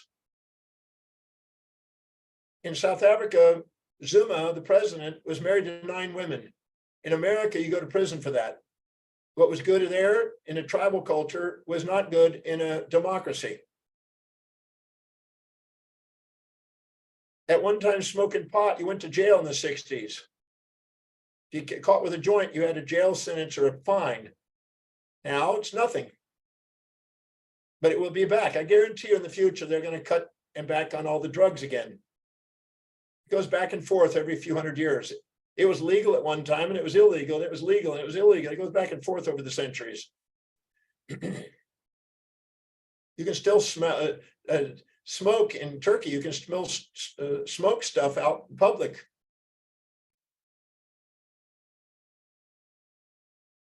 I don't know if that answered any question. Did that help? Yeah, thank you so much. Really appreciate it. Yeah. Inorganic and organic. The general impression among many science today is that living organic matter is not subject to the same universal laws as observed for inanimate as in inorganic physical matter. The observation makes according to their conviction for the difference between organic living and inorganic matter. The inability of scientists to establish a universal law in living and intelligent biological matter is due to the fact that the law either does not exist, or if they do exist, they're so complicated, they're beyond the cognitive capacity of the present mortal human minds. Well, that's where I've been entering. I've been trying to find out the universal laws of human behavior. The problem with human behavior, and the reason why we don't have an understanding of it, in my opinion, is because we're attached to the form. And we label something good and bad, and life is better than death. But easily we can see that extinction has always created origination. Pull up on your phone real quick, pull up your phone and put in there extinction dash origination.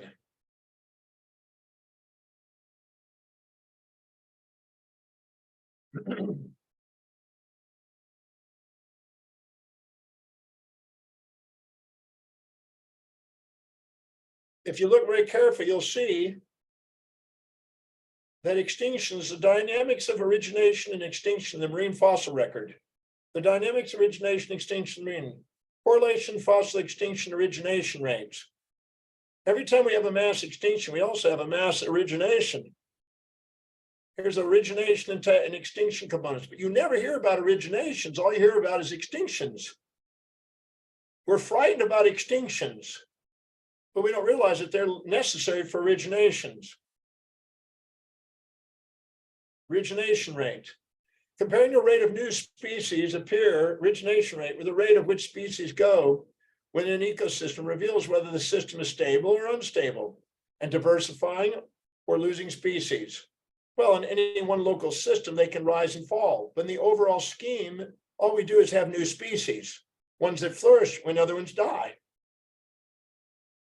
Is there a relationship between the extinction and the timing of origination? The extinction origination correlation is indeed present, but the pattern is different from expected under the hypothesis that niches need to be reconstructed. First, very high origination rates come immediately after what's clearly rapid mass extinctions. So with mass extinctions come mass origination rates. Then they slow down as living organisms evolve and fill in the niche. And then the new extinctions come. Just like in your body, you have cells that live and die. You have species that live about 100 to 200, 1 to 2 million years is about the typical origin, species. They don't live that long. We get attached to them and then fear the loss of them. So I'm not convinced. If you look very carefully, the conservation of energy must have build and destroy, life and death, marriage and divorce, peace and war, construction and destruction. So the universal law is not attached to the form. Humans are, and humans fear extinction. That's why they got AI anxieties. That's why they fear death. I'm trying to help transcend that with side C of the DeMartini method and prepare people for their immortality and their new form in which they manifest in. When I pass, there'll probably be 50 Hugh Hefners that will be born to compensate for the sexuality, my balance my sexuality. Let me understand that. Or my bad jokes. Maybe it's the other way around. I'm teasing.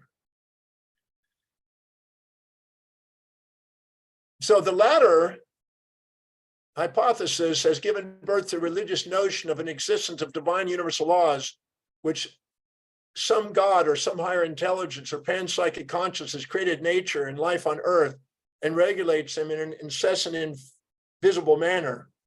But according to mechanistic materialistic monists, there's no principle beyond organic, inorganic matter, only newly emerging behaviors with new patterns of interaction.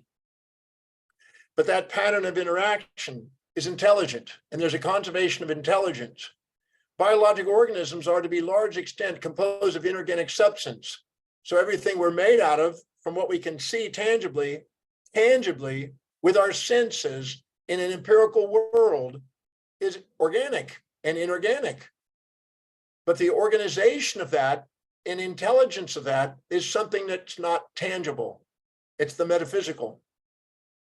The discrimination between the inorganic and organic, between physics and bioscience, is therefore artificial and exclusively based on a didactic consideration that result in a mind-body dualism.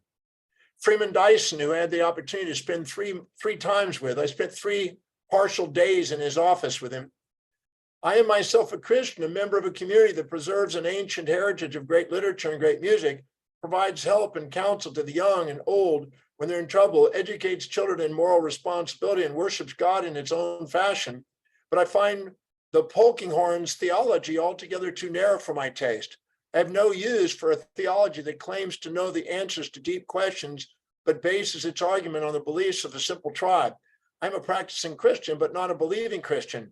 To me, to worship God means to recognize the mind and intelligence are interwoven in the fabric of our universe in a way that altogether surpasses our comprehension. Well, next page.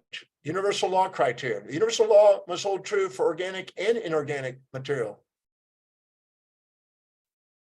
So I went to look at organics and inorganics and biologics and non-biologics, and I found the law of the one to many and the symmetry still there. So there are laws that can hold to them. A universal law must be presented in a mathematical way. Universal law must be empirically verified. A universal law must integrate all known physical laws. It must hold true for the function of human thinking and for matter, the organization of the entire human society. The universal law theory will be without contradictions. It'll be consistent, not contradictions. When you have moral laws, you have contradictions. The idea that life is good and death is bad is contradictory. We can easily see that life depends on death. If we took away death in our society and we live forever, we would have problems in our society and businesses would be out of business. A universal or natural law is therefore stated as general regularities in the relations of or order of phenomenon and potentially essential phenomena in the universe that hold under a stipulated set of conditions, universally or particularly. A universal law is a condition displayed or found consistent together with certain other conditions. It's a valid universally. A universal law may have as yet no identified logical necessity. When something is logical necessity, it is true by definition, and it could not be otherwise. The statement is true with an absolute degree of certainty. True mathematical statements are logically necessary, have logically necessary. 3 + 3 is 6. Physical necessity is the ancient idea that everything has happened and ever will happen is necessary and cannot be otherwise. It is known also as actualism. The only thing that can possibly happen is what actually happens. Now, if we go through and do the DeMartini method and we realize when we're done that there's nothing needed to be fixed, we realize that there was necessity, but we didn't see it.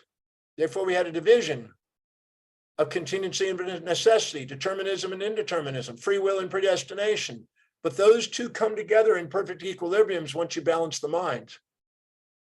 The great atomist Leucippus stated that the first dogma of determinism as absolute necessity.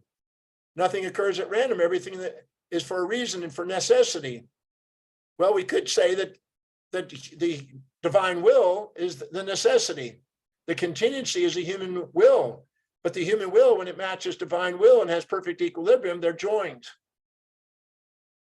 Contingency is the idea that many things or events are neither necessary nor impossible. Possibility is normally understood to include necessity. If something is necessary, it is a fortiori possible. The contingency must be defined as the subset of possibility that excludes necessity. But if we do the DeMartini method, we realize there was nothing to fix. And what actually occurred is part of a perfection. When I worked with that gentleman yesterday evening, I helped him realize, I said, is there anything out of order now? And he goes, I can't find anything. I said, it was in order the whole time. What was out of order is your expectations. You had unrealistic expectations on people to live in your values and you to live in other people's values. Information philosophy claims that there's no physical necessity. The world is contingent. Personal truth, opinion itself is a subjective human invention, and both appear essential for discovery of the truth. They express the perspectives of the reflective, transcendent, and reflexive immanent minds. So what happens is the second you start to see things contingently on your own perspective, you automatically run into somebody with the opposite value systems to make a dialectic. The two together are actually synchronous, entangled. For every value system, an equal and opposite value system is present. You marry the person to try to help you become aware of that, but sometimes you still miss it. But what you're doing is you're pairing off with somebody that's got the opposite view so you could have a dialectic. The law of causation, according to which later events can theoretically be predicted by means of earlier events, has often been held to be a priori, a necessary of thought, a category without which science would be impossible. Well, wait a minute now. If there's an eight causal world, then the whole scientific idea is then a challenge. Next page. But without an eight causality, there's no universal law. So we'll stop here for 1 second. Actually, not more than 1 second. We'll do about 300 seconds. How's that? I'll see you in 300 seconds.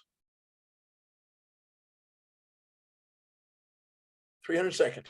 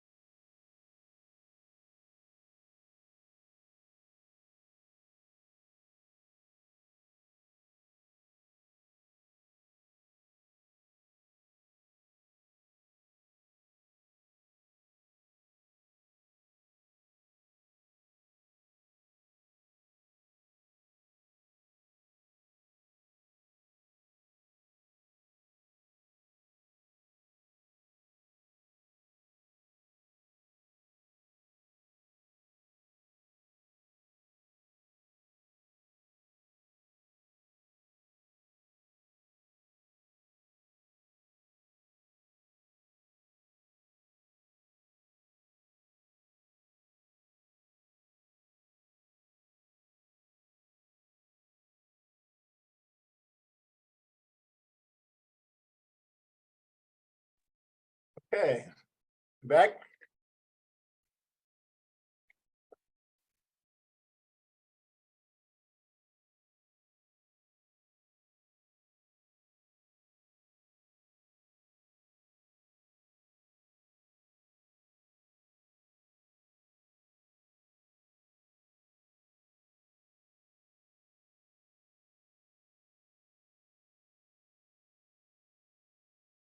The next topic is determinism and indeterminism. Is the laws of the universe deterministic? Or are they undeterminable? Indeterminism is closely related to the idea of causality. Indeterminism, for some, is simply an event without a cause. Newton's laws of motion are deterministic enough to send men to the moon and back. Indeterminism states that at least some events in the universe have no deterministic cause, but occur randomly or by chance. So an indeterministic chance. Determinism is crucially property which allows you to understand the world you live in. So the question is it determined causally or not? Is something acausal or is it by chance? Is it just a probable chance? If you throw a dice, you got a probable chance. Gambling is by probability and chance. It's non-deterministic. But the probability you can use in your favor, and it looks like it is relatively deterministic. But maybe if we did enough different throws, we would find patterns that we didn't ever discover before. So the question is can we actually get past indeterministic states? Now, if it's purely indeterministic and it's purely random, then why would we pursue science? We require determinism to be pursuing science. Otherwise, why would we look for laws? Well, we could say, well, it's all probabilistic laws. Well, there are laws of probability and stochastic. But is there a higher order to those? It's the same question about disorder and order. Do we have missing information when we have randomness? And this has been debated for centuries.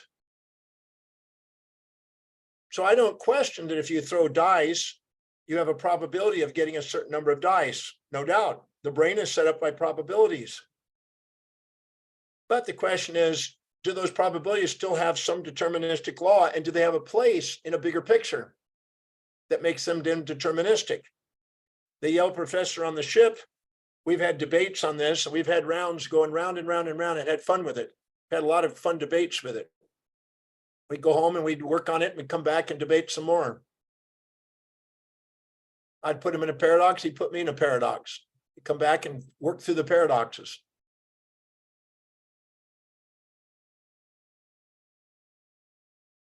So universal laws, if they're limited to a spot in space and time and are probabilistic, and they're not determinable,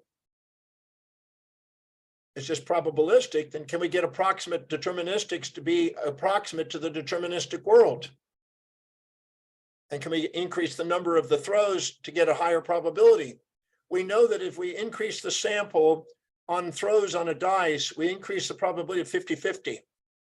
So that means there's just simply the lower the probability, the lower the number of samples, the more indeterministic it looks. But the higher the number of samples, the more deterministic it becomes. This is an interesting law of the one to many. According to Plato, we live in an orderly universe. The basis of this orderly universe or nature are the forms which Plato described as the brightest region of being. Plato's student Aristotle is said to be the father of natural law. He believed that the hidden order was at the top, the brightest region of being, the soul. Here's Pierre Charon says, the sign of a natural law must be the universal respect for which it is held. For if there was anything that nature had truly commit, pardon me a second.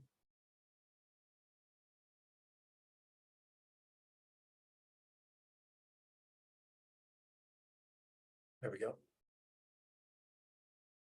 For if there's anything that nature had truly commanded us to do, we would undoubtedly obey it universally. Not only would every nation respect it, but every individual. Instead, there is nothing in the world that is not subject to contradiction and dispute, nothing that is not rejected, not just by one nation, but by many. Equally, there is nothing that is strange and, in the opinion of many, unnatural, that is not approved by many countries and authorized by their customs.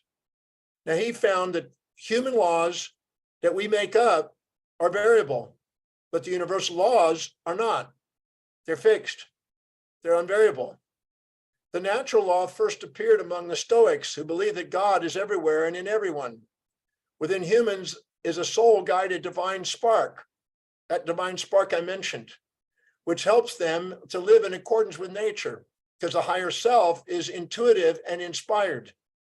And it works in equilibrium within the laws of nature, which is in equilibrium. The will of God is equilibrium, says St. Augustine. The Stoics that felt there was a way in which the universe has been designed and natural law help human beings to harmonize with this natural order.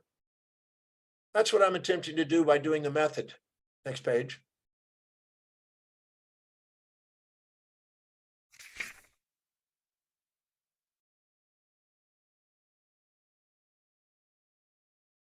By the way, the lady I mentioned earlier that was living in the fantasy about incest and everything else is a facilitator. So I sent off a note that says that if she's going to make a statement on our system like that, she has to attend the training program again, because she's obviously not current and she's obviously not using it. Because if she's using it and current, she would know better. Natural law is immanent in nature. Natural law is by nature universal. Natural law is the universal law of nature. Natural law is the divine perfection. It is the equivalent to eternal divine law. Natural law is first principle, which we call the soul. Natural law is man's pre-lapsarian state. Natural law is the just and natural justice, or naturally right. An unjust law is not a law. Just means balance. You justify the margins, you balance the margins. A balanced scale in the halls of justice. Natural law is discovered and acquired through the ordinance of objective reason. Natural law can be discovered or found, but not created. Natural law is intrinsically worthwhile. Why can it not be created or destroyed? Because it's eternal. Natural law originates from the nature as given to man, from what the human mind embraces, from the function of man, and from what serves to unite humanity. Natural law obliges man to contribute to a larger society, because if you live by natural law, you're philanthropic, not immediate gratifying and debaucherous. Natural law emerges by natural process of resolving conflicts as embodied by the evolutionary process of the common law. The common law is the law of symmetry, proportion, and order, or the synthesis and synchronicity of opposites. Natural law describes an orderliness, a regularity that is not the product of deliberate human will. And natural law in its meaning includes the synthesis and synchronicity of all complementary opposites. It is inherently teleological and telenomical, and it is inherently ontological and deontological. In other words, even in the deontological, and you have a duty to do something, there's somebody has a duty to do the opposite. Natural law initiates the human pursuit of truth. Natural law is the eternal principle and has been evident to those with wisdom since time immemorial. Natural law is written in the human heart. When you have perfect equilibration, the human heart opens. Natural law, though abstract, can in no way be blotted out from the human heart. A natural law is too tenuous, amorphous, and evanescence, a legal basis for grounding concrete rights and governmental limitations into common laws. But we don't have necessarily a universal law running our governments. We have the oppressor over the oppressed, and whatever challenges the oppressor, they make a law. Natural law is an antecedent, preparatory, and subsequent to civil government, and human law cannot forbid the law of nature enjoins what the law of nature enjoins, nor command the law of nature prohibits. So even though human laws may be a violation of the natural laws eventually rule. We say this is bad or this is good, and all we do is we create polluted people in prison, then we pay the price. Natural law guides common law in deciding cases of equity, and natural law encompasses equanimity and equity. There's a difference between the natural laws of the universe as we state them and the laws of the universe as they actually are. We may believe that we have discovered an unquestionable true law of the universe, but in the future, we may discover that this law was either false, only partly true, and may require refinement. Just like Newton's law of gravity, then Einstein's law of gravity, and now quantum gravity. We can only know that a previous law was false and incomplete if we happen to find a replacement law that is true and more approximate true and complete than the previous one. Whenever we argue that the laws of the universe are false, we are only referring to the laws of the universe as we stated them. We cannot refer to the actual laws of the universe because those are not something we can violate. The more universal the law, the more powerful it is, and yet the more universal, the less the law is tied to any particular physical phenomenon. It's universal. The more fundamental, powerful, and unifying a law, the more it is detached from physical reality and the closer it resembles an eternal mathematical law. And that applies across the world. That's why mathematics is the most universal language. Many known universal or near universal laws are eponymous effects noticed by noted individuals. We call it Newton's law or Kepler's law. We give a name to it. Unviolatable, some of the many human social laws require human enforcement and are therefore often violated. Why would we need legal legislation and executive bodies and everything else to execute the laws if there was something that couldn't be broken? But universal natural laws are relatively unviolatable. We can't violate them. You're not going to violate the law of gravity. You're not going to violate the law of radiation. But you can violate a human law, because a human law is basically an incomplete awareness. It's an oppressor over the oppressed. Although some universal laws just may be micro-variable and have rates of change extremely small, if there's an evolution to some of the specific universal laws, then they must be superseded and governed by a simpler, more universal law.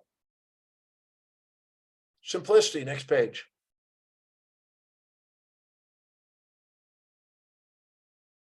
Next page. You there, Jessica? There. Thank you. Nature is pleased with simplicity. Truth is ever to be found in simplicity, not in the multiplicity and confusion of things. It is the perfection of God's works that all are done with great simplicity. Please make a note here and diagram this.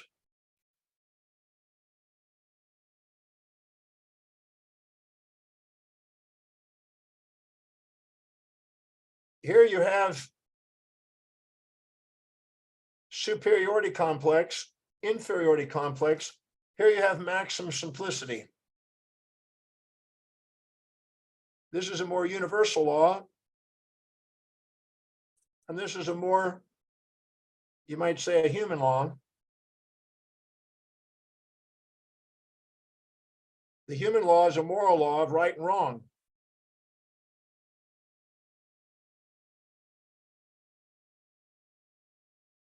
These are not moral laws. That's why I don't use moral language in all of my editings. I just finished a new book just a few days back on the essentials of emotional intelligence. I just finished. And I had to take out all of the editor's moral language. Although he's doing better. This is the 5th book I've worked with him on and in the last year, and he's getting closer. So hopefully. Most people are thinking in shoulds and ought tos and got tos and have tos and rights and wrongs and betters and worse and improvements and disimprovements and best and worst. And I have to take all that language out. If you see a book of mine that has a slipped language, it's unless I'm applying it and trying to make a point with it, let me know. It's not intentional. So maximum simplicity is the basic law. Well, I don't know of anything more simplicity than the synthesis and synchronicity of complementary opposites. The unity of opposites. That's the most simplicity I've been able to find.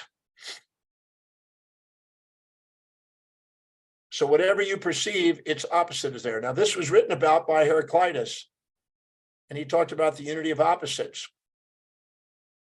This is written by the Chinese Taoist. This has been written by almost every great mind. It is the dialectic. Here's a proposition. Here's the opposite proposition. And here's the synthesis. So this is not hard to demonstrate. In Hermetic teachings, in the law of polarity, maximum simplicity was the integration of the polarities. In polarity therapy and polarity management, you'll see this. If you study polarity management business or polarity therapy in healthcare, you'll see that these same laws apply. Acupuncture was built out of it, on the polarities of yin and yang. Expansion, contraction. Go on down, take that page down. Sorted, Dr. Demartini. Thank you. Next page. Go on the book.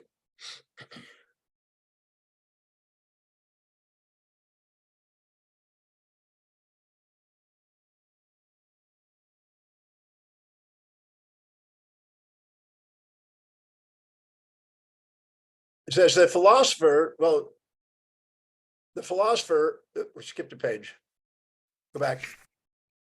The philosopher, theologian, and Franciscan friar William of Ockham believed that explanations are to be kept as simple as possible, demonstrating maximum simplicity. Parmenides found that intellectual conceptions of an ultimate changeless being and eternal objective reality, actuality, and unity, and concluded that being must be changeless, undifferentiated sphere. There can be only one changeless thing. Not many different things can change.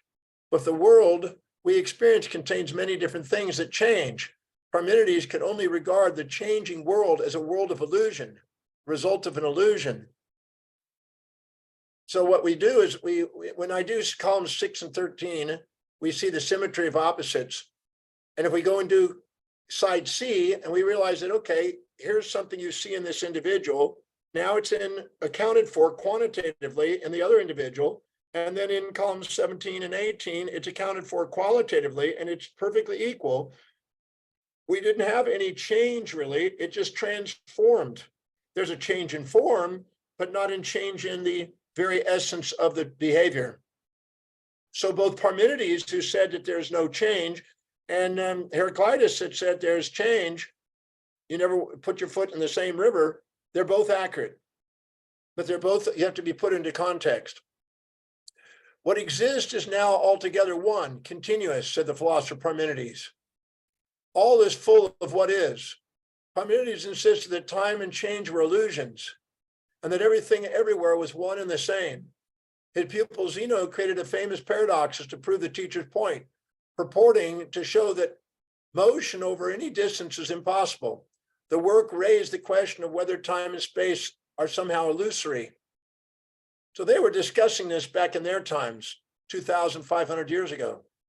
Pythagoras was believed that eternal reality, actuality, is made up of changeless mathematical truth. According to it, that means there has to be an equation. So in the Demartini method, there has to be an equation inside C between what the form was and the new form. If the quantity and the quality are not equal, you're going to assume there's a change and you're going to be perceiving a gain and loss, one way or the other. But if they're perfectly equal, there's no change. There's a transformation in form, but no loss or gain. Therefore, an equation is balanced. Perfection is found only in the abstract mathematical transcendent world that lies beyond the senses. The senses are fooled because they're biased. There's 170 something different biases in the senses that's been found. We're going to go through them.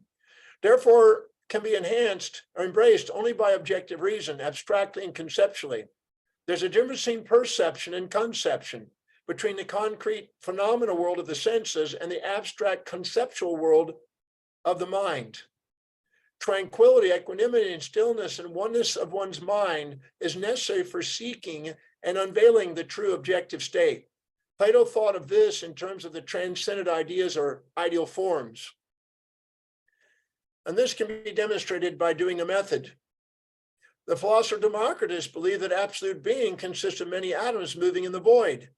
He was an atomist that believed that there was one purposeful being, God, religion, and many purposeless natural laws, sciences that have been interplaying now for over 2.5 millennia. Anaxagoras used the term universal intelligence. He was the first person that was basically using that language that we can tell, sometimes referred to as a God. We use that in chiropractic. He introduced the idea of a nous, an eternal mind, which transformed chaos into order, and through it, the material world came into being.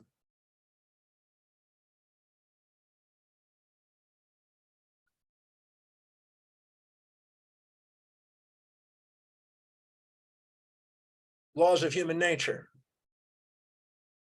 It's interesting. I started on the laws of human nature at age 18. I wanted to know what was the hidden order in apparent chaos in human beings and human behavior. He who has developed his mind to the utmost knows his nature, says Mencius. He knows his nature. He knows he's both hero and villain. He knows he's both builder and destroyer. He knows he cannot gain or lose. He knows he's a synthesis and synchronicity of all pairs of opposites perceived. Human behavior is governed by few well-known, simple, general, or primary universal laws. These laws allow you to predict your general tendencies, some of which include your thoughts, your feelings, and your actions or reactions. By some less known or still unknown secondary laws concerning your individual character and circumstances, you're allowed to predict probabilistically specific tendencies of your behavior, which again includes some of your thoughts, feelings, and actions or reactions. If I know what your hierarchy of values are, I know what's probable in your thoughts. The more clear I am on your values, the more I'm clear about the probabilities of what your destiny is, because the hierarchy of your values dictates your destiny. If I keep current with your values, I keep current with your path, your dharmic path. My highest value is teaching. Psychology, similarities, and ethology, differences. The primary laws fall under the study of psychology, which involve common similarities. The secondary laws fall under the study of ethology, which involve uncommon differences. Since the law of similarities and differences rule all nature, both similars and differences is another name for support and challenge, one and many, peace and war, marriage and divorce, attraction and repulsion. All they are is different words for the same basic law. One of the great, simple, primary universal laws of human behavior is a law of the complementary opposites of their unity. No matter what behavior you have their opposite. When I tell people, if you're looking for your soulmate, write down everything you're looking for, write down exactly its opposite, write down who's providing both of those in your life, and you realize nothing's missing. It will only change form. You're never missing your soulmate. It's always present. But humans get addicted to physical mates, not soulmates. When you love all your parts, you realize it's not missing. Another of the great simple primary universal laws of human behavior is the law of simultaneous and sequential contrast. Next page.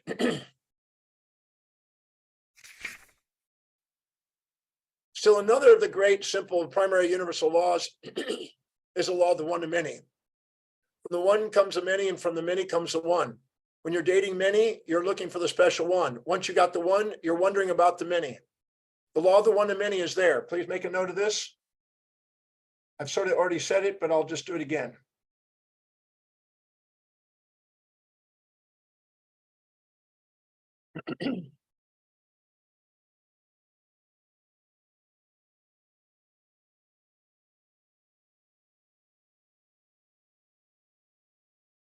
So here's the authentic self, the one. Here's the inauthentic self, the many.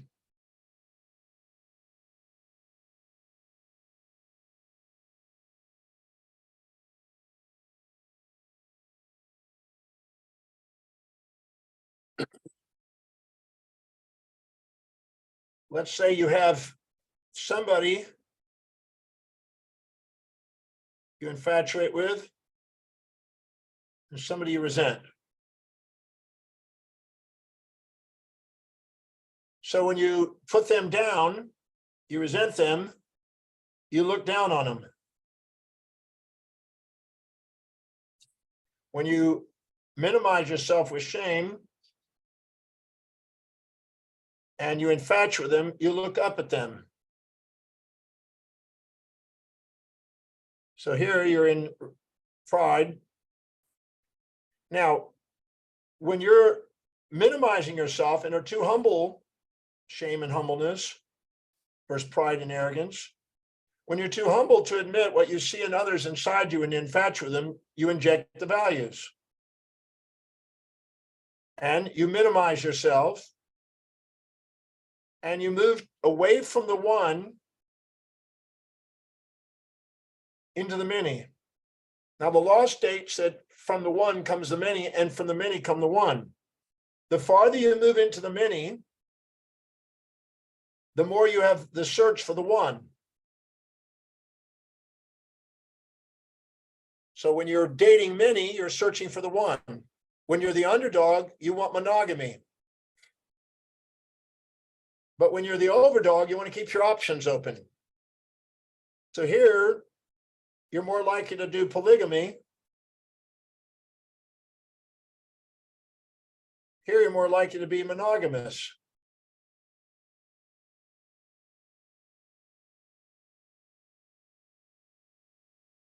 So the individual exaggerates themselves that is moving towards the one. He looks for the many to balance out the law of the one to many. The one that's below, that's monogamous, is fragmented towards the many and is looking for the one. Nature is always striving for a balance of one and many. Now, if you're a very stable relationship and it's pretty close to equilibrium, not too far from equilibrium, you oscillate between the one and the many. When you feel that you're getting ahead and you're a little bit more empowered than them, you're thinking, well, maybe this isn't working for me. I want to keep my eyes open. And the second you're the underdog, you start thinking, thank God I got this person. And so you oscillate back and forth. Raise your hand if you know exactly that feeling. You oscillate back and forth in a relationship. This is the law of the one to many when it comes to relationships. That's a law of human behavior. You got it, Jessica? Yes, Dr. Demartini. And by the way, when you look up to people that have more power than you, you're moving towards the one. When you're moving away from that, the masses, you're moving away from the many. So nature tends to go, and you're looking at, when you're in social media, you're trying to get more people on your thing, right, that you have governance over. It's quite interesting. You're looking to associate with the ones that are fewer in number, greater in consciousness, and you're looking to influence the ones that are lesser in number, the greater in number, lesser in consciousness, by the law of injection projection. Going back to the book.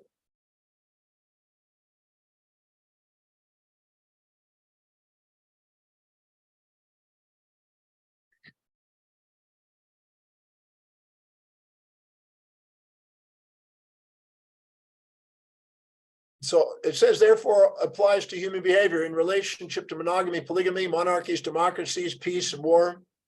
This law applies in society. The philosopher Empedocles, originator of the cosmogonic world-forming theory of the four elements, postulated two eternal powers of the universe, love and strife. Empedocles argued that the world is underpinned by love and strife, and all creative activity requires a delicate balance of love and strife. Love is unity, strife is diversity, and we go from strife to love and love to strife. Every time we integrate ourselves, we rise up negentropically. That's life physics. And every time we go to the next concentric sphere and judge, we go to death physics. And we have a balance of life and death in our own existence. The negentropic whole and entropic parts. So one primary universal law underlying many secondary laws is the law of the one to many. In human theology, philosophy, and psychology, this is reinstated as the law of the one and the many. It is referred to as the law of similarities and differences, or the law of negentropy and entropy. It's got many different names. Metaphysics and physics physical nature, metaphysical and physical nature maintain equilibrium between these two governing and directive forces. As we go to negentropic in equilibrium, we have a metaphysical experience. As we go towards entropic, we go to a physical experience. When two perceived objects, content of the conscious and unconscious minds, or memory and anti-memory, have gravitational interaction between them, they're no longer independent of each other. In fact, there exists a gravitational correlation between the two objects. And this is by Eric Berlin's paper. We first calculate the entropy change in the system when gravity does positive work on its mental system. Please note this. Every time you're conscious and unconscious and you're judging, you create gravity. Every time you love, you create radiation. Love is a timeless state. That's why you're present with somebody when you love them. You can never grieve the loss of somebody you love. They're always present.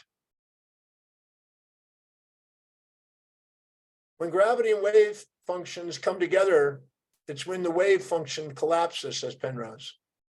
So every time you have a judgment, you create gravity. Every time you have a love, you create radiation. You convert gravity into radiation by loving. You create radiation into gravitation by judging. Basic Empedocles' idea. Black holes are gravitational. Stars are radiational. The star goes through a cycle of radiation, gravitation, radiation, gravitation. Out of the black hole that they die into, eventually, even if they become white dwarfs, they get pulled into a black hole. They eventually go into a black hole, and then they cause new radiation to come back out of the black hole. And then the radiation then starts the radiation, which eventually dies into a black hole again. These are two sides of the same coin. They're like two poles of a magnet. And the same in our mind. The science of man must be synthetic, composing, as well as analytic, decomposing, since man is simultaneously unity and multiplicity. We build and destroy. We infatuate with one thing as we resent the other. As we put something on a pedestal and move towards the one and build it and build them up with praise, we also knock things down and break them down by criticism. The opposite. We're builders and we're transformers. Take no credit, take no blame. False causalities are not the name of the game. We're transformers. Protarchus said the one and the many become identified by thought. They run about together and in and out of every word which is uttered. The union of them will never cease and is not beginning, but is an everlasting quality of thought itself, which never grows old. The one to many is very universal. The law of polarities, the law of radiation and gravitation, which is the law of the one to many, the law of polarities. The law of polarity says that whatever you seek, you attract its opposite at the same time. That's just the opposite of what The Secret said. If you think positive, you only get positive things. Well, try to convince all the people on The Secret. They didn't all have positive things.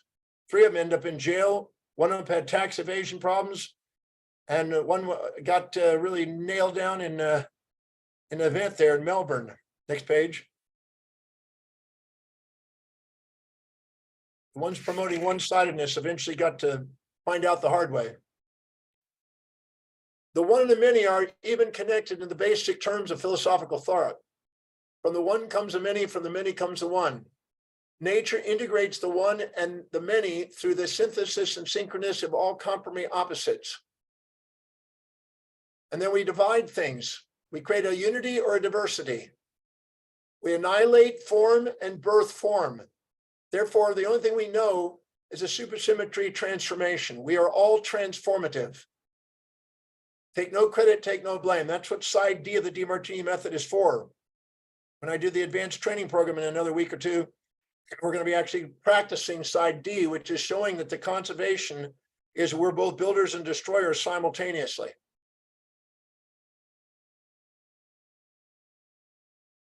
Actuality, or the actual unity, is a non-local synchronous entanglement of all the many realizable complementary opposites. So that means whatever you perceive out there at that exact same time, the equal and opposite is available in your perception. We make note of that in columns 6 and 13. These complementary opposites are entangled and express themselves simultaneously or instantaneously or synchronously, superpositionally, and acausally.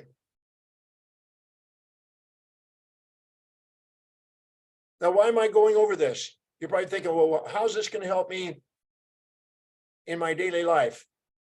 Well, if you get ingrained into principles that will stand, you'll be less misled by illusions.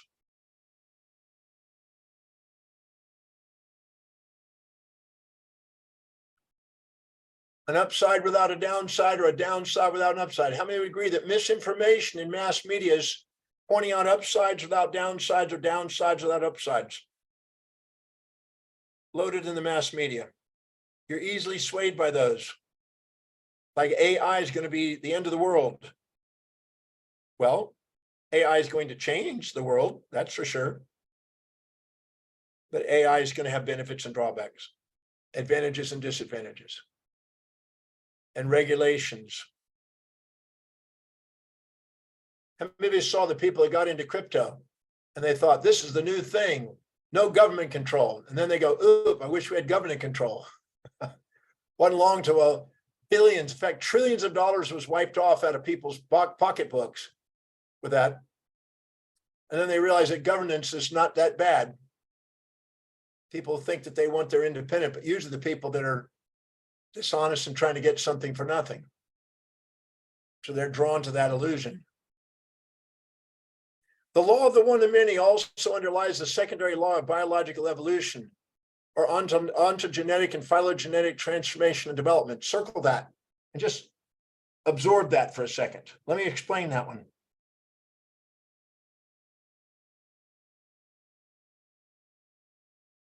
So let's divide this up. We'll start with this one.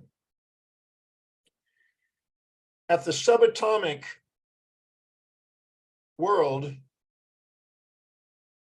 in the quantum vacuum,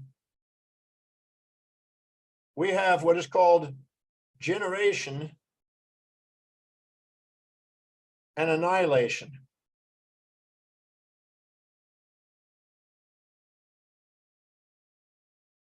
Or build and destroy.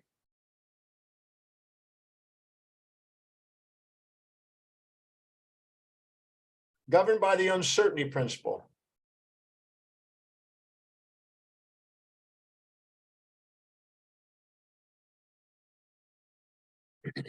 Anything in the existential world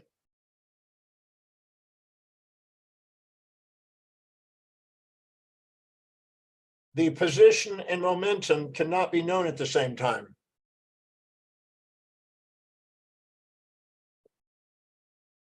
Now, we also have, this is the quantum world.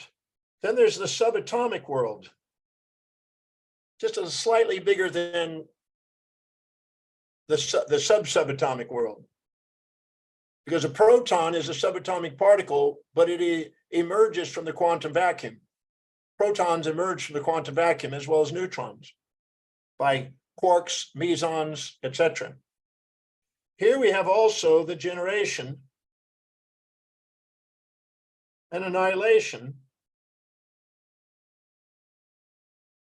or build and destroy. At the atomic world, we form atoms, which is called recombination.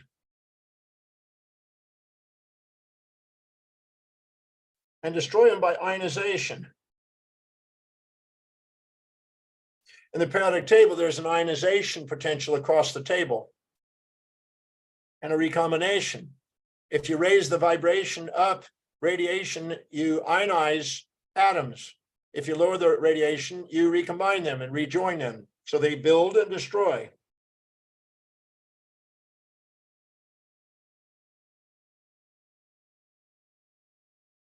I assure you that you can go and look this up and find this true. Then at the molecular level, where a bunch of atoms join together, and between them, we have what is called reduction and oxidation. That's right between the atomic and molecular, because both atomic and molecular have that. But the molecular, you have what is called nucleophilic, and electrophilic. Pardon me. Wrong.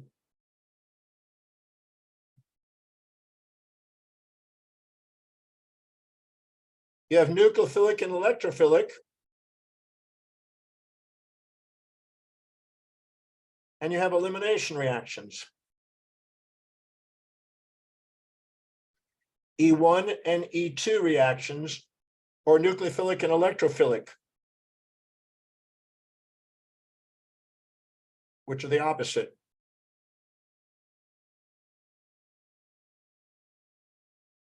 Elimination 1 and 2 reactions. In more complex molecular,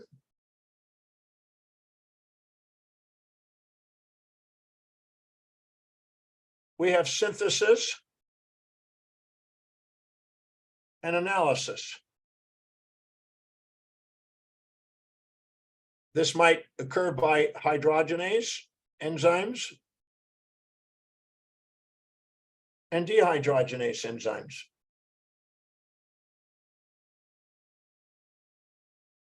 There's an enzyme that builds and destroys. These are anabolic. These are catabolic. They build and destroy. Then you have, besides complex moleculars, you have complex intracellular complex moleculars.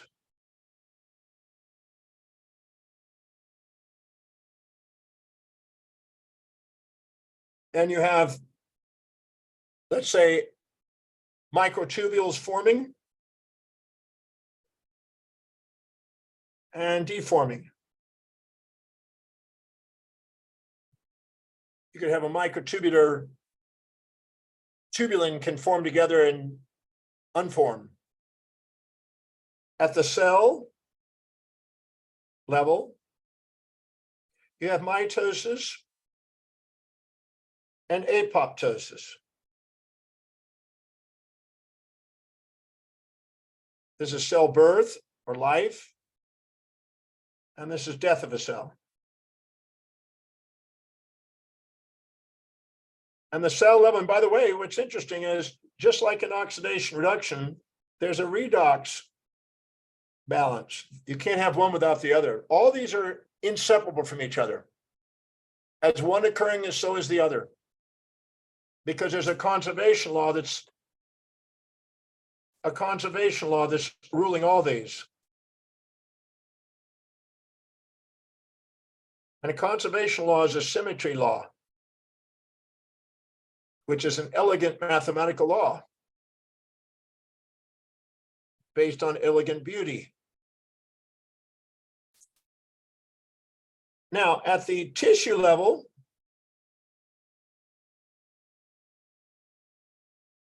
we have blastic and clastic. Neuroblastic, neuroclastic, osteoblastic, osteoclastic, tissue blastic or clastic, which is build and destroy again.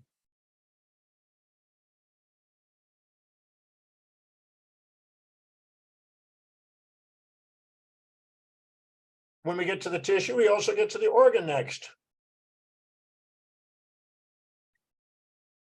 The organs are remodeling themselves and replacing. You have basically replacements of build and destroy. If build goes too far, you get a blastic cancer. If destroy goes too far, you get a clastic cancer. Blastic, clastic cancers. Then you get the systems level. And here we have parasympathetic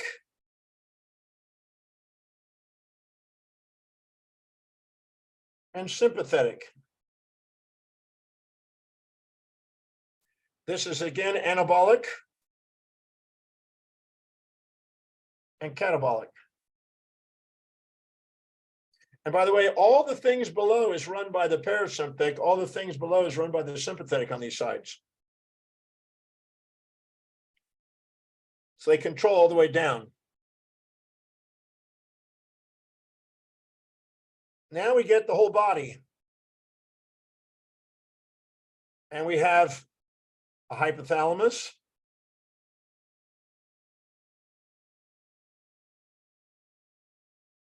That's trying to maintain a balance between these, and a brain stem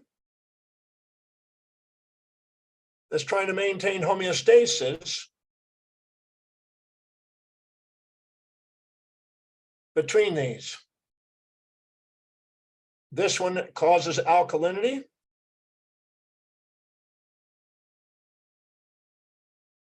This causes acidity. Build and destroy. And by the way, the anabolic comes from the anode and the catabolic comes from the cathode. Anabolic and catabolic. Cathode means the way down. Cathodis means the way down. Anodis means the way up. So this is on building up and this is on breaking down.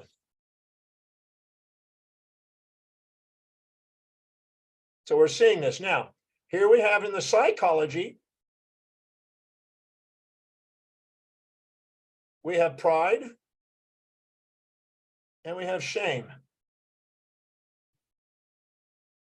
This is self-depreciation. This is self-appreciation. And there's a licensing effect between the two. As one occurs, so does the other. You do something you're proud of, you automatically give yourself permission to do something you're ashamed of. You do something you're ashamed of, you now give yourself permission and drive to go out and do something you're proud of. They maintain homeostasis. Build and destroy. Now, that's the individual. Those are maintained by the executive center. Those maintain perfect equilibrium. They're governed. If we get one or the other, we get illness. Either extreme, lateralization on one side or the other, we get illness and non-resilience. If we get too parasympathetic and we get infatuated with somebody or proud, we fear the loss of that, we have anxiety. If we go shame, we also fear gain of that, we have anxiety. So we create homeostatic mechanisms to get back into authentic selves. But now we have a marriage. And you have a husband and wife. And you get peace and war. You get, how many would agree that they build you and destroy you? You get cocky, they cut you down, right? If you get cocky, they cut you down. If you get humble, they lift you up. Raise your hand if you get that. Peace, war. Build, destroy. Support, challenge. Cooperate, compete. Marriage.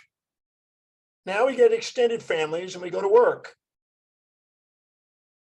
And we have people that support and challenge us again at work, same thing. We have people that build us up and people that want to destroy us. And this occurs also in our city, our state, our nation, and our world. If you study the Global Peace Index, you'll see that peace and war are maintaining equilibrium.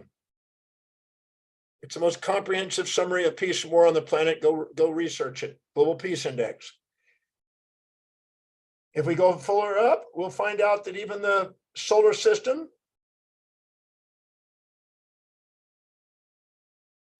has a main sequence phase, and then it goes on to a red giant phase, and it goes to a collapsing phase, and into either a white dwarf or a black hole. It builds and destroys the solar system. And we see now solar systems in perfect balance out there in the galaxy, between building and destroying, different stages, and recycled. The elements are recycled. When they go into a black hole, the black hole gravitationally pulls into a supermassive black hole. The supermassive black hole then starts new stars. In Scientific American, in the galaxy, we see that there's build and destroy going on star formation. And in the stars, there's building and destroying of planets. The red giant phase will engulf the planets. Then it will explode and all the planets outside will be eventually absorbed by gravitational systems or spewed out into space and picked up by other ones, but always build and destroy. So from the micro to the macro, that law doesn't get violated. This is life and death wish. You build yourself up and proud, you have a life wish, you fear the death. You go down, you feel shamed, you have a death wish, you fear continuing life. You don't want life to continue. Nature is honoring both. Nature is not attached to both. The universal laws do not attach to the human laws. Now, when you seek something, you have prey. When you avoid something, you have predator. When the predator eats the prey, this one lives, this one dies. Life and death are simultaneous. If he misses the predator, he could die and the prey lives. Life and death are conserved. There's a flourishing and deflourishing cycle to ecology. Because the predator can eat a lot of prey, the predator can dominate and flourish for a while, but then it runs out of prey. When it does, the prey multiply faster because they have shorter life cycles. They multiply faster than the prey represent the flourishing, and the predator is diminished. And these things go back and forth, which one dominates in the other one. And there's cycles of dominant, but actually they're going on simultaneous. Every time the predator eats the prey, it goes evolutionary endomorphosis. It brings in, it becomes what it's eaten. What it once condemned, it became. The prey condemned the predator and then gets eaten by the predator, it became the predator. Nature's always balancing out the two. That's not a violatable law. So the moral idea that one is good and the other is bad is misunderstanding. Right now, we're going through a population decline.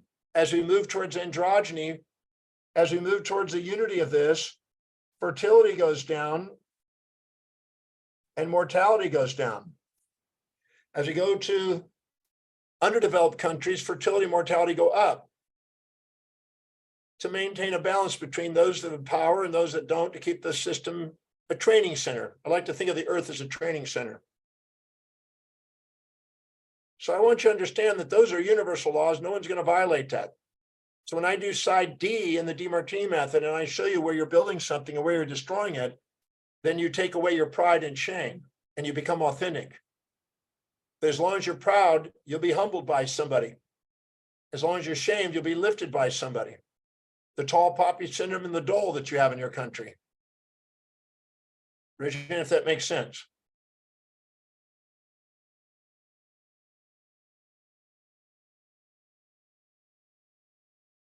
Back to the book.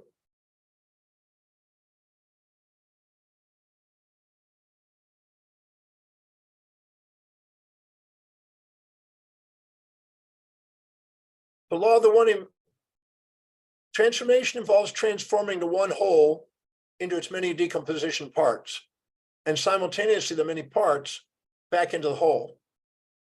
Now, the difference between something that's life and dead, what is vitalistic and mechanistic, is you can take a machine and break it down to its parts and rebuild it and put it back together again.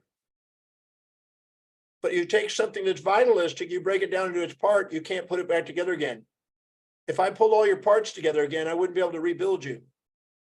There's something that you have that's not mechanistic. Next page. That's why I'm not a vitalist or a mechanist. I'm a both. It says in the universal truth, the destruction and creation go hand in hand, Scientific American. I've had many, many articles in Scientific American pointing to this truth. So mechanistic decomposition and recomposition, you can't recompose something that's not mechanistic. Mechanistic, you can rebuild it. The difference between that, so I can take your parts and separate your arms and legs and take your organs and put them all over the thing, but I wouldn't be able to rebuild you. I can also reduce you to the sum of the parts. I can reduce you down to all the little parts and make you equal to the parts in a mechanistic model. But in something that's non-mechanistic, you're more than the sum of the parts. Next page. And the thing that's greater than the sum of the parts is the intelligent information that's organizing it. Now, mechanistic scientists have difficulty understanding how to deal with that. And they call it some sort of epiphenomenon. Phenomenon can be explained completely in terms of relationship between other more fundamental phenomenon called epiphenomenon. But what happens when you take hydrogen and oxygen, which are two separate atoms, and put them together, you make water? Something occurs that was beyond the two elements. This is an emergency, which the emergent phenomenon is greater than the sum of the parts.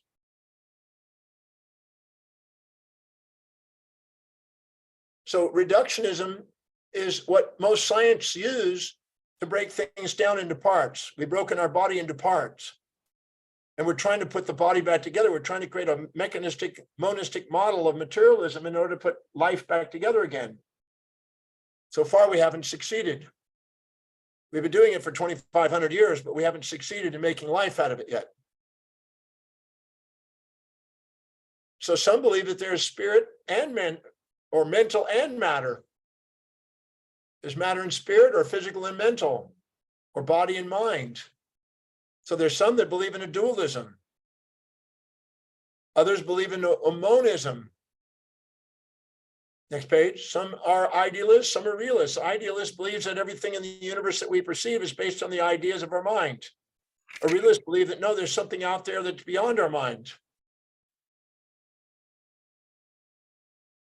Next page.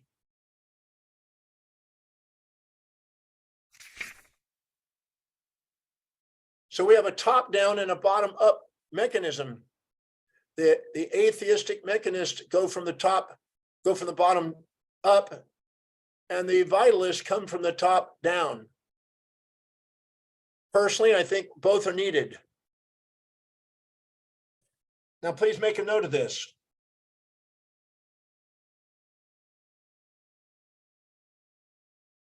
Can you let me in, Jessica? Can't draw anything. There we go. So everybody draw this.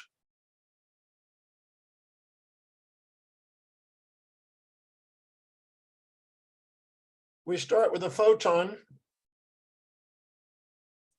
and we come with a particle, nanoparticle.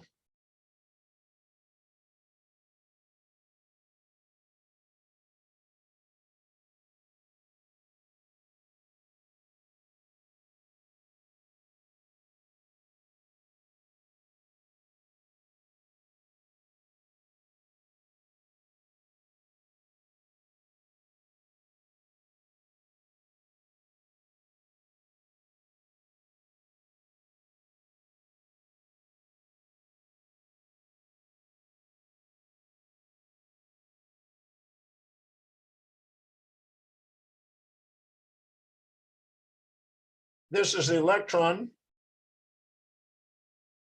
negatively charged. This is the positron,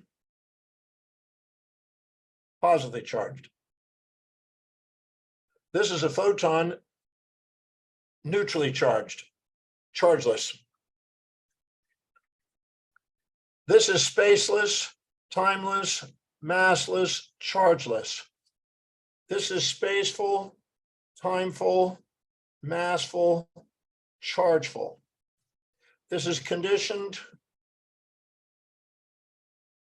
This is unconditioned.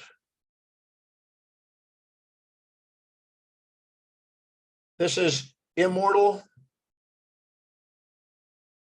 This is mortal. This is judgment.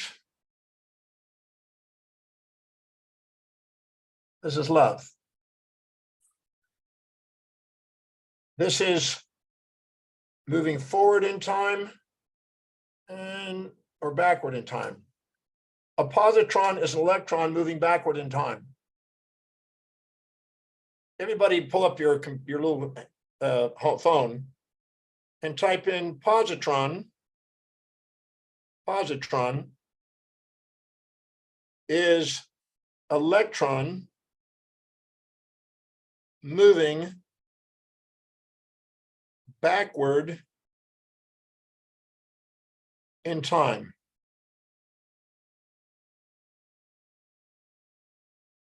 Should be in time, not on time.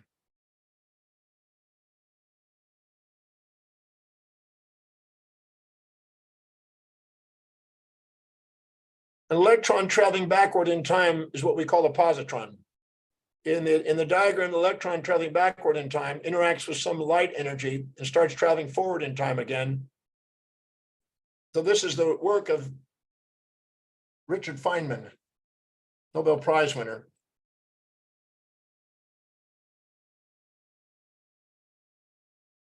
Now, this is timeless, but this has the arrow of time, forward and backward in time.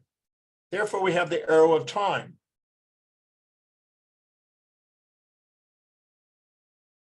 So here we have entropy. Here we have negentropy. Negative entropy, the tendency to bring order versus disorder. This is you're conscious of the positive, unconscious of the negative. Here you're conscious of the negative, unconscious of the positive. Now, I'm going to put the word consciousness here.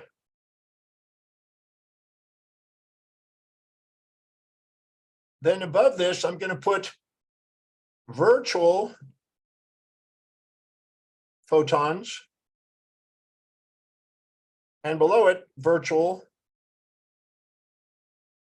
particles. Virtual photons and particles are transient, intermediate,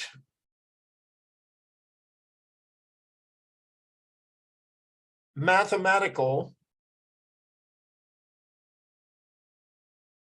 entities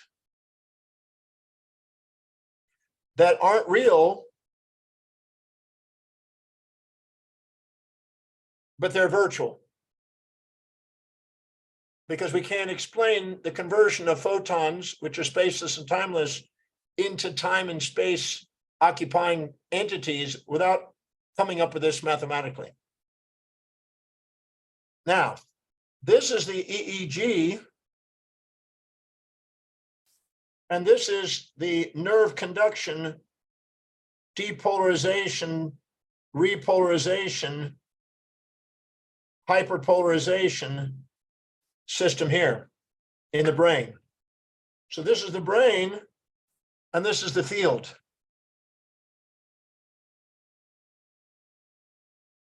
Now, consciousness, from what I can tell, is the place between the virtual particles. So we can measure a photon, we can measure the particle and nanoparticle charge, the positron electron, or the positive charge or the negative charge molecular atom, but consciousness is in between them. So this is the physical correlate or neurological correlate of consciousness. This is consciousness, and this is the field correlate of consciousness. Now, these are getting closer and closer with AI and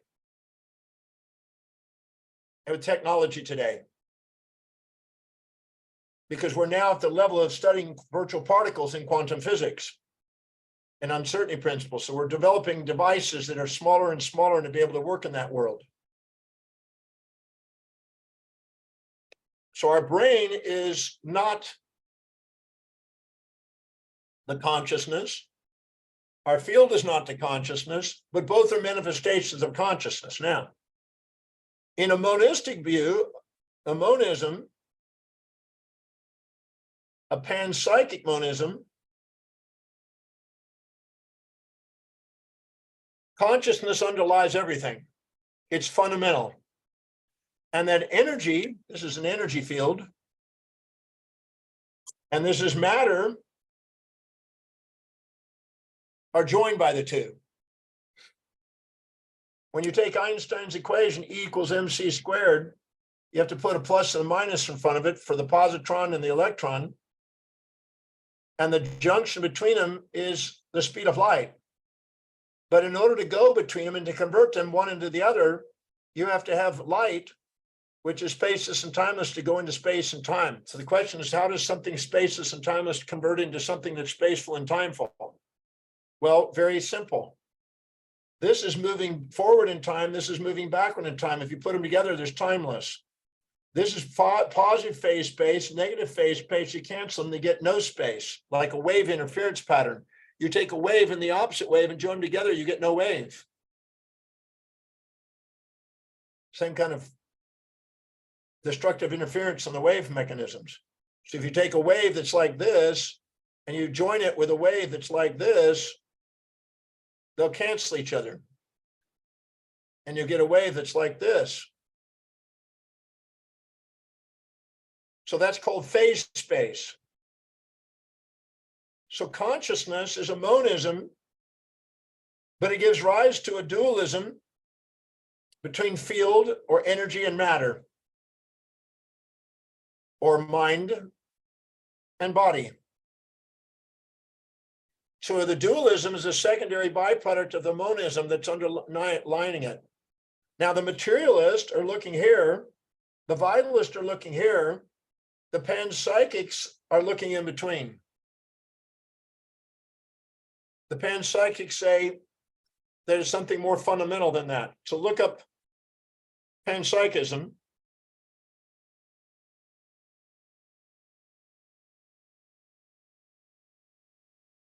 Panpsychism, it says that mentality is fundamental and ubiquitous in the natural world. It has a long history. Mind-like aspect is a fundamental and ubiquitous feature of reality. So far, in all my research, that's the only thing that's making sense, panpsychism. I could easily be swayed if materialists come up with another way of explaining consciousness, but so far they have not even begun to. And even if they go and figure out devices to be able to read your mind, they still haven't explained what consciousness is. All they know is how to read the fabric of the field. That's not consciousness, that's just duplicating it, transposing it, or transforming it, better said. Raise your hand if you understand that. So the most fundamental system that underlies space, time, energy, and matter is consciousness. Therefore, one is gravitational, one is radiational. And it's basically consciousness, the perfect balance of the one and the many.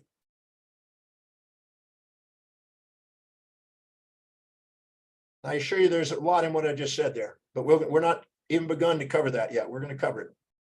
Go back to the book.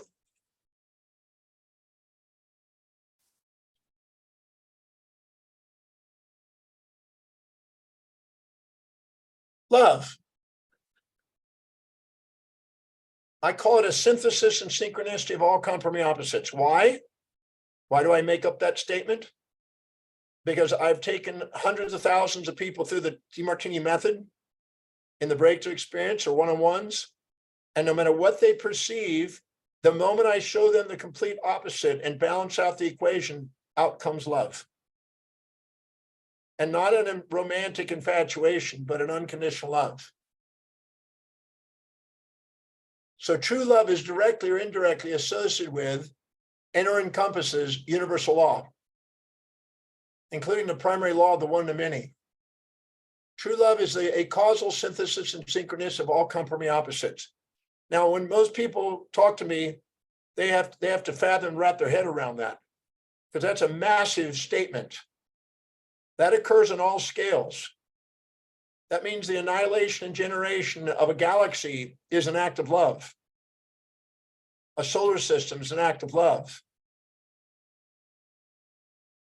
These are all love. Love is all, no matter what the perception. Please make a note of this. There's a superposition until a human being measures things. When a human being measures things, he takes a superposition of opposites and makes one conscious and the other unconscious. The unconscious becomes the hidden variable. When Evers' hidden variable theory came along, he believed it was a hidden variable. He's just talking about the unconscious awareness. But if I go and do columns 6 and 13, telling no matter what the perception, I can take you through and I can balance it and bring you to a tear in your heart, a tear in your eye, and your heart open. Because no matter what the perception, no matter what scale of existence, love is present. Strife is when you're consciously, unconsciously not seeing it. Love is when you're consciously and unconsciously seeing it. You're fully conscious.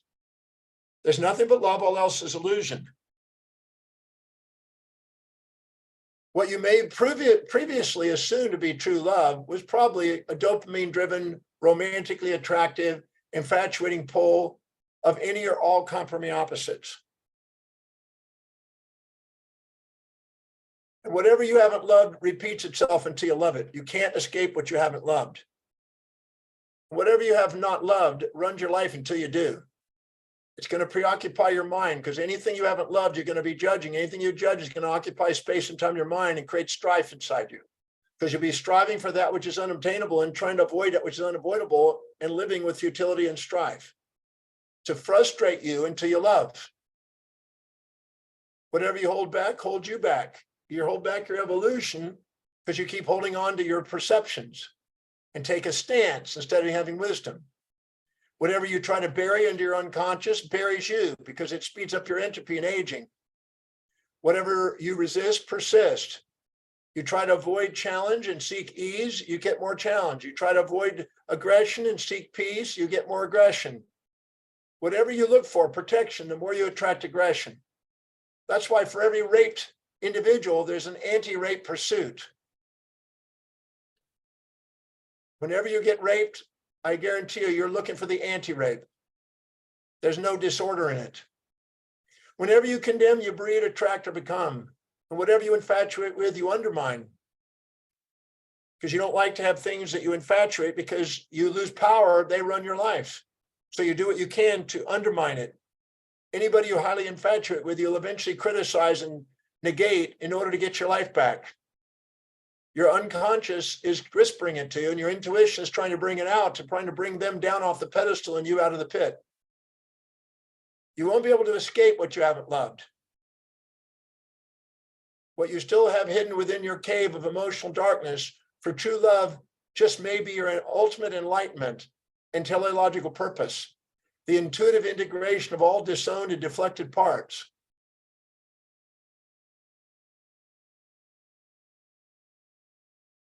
It is irrational and unfulfilling not to truly love, to synthesize and synchronize the comprising opposites. The only rational things you will ever know is what little objective reason or equanimity you consciously have. When you discover how irrational you are, and when you emotionalize your subjective reality and not love, you make way for opening your mind and heart for mental growth. Next page.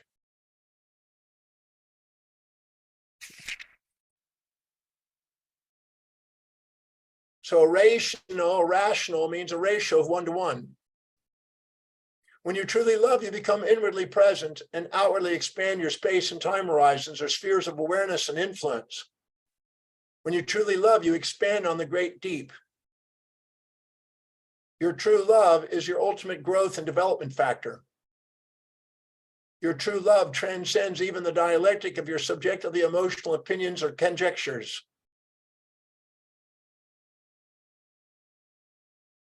Whatever you know is finite. The things you've learned both sides of. Whatever you don't know is potentially infinite. Because whatever you know, outside what you know is an unknown, and that's potentially infinite.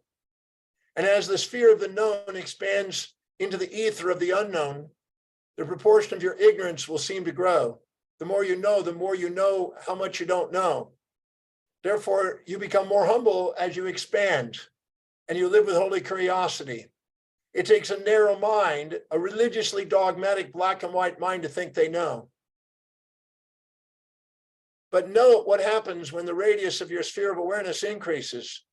It increases and the surface area is squared, while the increase in the volume is 4/3 pi r cubed. Therefore, it's eightfold. Therefore, your sphere of awareness grows every time you transcend a judgment.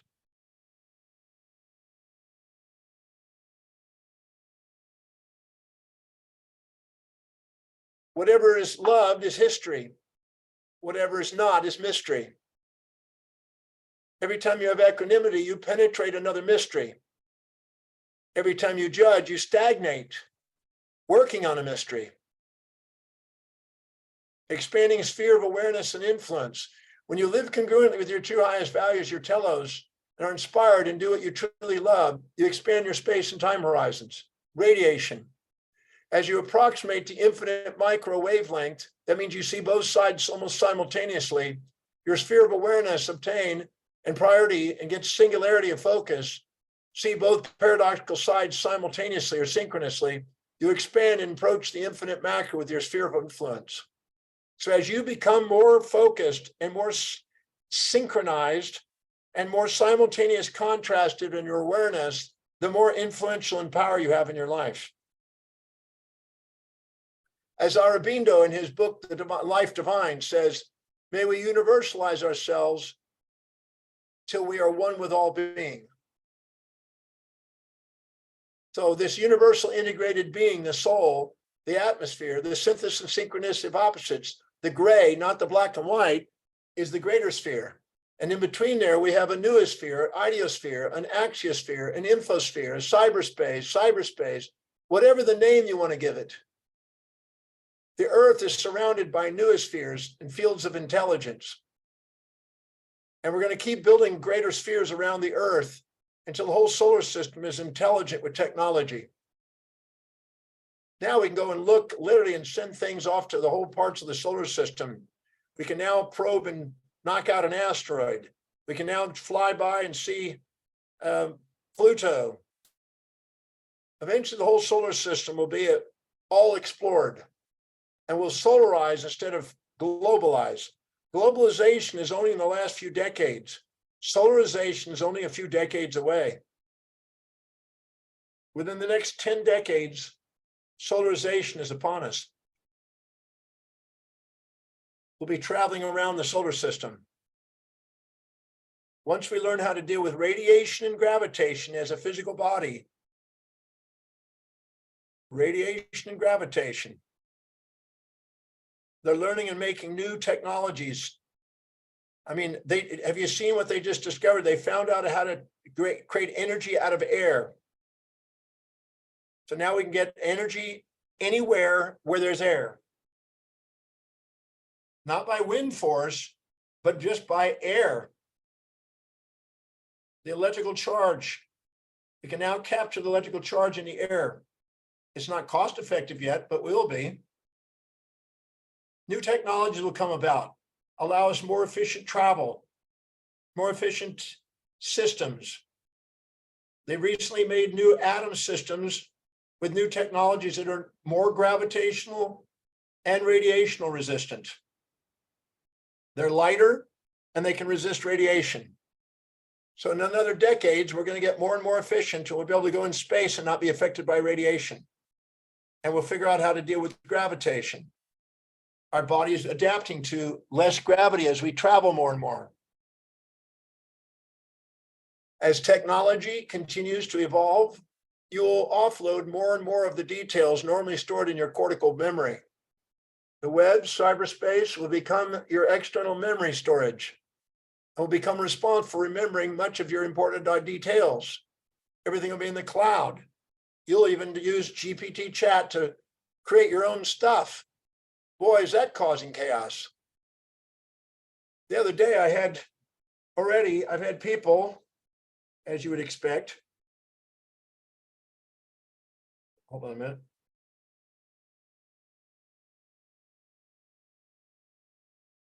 There are already articles out right now, supposedly written by DeMartini, their GPT chat with my name on it to grab attention, to grab people's subscriptions and things. It's quite interesting. There's also lectures now with a video of me that's not me, that people are doing. There's now people in the movie industry and the music industry that's having that happen.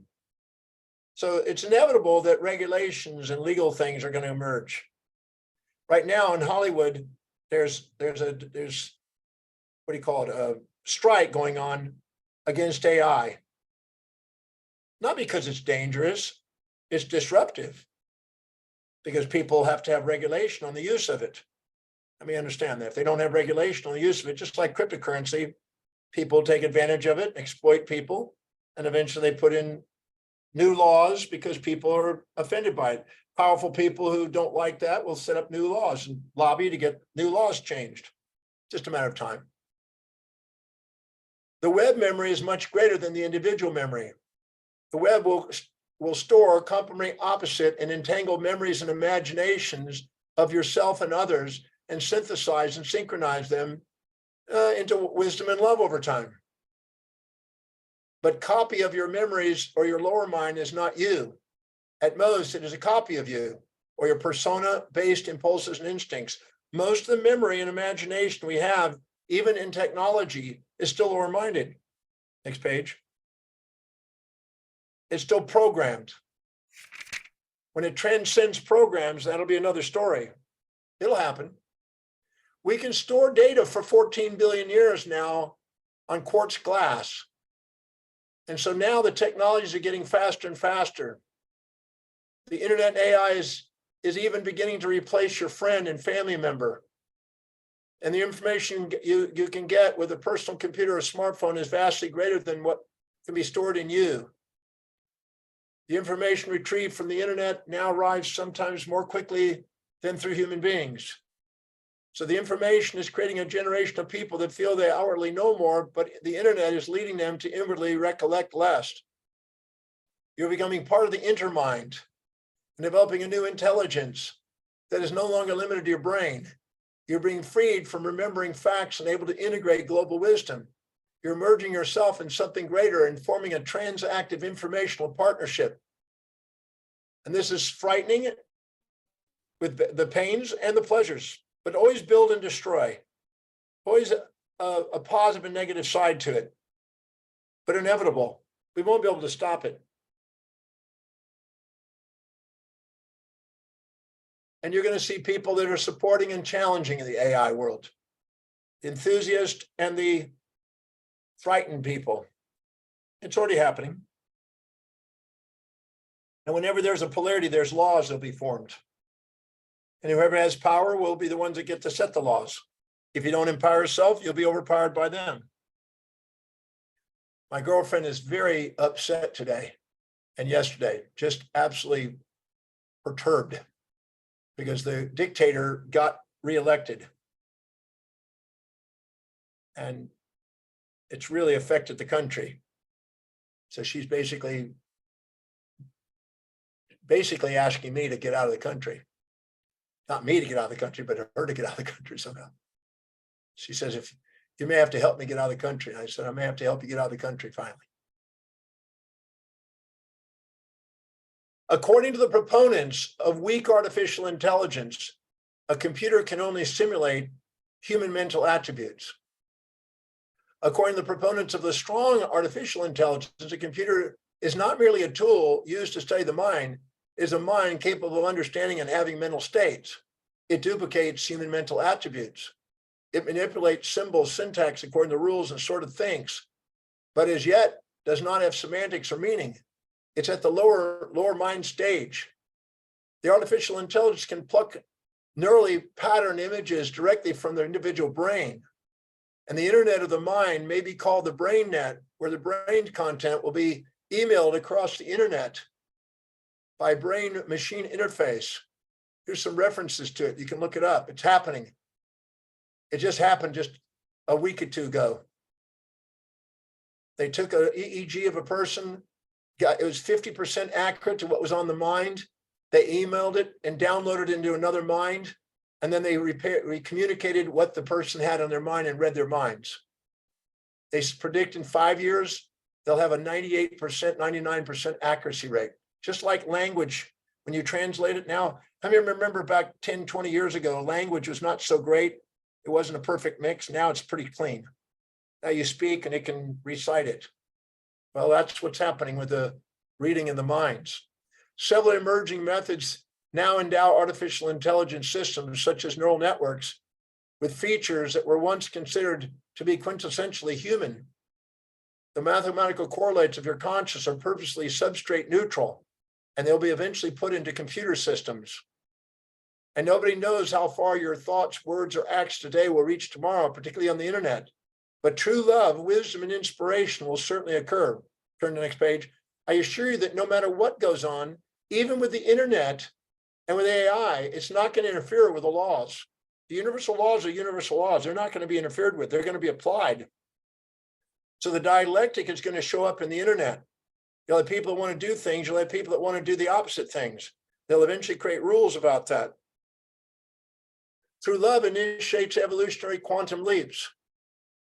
You grow by building and destroying. Your body must build and destroy to grow and evolve. It's doing it day after day after day. With every new quantum leap in full conscious, you expand your spheres of resource and sensory awareness and attention. Your sphere of presence and your sphere of influence or motor will and intention. We all have quantum leaps in growth. And with every new quantum leap in knowledge is a reduction, decoherence, or collapse of the wave function to the intention over disintention or advantages over disadvantages.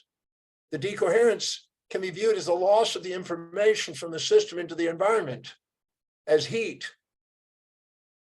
Since every system is loosely coupled with the energetic state of its surroundings, the lost heat is filled with information now. And this is where I've differed. Since I was 18, I've never considered the heat to be, it's dissipated, it's lost information supposedly, but I know we can reclaim the heat. How do we reclaim the heat? That's the name of the game. When we figure out how to take the order out of that disordered heat, we're going to discover the unconscious. Not too far away. We're now using that energy. They're now figuring out how to use the energy that's in machines that give off heat and recycle that energy. There's no perfect machine, theoretically, but maybe because we don't know how to capture that heat and utilize the heat effectively. So every time you have a moment of wisdom and equanimity, you make a quantum jump to the next level. And you start a new inequity, a new unknown, a new judgment, a new mystery. You make history out of the one below and you make mystery out of the one above. And then when you bring that into equilibrium, you make history out of that one and you now jump up to the next one and you now make a mystery of the next one. With every new quantum leap, a new, more expanded concentric sphere of awareness and influence, you will naturally become more philic and phobic. Because the second you go to the next concentric sphere, you're going to have an attraction and repulsion and a judgment. All philias and phobias come about through a judgment, an assumed imbalance, and assumptions of the future unknown mystery for evolutionary reasons, and you'll scarcely have much time to adjust to the one status before it changes again. So notice the moment you actually love something, you go on to the next mystery.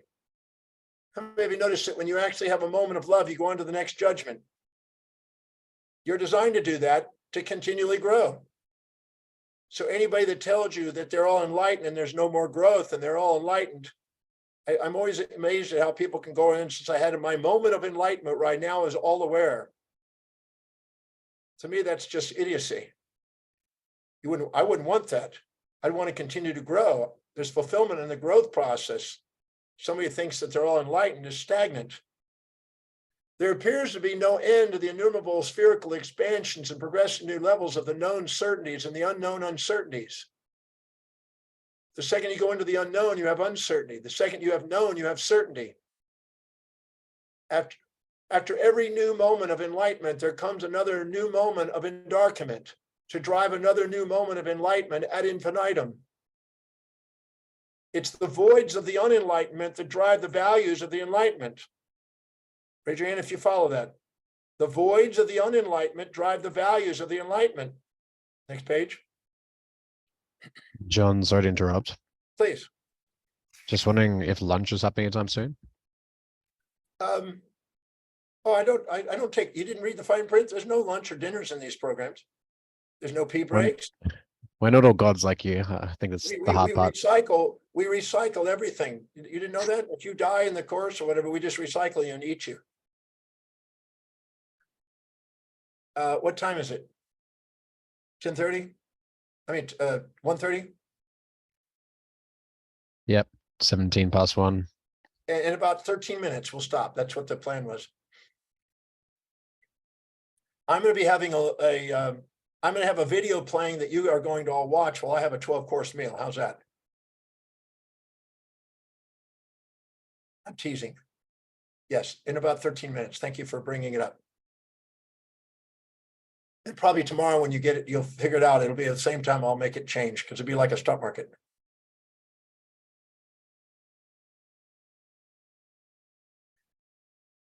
So in the future, you go to new concentric spheres. You make quantum jumps.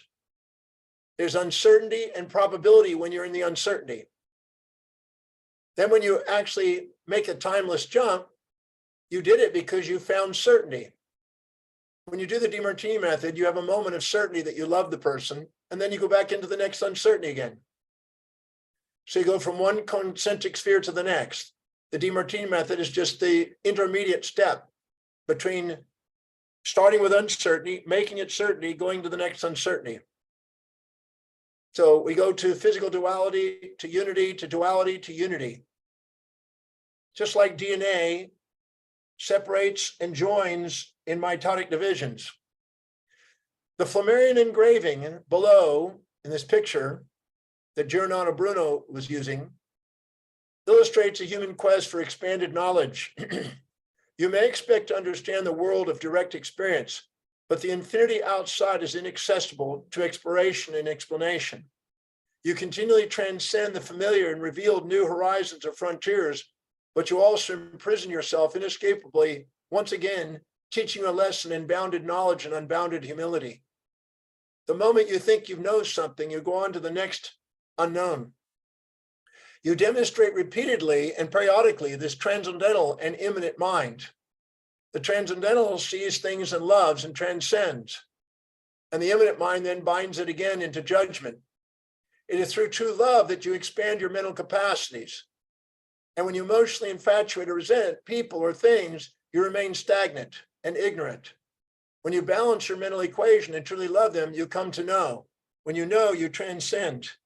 Therefore, the epistemological studies of knowing and transcendent principles go together.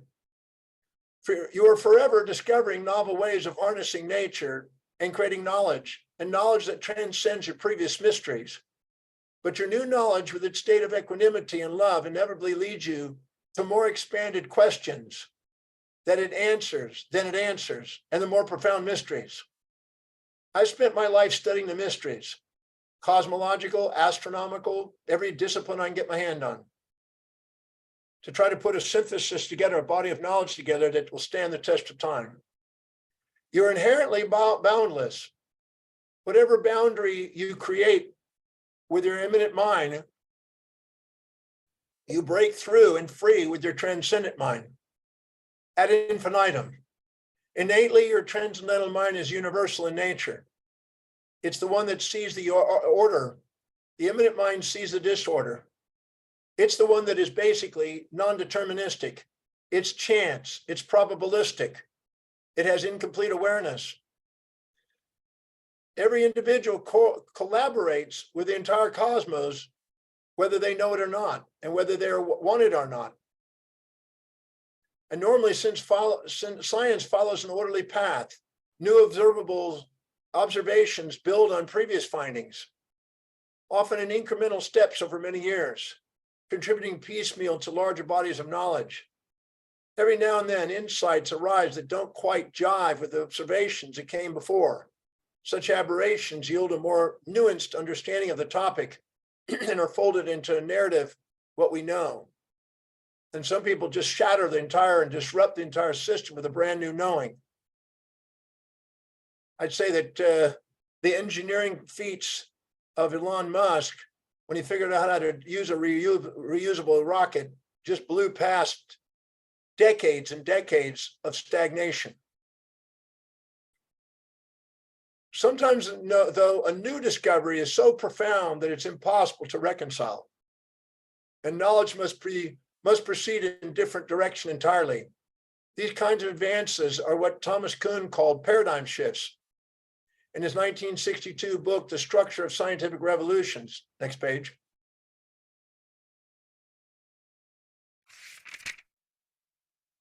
Paradigm shifting discoveries. I personally believe that the grief process of how to dissolve grief is a paradigm shift. Let me understand that.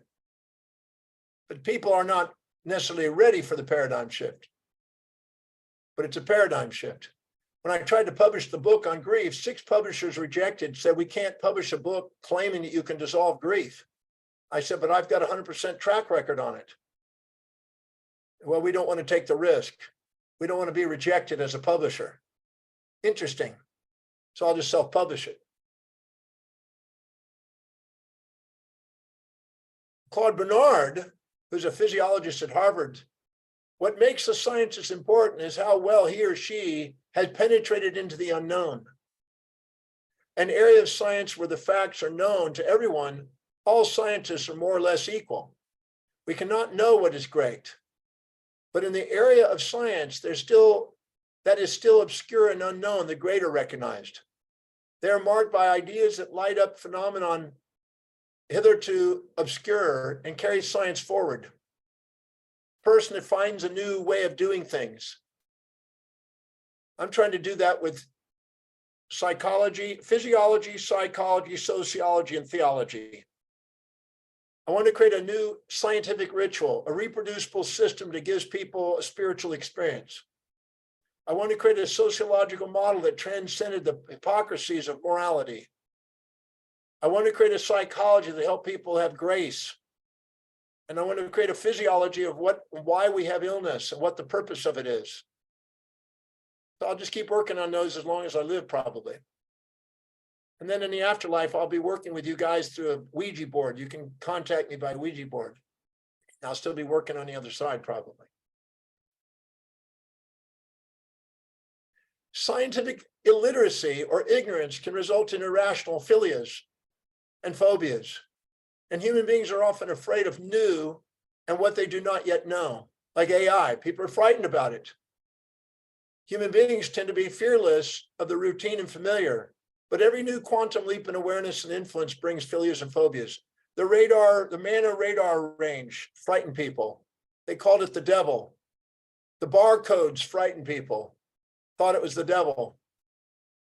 Yes? Automatic driving cars. Anything that's new frightens people. In expanding the field of knowledge, we but increase the horizons of ignorance. Robert Browning says, but a man's reach should exceed his grasp. Or what's heaven for? The totality of all reality will forever remain beyond the potential of your complete and final scientific elucidation, which makes it possible for your scientific understanding and knowledge to increase towards ever greater and more general laws, thereby approximating the mathematical ideal.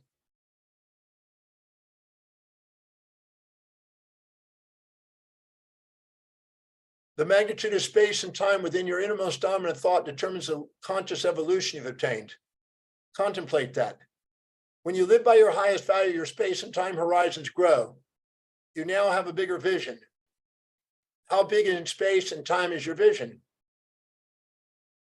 NASA and its international counterparts have now interplanetary exploration mission spacecraft probes stationed on Mercury, Venus, Earth, Moon, Mars, Saturn, Jupiter, and now recently Pluto. Off we go into the solar system. And by the way, going into the solar system is not going to happen by lower-minded activities. It's going to happen by true objectives, diligently worked on through some great minds working for decades on the projects. And we're going to keep expanding our circles, our spheres of awareness, and there's no end to it. We won't be able to imagine 1,000 years from now. 1,000 years back, we couldn't imagine what we have today. Even 100 years is hard. Raise your hand if you can imagine where we're going to be 100 years from now. 100 years ago, we were getting the first, what? Airplane and car. The Model T and the first St. Louis, right? But we're going to keep growing. There's no end to it. And AI is going to assist us. And we'll use it wisely. And we'll also be using it for building and destroying. You're going to have people that will use it to destroy and to build. It is destiny that our minds to attain truth, says James. We're not going to stop.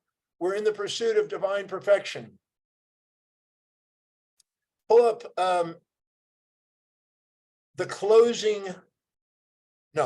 pull up The Man Who Knew Infinity video, Jessica.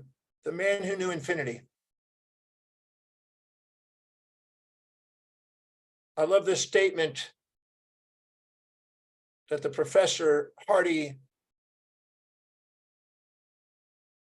at the very end of it makes.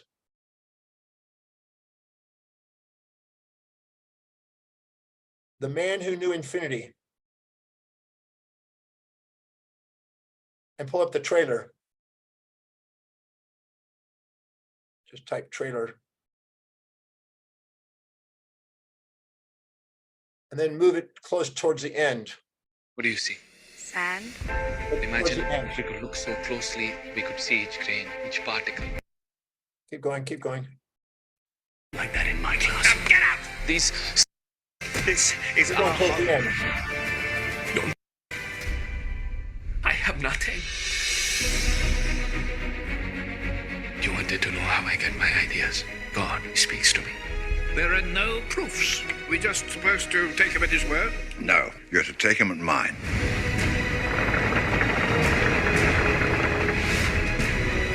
I owe you so much. No, no. It's I who owe you.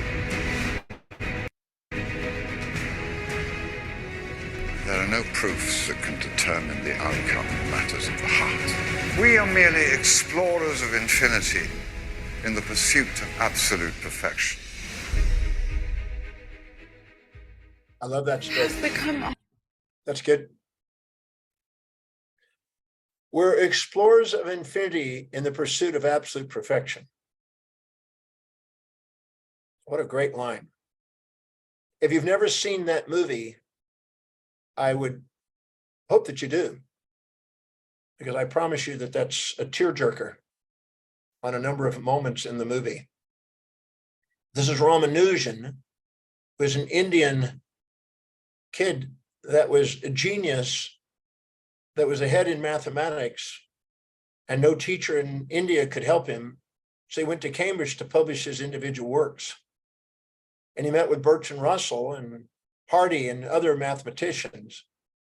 And they were just astonished by what he knew, and they didn't know how he knew it. He didn't have any proofs. He just knew the information and it was accurate. So they tried to put him into a box and tried to say, well, you need to prove it.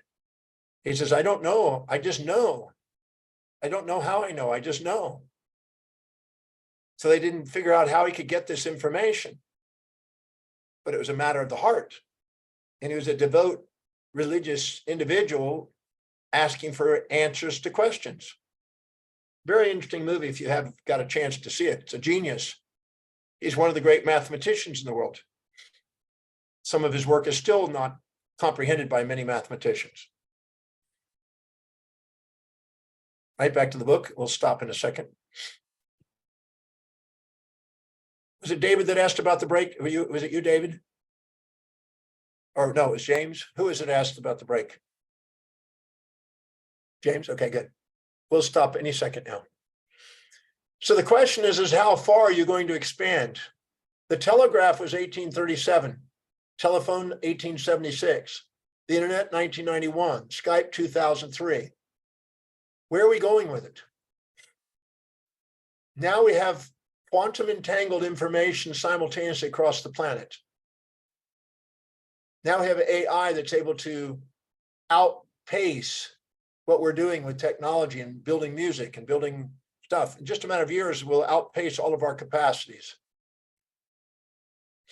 And we add them into running things and organizing, health, organizing, we'll use it to our advantage. But somebody else could use it for the disadvantage. Just like the atomic bomb. The atomic bomb is both building nuclear energy, but it's also going to destroy the planet. AI will be no different. And they'll put regulations just like they have on atomic nuclear weapons and atomic nuclear systems. And they'll use a John Nash equilibrium model to govern it. If you've never studied John Nash equilibrium models, study that. That was the Nobel Prize winner in The Beautiful Mind with Russell Crowe.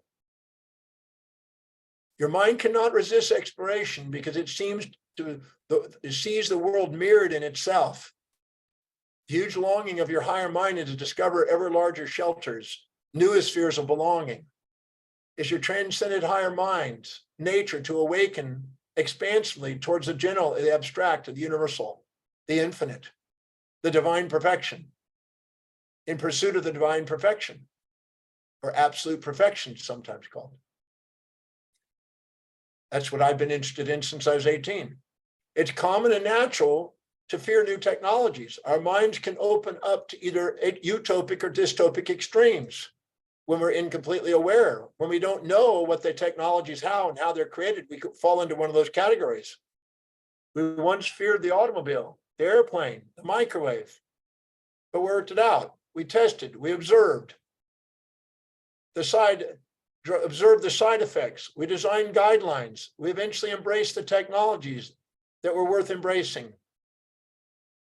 We'll stop here. Should be about 1:30. Okay, so just out of curiosity, raise your hand if you got anything out of this morning. The name of the seminar was originally Mindfuck, but it didn't market well, so I called it The Leadership and Self-Mastery, the Prophecy One Experience. I'll see you in 1 hour. It's 1:33, so we'll see you at 2:33. Enjoy your hour for lunch.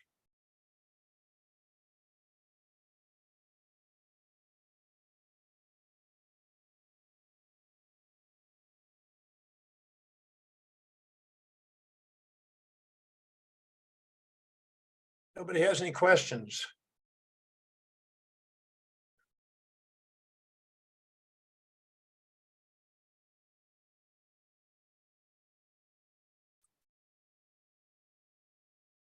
Either I'm more thorough and you don't have any more questions. Either you guys are too bright for me and I'm not teaching anything of value, or you're don't even know what to ask. I don't know. Which one do you think it is?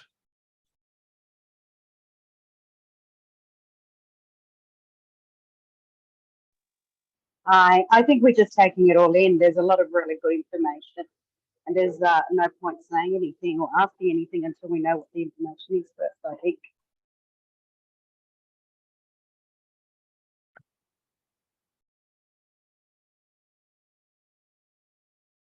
I just turned my computer back on. What was the question? Just asked if there was any questions.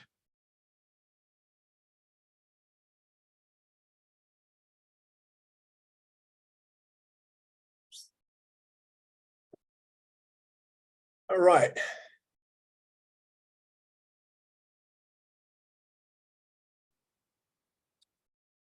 So if there's no questions, we'll proceed. Let's go back to the book. I have a quick question. Please.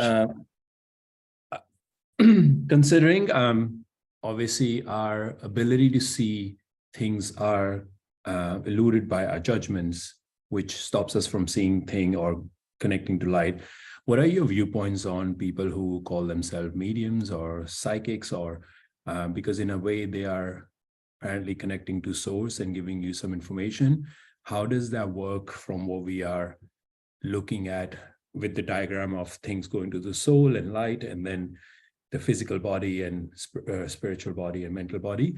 And the second one to follow up on that is very early on in the morning, we spoke about astrology as well. And what are your viewpoints on astrology? I would love to hear a little bit about that. Okay, that's a great question.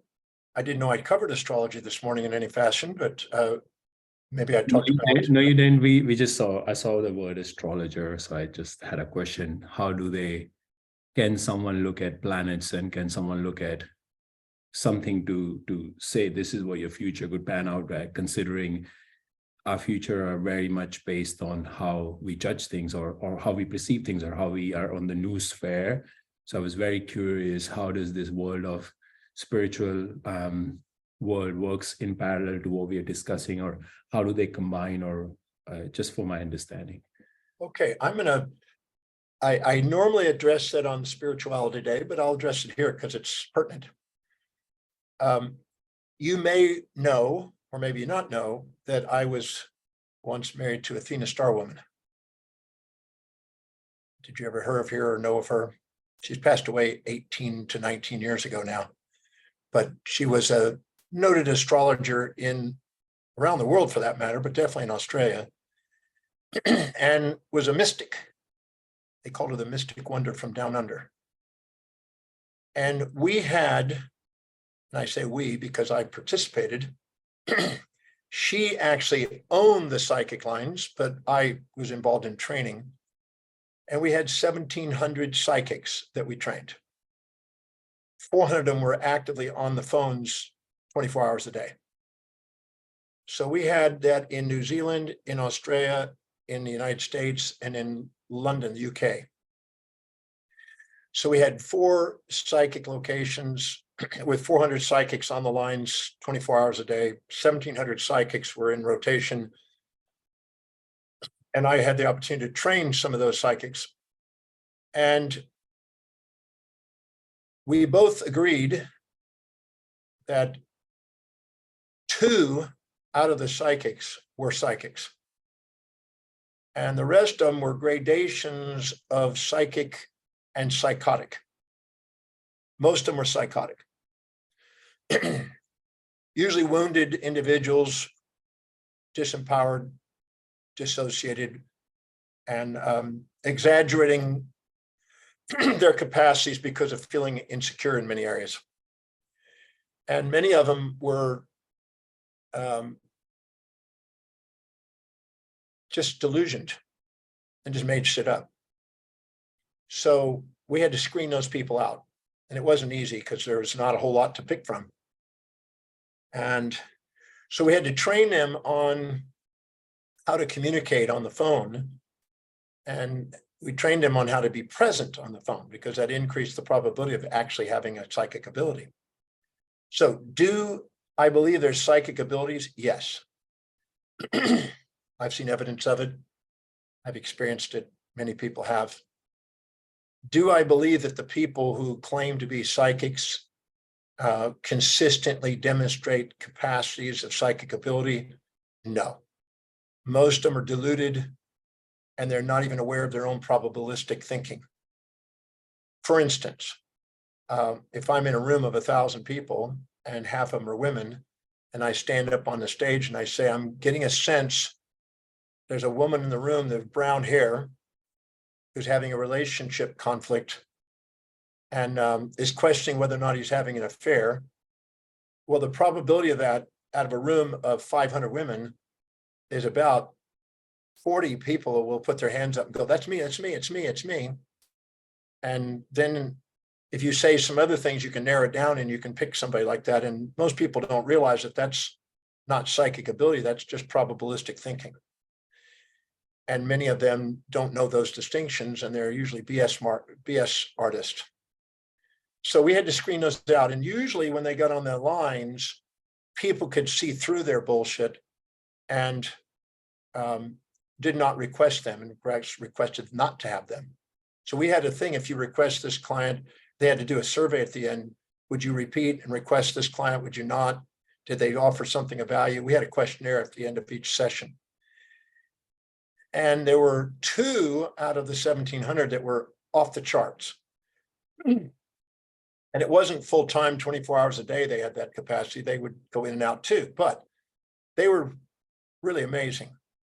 They had remote viewing skills, but they were not interested in telling you your fortune or telling you that. People that don't know their own, people that are disempowered, that don't know how to control their own life and govern their own life, want to be told the fantasy that they want. So it's very much an amygdala response, and people on the psychic lines want to hear that they're going to meet their soulmate, they're going to run into money, they're going to have this, they want to hear that. And that's not psychic ability, that's just exploiting ignorance.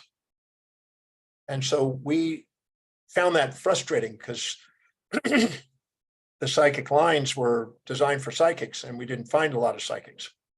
We had 400 of them going and probably 20% of them were manageable and reliable and repeatable, and people would ask for them back.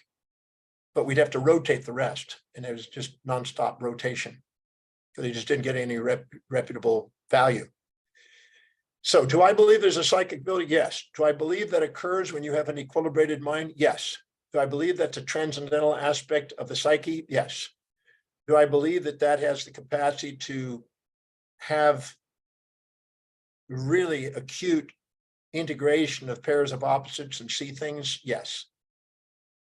Can it stand under heavy scrutiny? Not always. There's a gentleman in Houston, Texas, who is the leading psychic in Texas, and they did surveys and studied him at Ryan University, not Ryan University, at whatever the university was. It wasn't Rice, but there's a university that did a study, Pennsylvania or somewhere, did a study on him and found him about 37% accurate on what he would say. So that was the best of the best. He was the most scrutinized of the psychics, about 37%, which is pretty high, which is pretty good. Athena blew people away one time on predicting who was going to win all the sports awards for the year, and she got 100% of them. That blew everybody away, and the next year they were betting millions, and she only got half of them on the next, 4 out of 6 on the next one.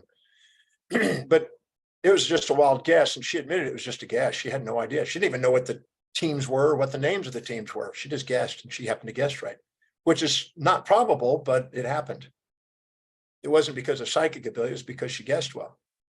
And so I don't know if I'm answering your question, but I do believe that exists.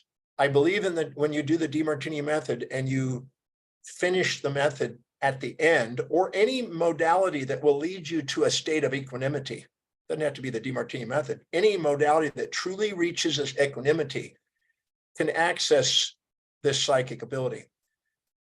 We used to have people sitting in chairs at the end of the DeMartini method at the breakthrough experience, where they would communicate to people and shock people by what they would say. And they would play out the roles as surrogates. And it was quite shocking. It was almost like they were talking as if somebody was channeling through them. And it used to spook people. And there were some really amazing spooky ones that were like, wow, that's not probable. It's way outside probability zones. So I believe that they exist. I believe we have the ability to have a clairaudient and a clairvoyant and these things. And I think I can demonstrate that. When I go back onto live seminars this next year, we'll have that again. We don't get to do it as much easy because I'm having to do it in Zoom and on a whole group level, and I don't get to see that as much. But the downside of that is you got to put up with me live. You got to pay more. You got to get and stay in hotels. There's the cost and times involved. So there's the pros and cons of it. But I believe it exists. Now, astrology. I addressed this in my Appearance program more than this program. My wife was also a noted astrologer and had many books on the topic, about 14 books, I think, on the topic, and was the astrologer of a lot of celebrities, a lot of famous people. But she always called it entertainment. She never took it seriously. She always said, this is just entertainment. She always downplayed it so they would build her up instead of arrogantly projecting superior power and then get knocked down. So she learned that by doing that. But when you deal with all the variables of astrology, if you take all of the houses and you take all the, below and above the ecliptic, and you take the positive and negative signs, you take all the different variables, there's about 15 billion variables. So to make an exact science out of it is just ridiculous. You're not going to make an exact science out of it. So it's more of an interpretation and an intuitive science or an intuitive response and art than it is an absolute science. The feminists over the years in different cultures have different ideas anyway. So I wouldn't make it a science, but it's entertaining, it's interesting. There's some rationale to it based on the observation of nature, but I certainly wouldn't run my life on it. I don't run my life by astrology. I loved my wife. She was amazing. She had great entertainment value. And a lot of people swore by her, but I watched how she did it. And when she was sick, I had to write some of her articles. So I was the psychic all of a sudden and the astrologer. So I understood some of those things. But what she would do is she would take people she knew from each astrological sign at different levels of social structure and have conversations with them as if she was talking to them, use the feminist to have a conversation with them. And that's why she was so great at what she did. And people appreciate it. Of course, like anything else, like a fortune cookie or an astrology reading, or not a reading, but your star signs in the newspapers or magazines. How many of you notice that when it resonates with you, you keep it, and if it doesn't resonate with you, you just toss it? So you have a bias. It's a bias system, and it's not an exact science. And I certainly don't run my life by it. I run my life by being clear in my tiers of inspiration of what I want. I work on strategies on going and doing it, just like Elon Musk would go to Mars that way. He doesn't relate on the astrology to decide whether to shoot a rocket. He does it based on weather and temperature and pressure and facts that are things that we can ground ourselves in.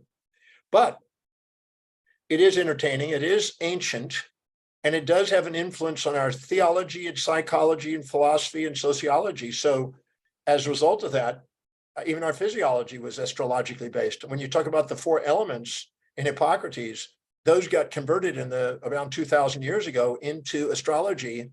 And so original astrology didn't have the 4 elements, but by the time 2,000 years ago, 500 years after Empedocles, they got incorporated into astrology. Astrology, if you study the history of it, was incorporated step by step by alchemists, by the philosophers. It's a gradual development that occurred by the observation of nature, and then the esoteric sciences came and played on it, and then the alchemic science came in on it, and they all just emerged over time. So if you study it over time, you can see who added what, when, and you can see the evolution of it. And it's entertaining, but I don't run my life by it. But I am a triple Sag, and triple Sages do like to teach and do like to travel, and so I can't complain about that. That matches me to some degree. But when I look at all of the different factors, I took about 30 astrologers and looked up my charts and found out what they said, and then I summarized that. And 70% of it was pretty cool. Of course, I like certain parts, and other parts I go, I don't relate to that. But those parts we tend to have a subconscious deconfirmation bias on the ones we don't like, and the confirmation bias on the ones we like, typically when we read these things. So put all those variables together. My personal feeling is you have the ability to have an executive center. In one of our books that I did with Athena called From Soul Seed to Soulmate, The Sacred Journey from Soul Seed to Soulmate, we wrote about the stages of astrology, what they call the Wheel of 84, which is the 12 signs times the 7 levels. And the more you are run by your lower mind, the more astrology runs your life. And the more you're run by the soul and the higher mind, the more you run your life.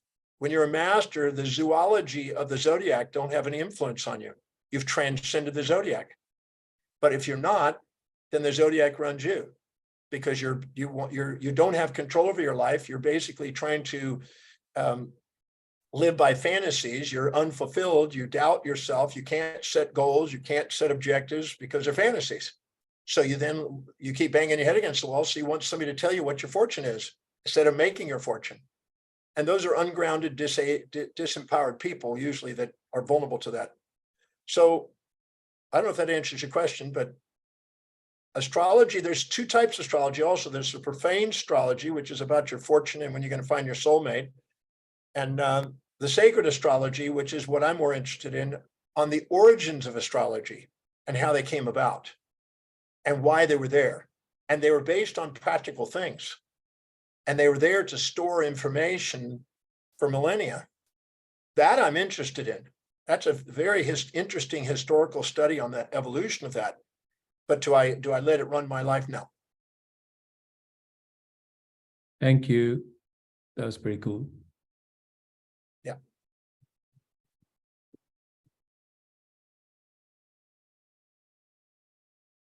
There's a video that I have of Athena and I. Some of you may have seen it, maybe Erica. Have you seen that video of us, that interview we did, that Bocce did?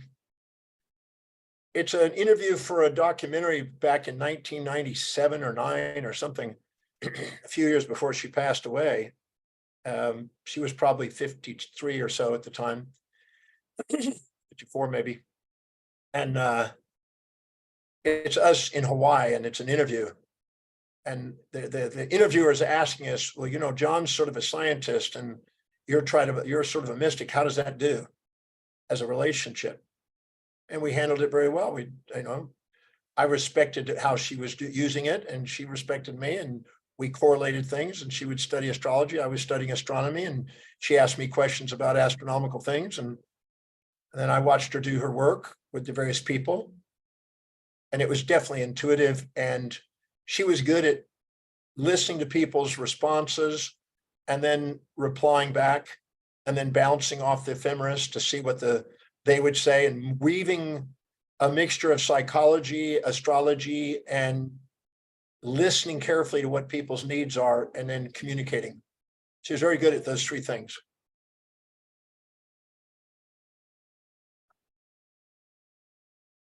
So, any other questions? Hi, John, just had a quick one. Yeah. So just on the back of that, I guess 2 quick questions. One of them is, do you have any thoughts on numerology? The second one is, I've heard people who have done prophecy and breakthrough, or when they do these collapses, they get to such a high level that they're able to see a future version of themselves and potentially a past version of themselves. Do you have any, I guess, thoughts on that, like how that works? Well, numerology is a bit also kind of a non-actual science, because what are you basing it on? What are you basing the numerology on? A calendar that's an artificial calendar that has no basis in anything other than a political motive, like a Gregorian calendar. Gregorian calendar was one that was founded to try to base it on Jesus, but they eventually converted it over to one that the pagans used for solar worshiping. So you base an artificial calendar on that, or a Jewish calendar, or a Chinese calendar, or an Aztec calendar. Which one are you going to base it on the numbers? And then you're going to base it on ancient ideas of how the months were set up, or more recent ones. How old are you going to do it? And, there were 13 months of 20 days in different countries, and there were this many months, and there's been different things. So what are you basing it on? That's one. So there's no absolute scientific way of demonstrating that, but it's entertainment. I wouldn't run my life again by those things, but those things sell. The truth is rarely sells. People don't want to know the truth. They do inside, but they don't want to. They want what they want to believe most of the time. So I wouldn't run my life by numerology, or I wouldn't run my life by astrology. But I have in my actual book, every numerologist that wanted to do numerology on me, I asked for a copy and I put it in one place. And everybody that had astrology on me, I put it in a place. So I have all those things there, and I look at it for entertainment. And because I thought it was interesting to see what they said. But in fact, I have an astrology chart done in 1982. It was done. I was 27 years old. I made a commitment not to look at it until I was 72. So in 2 to 3 years, 3 years from now, 3.5 years from now, I'm going to open up that chart. 3.5 years. I'm going to open up the chart to see what it said about my life, to see how accurate this guy who did my chart was. Because if you read it, it can influence you. So I just figured I'd just get the chart, store it. And it's 27, so I'm going to wait to 72. How many years is that?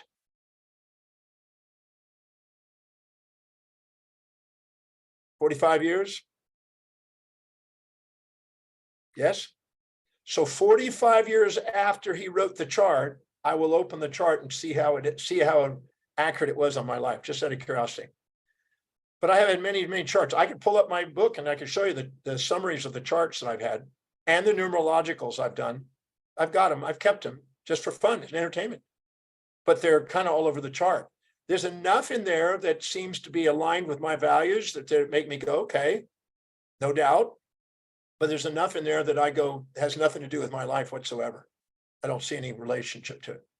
So I wouldn't base my destiny on that. To me, that most of the time when you read something, if it matches who you want to believe you are, you'll be interested in it. If it doesn't, you toss it.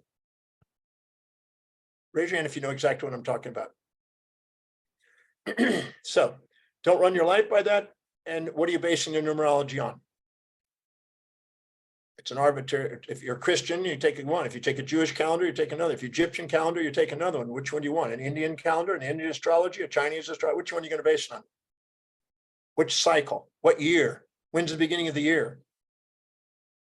Usually the vernal equinox is the beginning of the year, but the vernal equinox is evolving. So it depends on what century you get the vernal equinox to start the calendar on. I started my own calendar. I have the DeMartini calendar. Have y'all seen that? We're in the year right now 68. This is year 68 in the DeMartini calendar. It's literally a calendar I've got for fun. I figured I'll just start a calendar. What the fuck? Everybody else has started one. I'll make one about myself. That way I'm always on the same time. Love it. Yes. I do have a question. Oh, sorry. I'm not finished. Wait, I don't know if I finished Ian's question. Now that was the numerology. What was the other one? The second one was just once there's levels to the collapse, like you say, the room falls away and there's physiological responses. I've heard from a few people, the highest level they've accessed is that they can see a future version of themselves and a past version of themselves. Can you just elaborate on how that might work from a governance? That's not usually from doing the DeMartini method per se. That's an exercise that I sometimes do during some of my programs, which is a breathing exercise where we can identify charges that are stored in your subconscious mind and the impact it has on your future. And that we can do. We could do that it's a breathing exercise, and you can see past and future, and you see people aging and you see people younger right there in front of your eyes. But that's not usually from the method. That's from a breathing exercise that we do that I developed a modification of. When I discovered I was doing that, I wanted to find out how it was working for me back in the 80s, early 80s. So that's separate. Somehow they must have mixed those together, because that's something on a rare occasion in prophecy, I go through that, depending on how far we're behind or ahead. And I've done that exercise, but I don't like to do that exercise because people misuse the exercise. So I have stopped doing that in the prophecy program, because people were calling me at fucking 4 a.m. and saying, hey, I got a person that's now unconscious in front of me. What do I do? And they were using it without having a bit of training on why. If somebody regresses somebody and all of a sudden they show up as a young girl about to be born and they have a regression, and you see that, and they were shot with Demerol before they were born, they can go unconscious and fall on the ground while you're doing the work. And then they're out for an hour or two sometimes. I've seen it 20 minutes, 15 minutes. I've seen it an hour or two. So then if you're not prepared for that, you don't know if the person died. So I stopped teaching it because people were not sufficiently trained and know how to handle those things. But that's probably what they're talking about. And it is real. I mean, it's something that people have demonstrated, and it's pretty well reproducible. And it's shocking. Sometimes you discover things about people And all it is basically you're accessing a subconscious stored information inside their brain. You're seeing it somehow. I cannot give you, I give them my theory about it, but I can't give you an absolute guaranteed explanation of why it occurs. I first noticed it in 1982 when I had a patient that came into my office. I went to Foley's department store and I had a baked potato at this restaurant. And when I was checking out and paying for the baked potato, there was a lady at the checkout counter. There was a young girl that was shaking. Her hand was in a strong shaking. She could barely use the check register, whatever you call it. I guess they call register. And checkout register. And I said, has that been with you long? She says, a few years. I said, I'm a chiropractor. I don't know for certain, but maybe I can help you. If you'd like to come to my office, here's my card. I might be able to help you with that. And I can't say that I knew specifically what to do about it, but I knew that I was intelligent enough to try to figure it out and I would be willing to do it for her. So she came. And when I did an exam on her, during the exam, as I'm standing directly facing her, all of a sudden I saw her wearing a blue crop top, no, blue jeans and pink crop top, I believe, with smudged face of grease on her face, hair in pigtails. Hair was a little bit disturbed, like the wind had been blowing it or something had disturbed it. And she's in shock. And I saw this and I saw the image very clearly. And it looked like it was just a few years earlier. Like she looked a little bit younger, but not much. And so I saw that. I kind of was startled for a second. And I said, by chance, have you ever had a blue jean, kind of low cut blue jeans and a crop top, pink crop top with hair and pigtails and a smudgy grease on your face? Do you remember a moment like that in your life? And she looked at me in shock. And she said, yes, that's when I got raped by a motorcycle gang member. I went, oh, well, that's what's part of your shaking. And she said, well, that's when the shaking started about 3 years ago when I was raped. I said, well, that's the issue. We need to get down and uncover that and clear that if we want to do it. So I saw it and I thought, what in the fuck is that? And so I started to want to get really present with my patients when I was doing exams to see if I could uncover things of why they would have certain illnesses. And then I had a Hare Krishna guy who came in and I saw a whole multiple series of images in this man. And then I shared it with him. And then he said, let's see if I can go in there and get present with those images.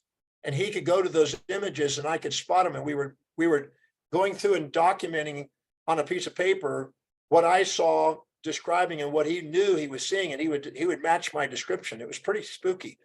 That's what made me interested in the Hare Krishna group, because I was interested in how this guy knew that. So I was interested. And so I looked at what would increase that and decrease that. And I developed sort of a little methodology back in 1982, going into 1983, on how to expedite that. I can't guarantee it's the most comprehensive, but it worked. So I used it, but it was a breathing technique. And that's where I started noticing I was accessing information stored in the subconscious mind. And whenever there was a memory in the past, there was an imagination to counterbalance it. And that memory and that imagination was part of an axis of where they were headed. So you could see their past and future, and you'd see the images of them. And it was quite intriguing to do. You see them literally with gray hair and wrinkled faces and a tooth missing, or strange stuff you'd see in the future. And you'd also see their youth when they're very young, when they have shocking experiences, but they're all extremely pleasurable or extremely painful content stored in the subconscious mind that was driving these.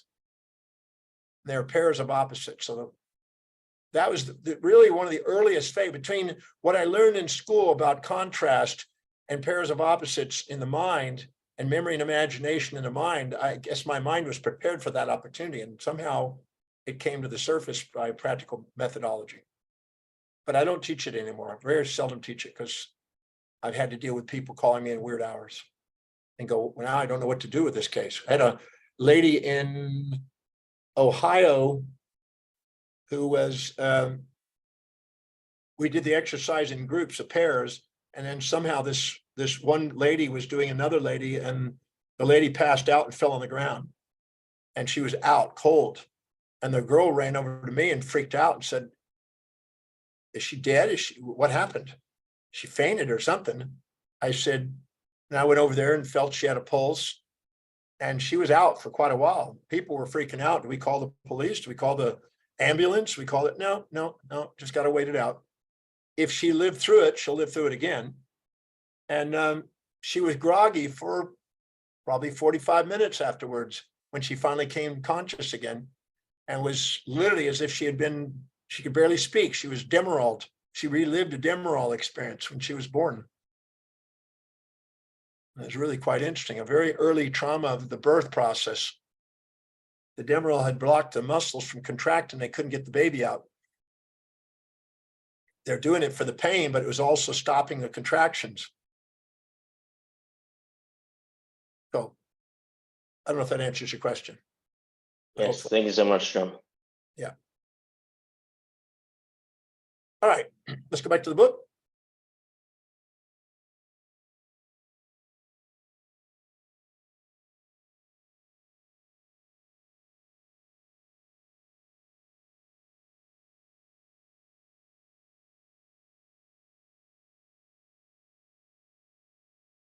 Oh, the book's there. Pardon me. It's small.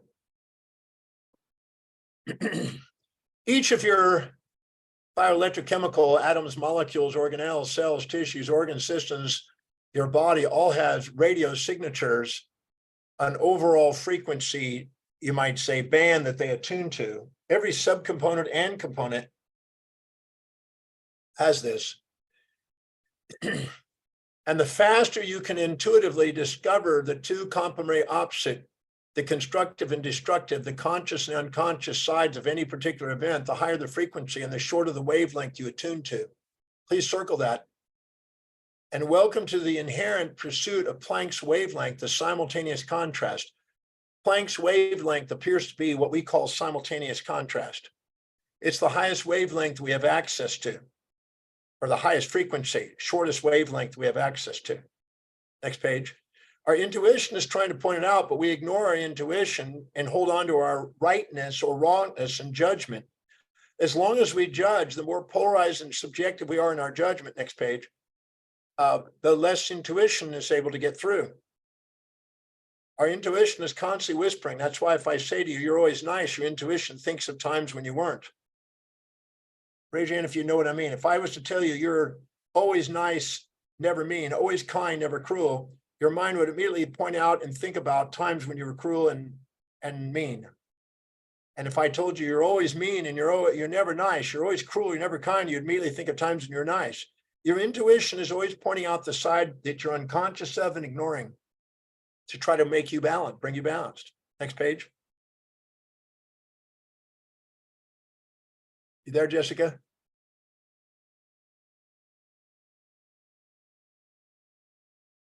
Jessica.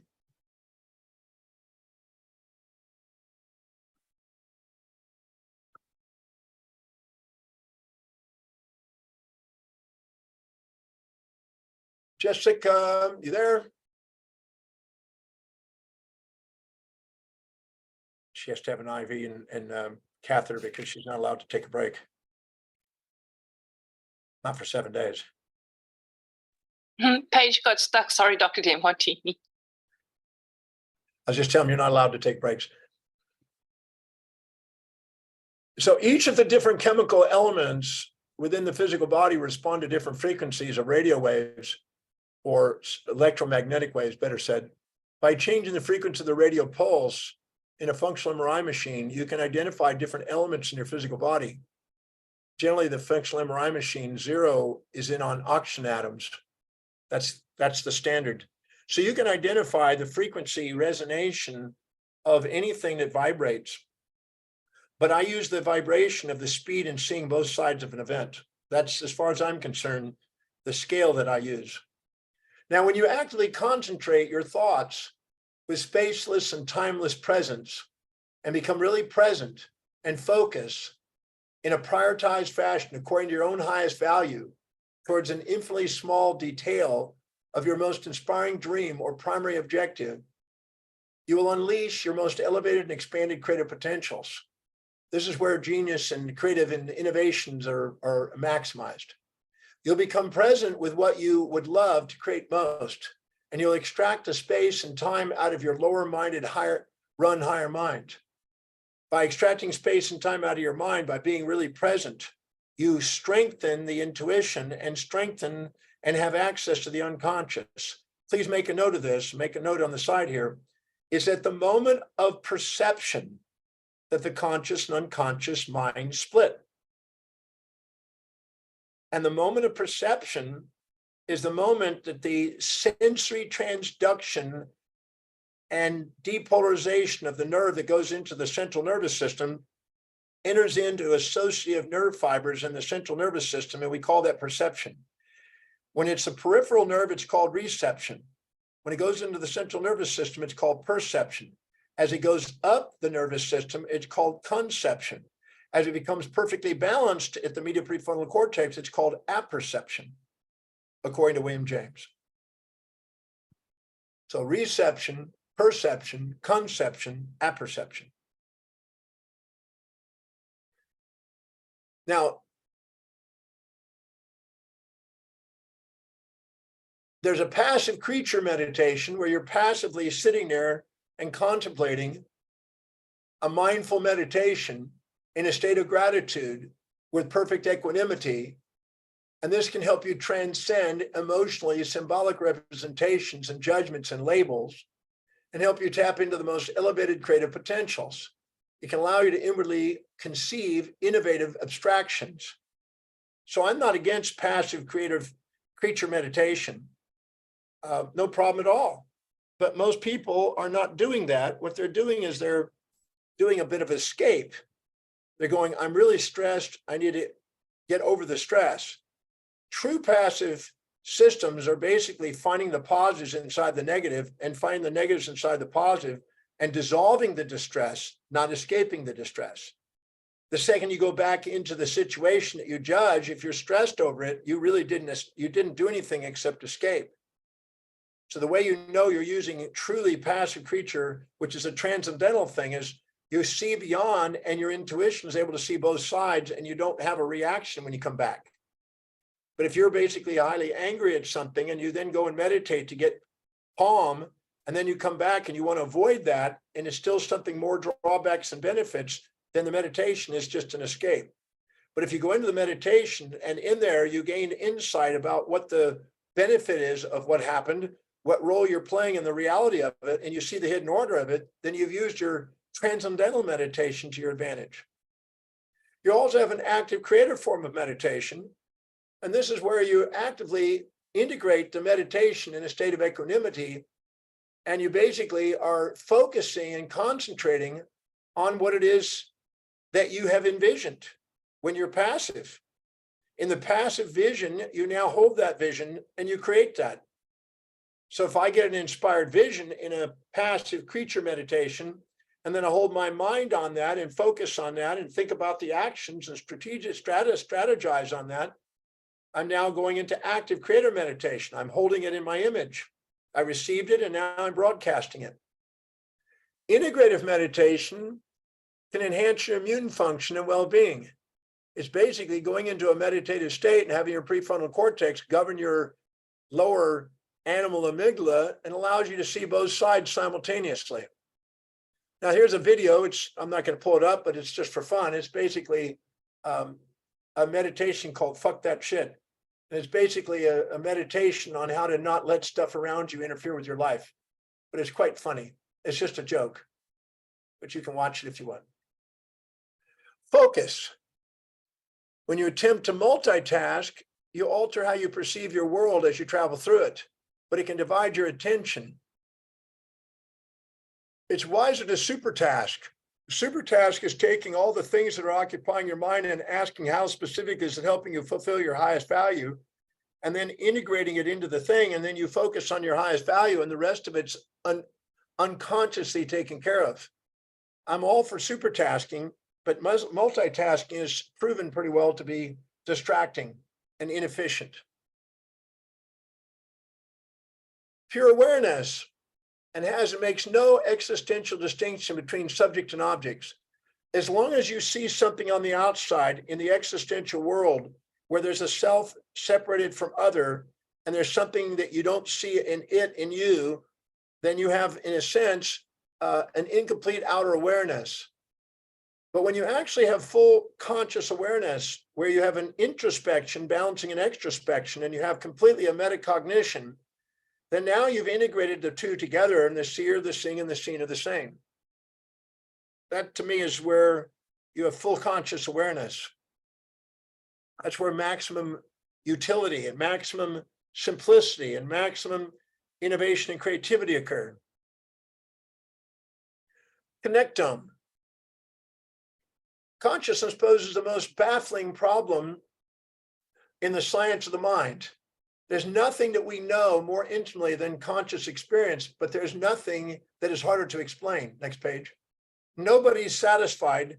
I read an article this morning, in fact, one very new article that was hit today, it's news, and still baffled by consciousness. Still, what the hell is consciousness? Is consciousness awareness? Is there something more than that?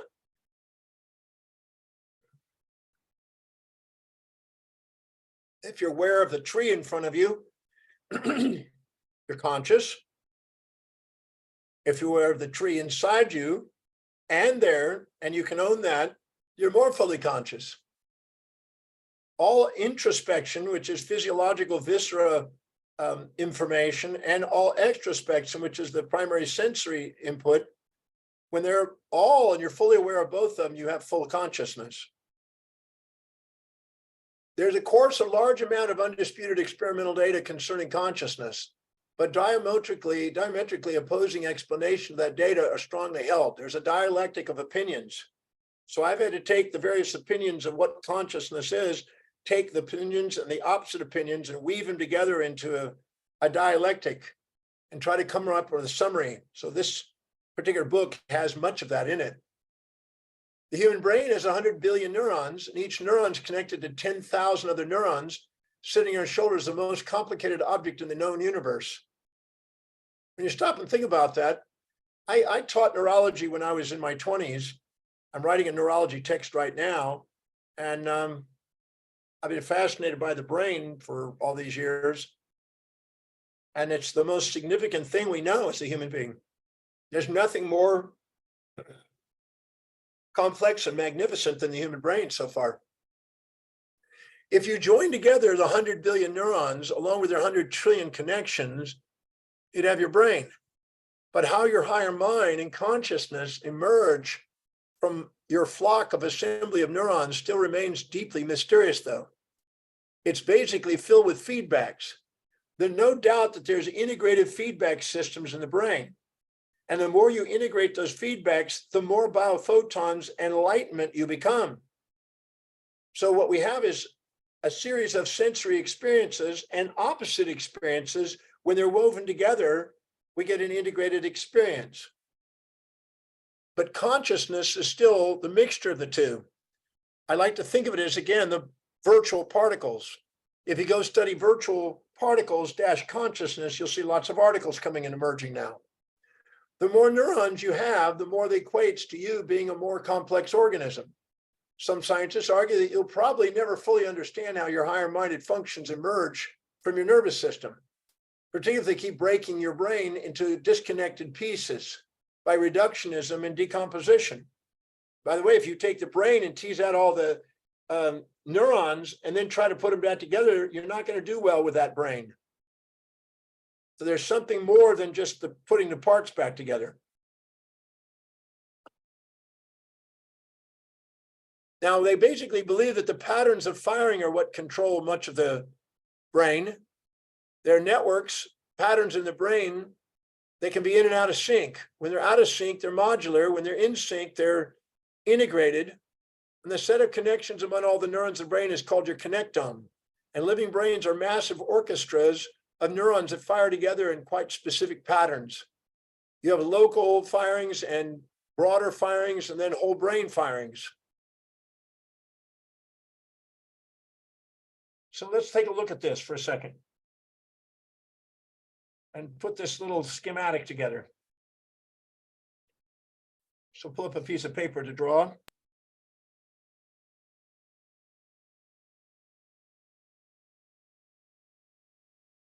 How about that for a brain? Looks like a sperm or something. So down here is the tail, caudal,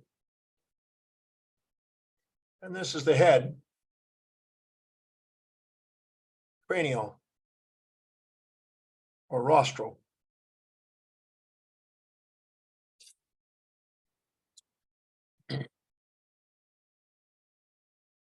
Here's a neuron going in, here's a neuron going out. This is a sensory afferent neuron with a cell body. And this is a motor efferent neuron. Afferent means it's bringing in information. Efferent means it's going out.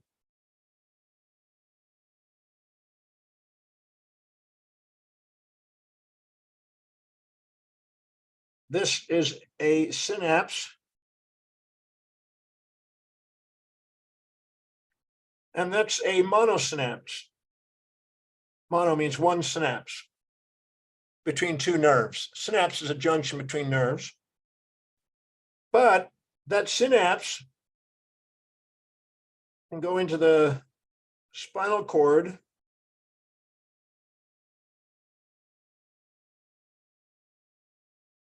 into one of the lamina in the spinal cord and cross over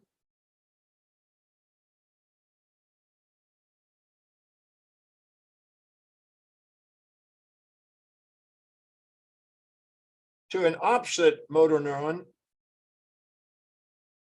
This is an ipsilateral. Ipsi means same. Ipsilateral means same side.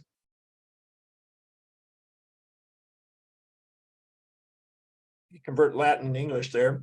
And this is contralateral.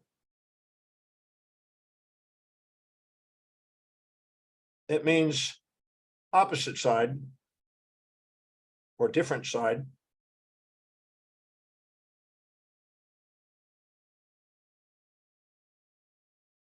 And then we have an interneuron between them. So that's a disynaptic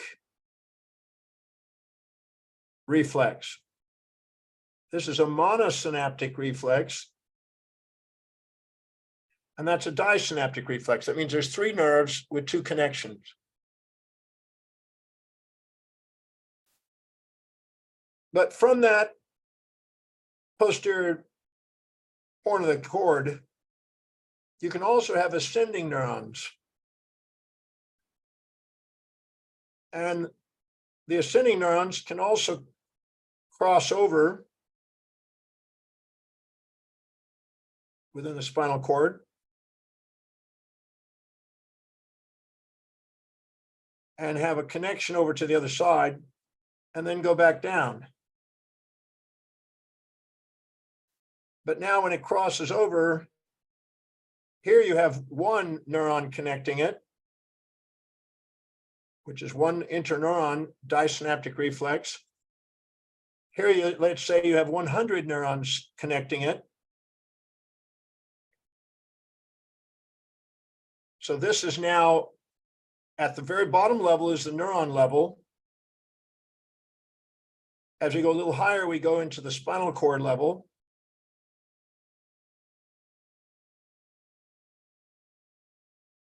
And then we go a little higher, we go into the brain stem, the medulla. This is called the brain stem.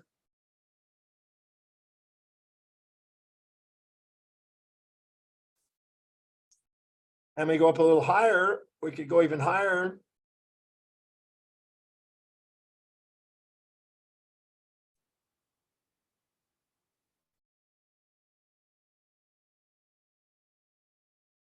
And have more crossing over.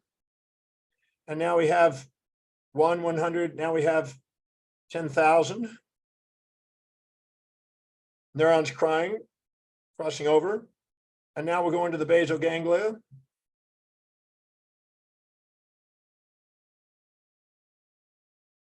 Which is the diencephalon. And then we can go even further up these ascending tracks.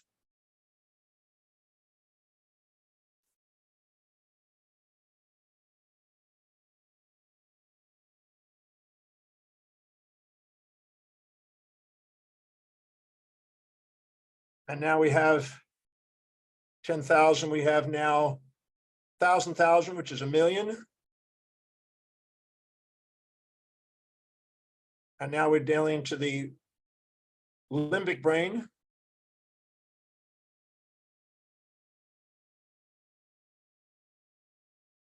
Then we can go further up. Each of these are layers upon layers on the brain.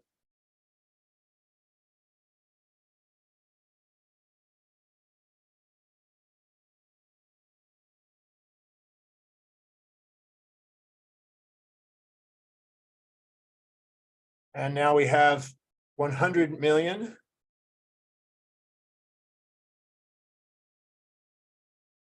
And this is now the cortex. And then we go up even further up. Each layer, a new layer on top. 1, 2, 3, 4, 5, 6, and now the 7th one.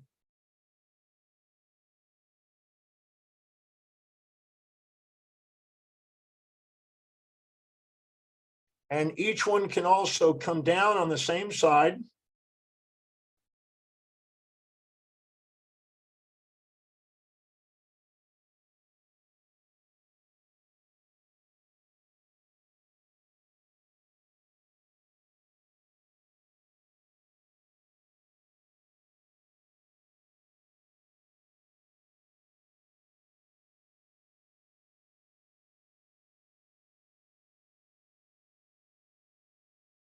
And here we now have 1 billion neurons. And this is now the medial prefrontal cortex and corpus callosum. So the neuron is a unicellular brain.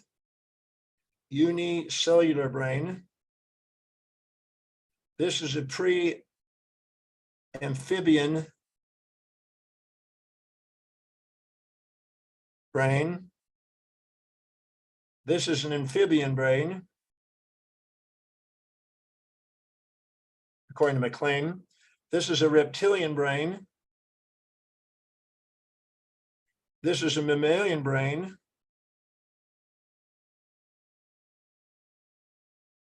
This is a human mammalian brain.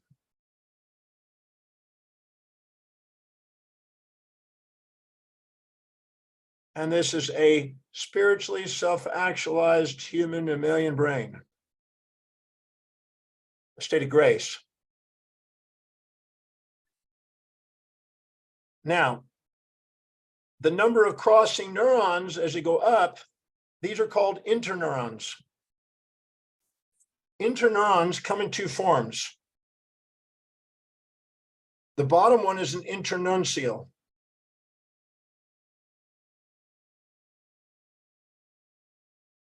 As you go up, they become decussations.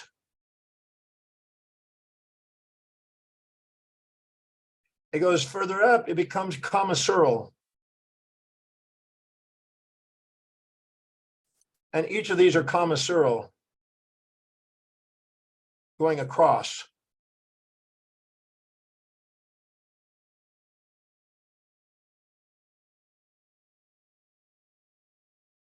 The ones going across front from back to front are called associative fibers. Associative fibers. associative fibers.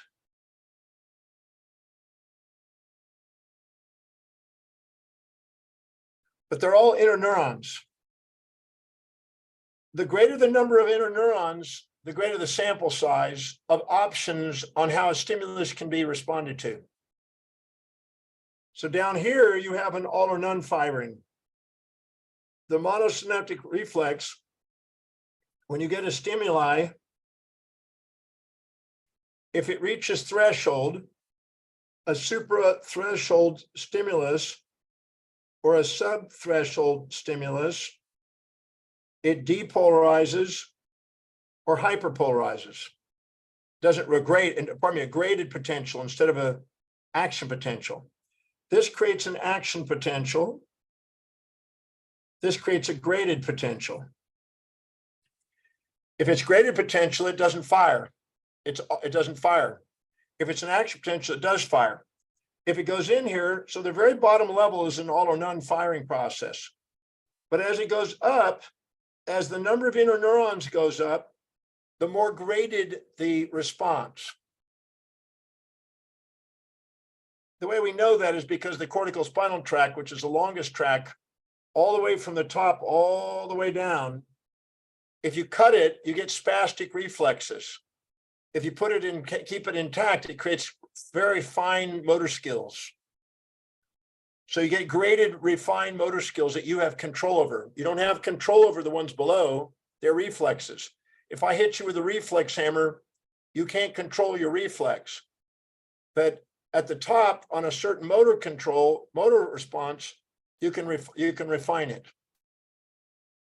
So as you go up, the number of interneurons goes up. The more the number of interneurons, the more options you have on response. So up the top, you have options. Increased options. Down at the bottom, decreased options. So here we have all or none. So I like to think of this as a 7-to-1 or a 1-to-7 ratio. 7 positive, 1 negative, or 1 positive and 7 negative.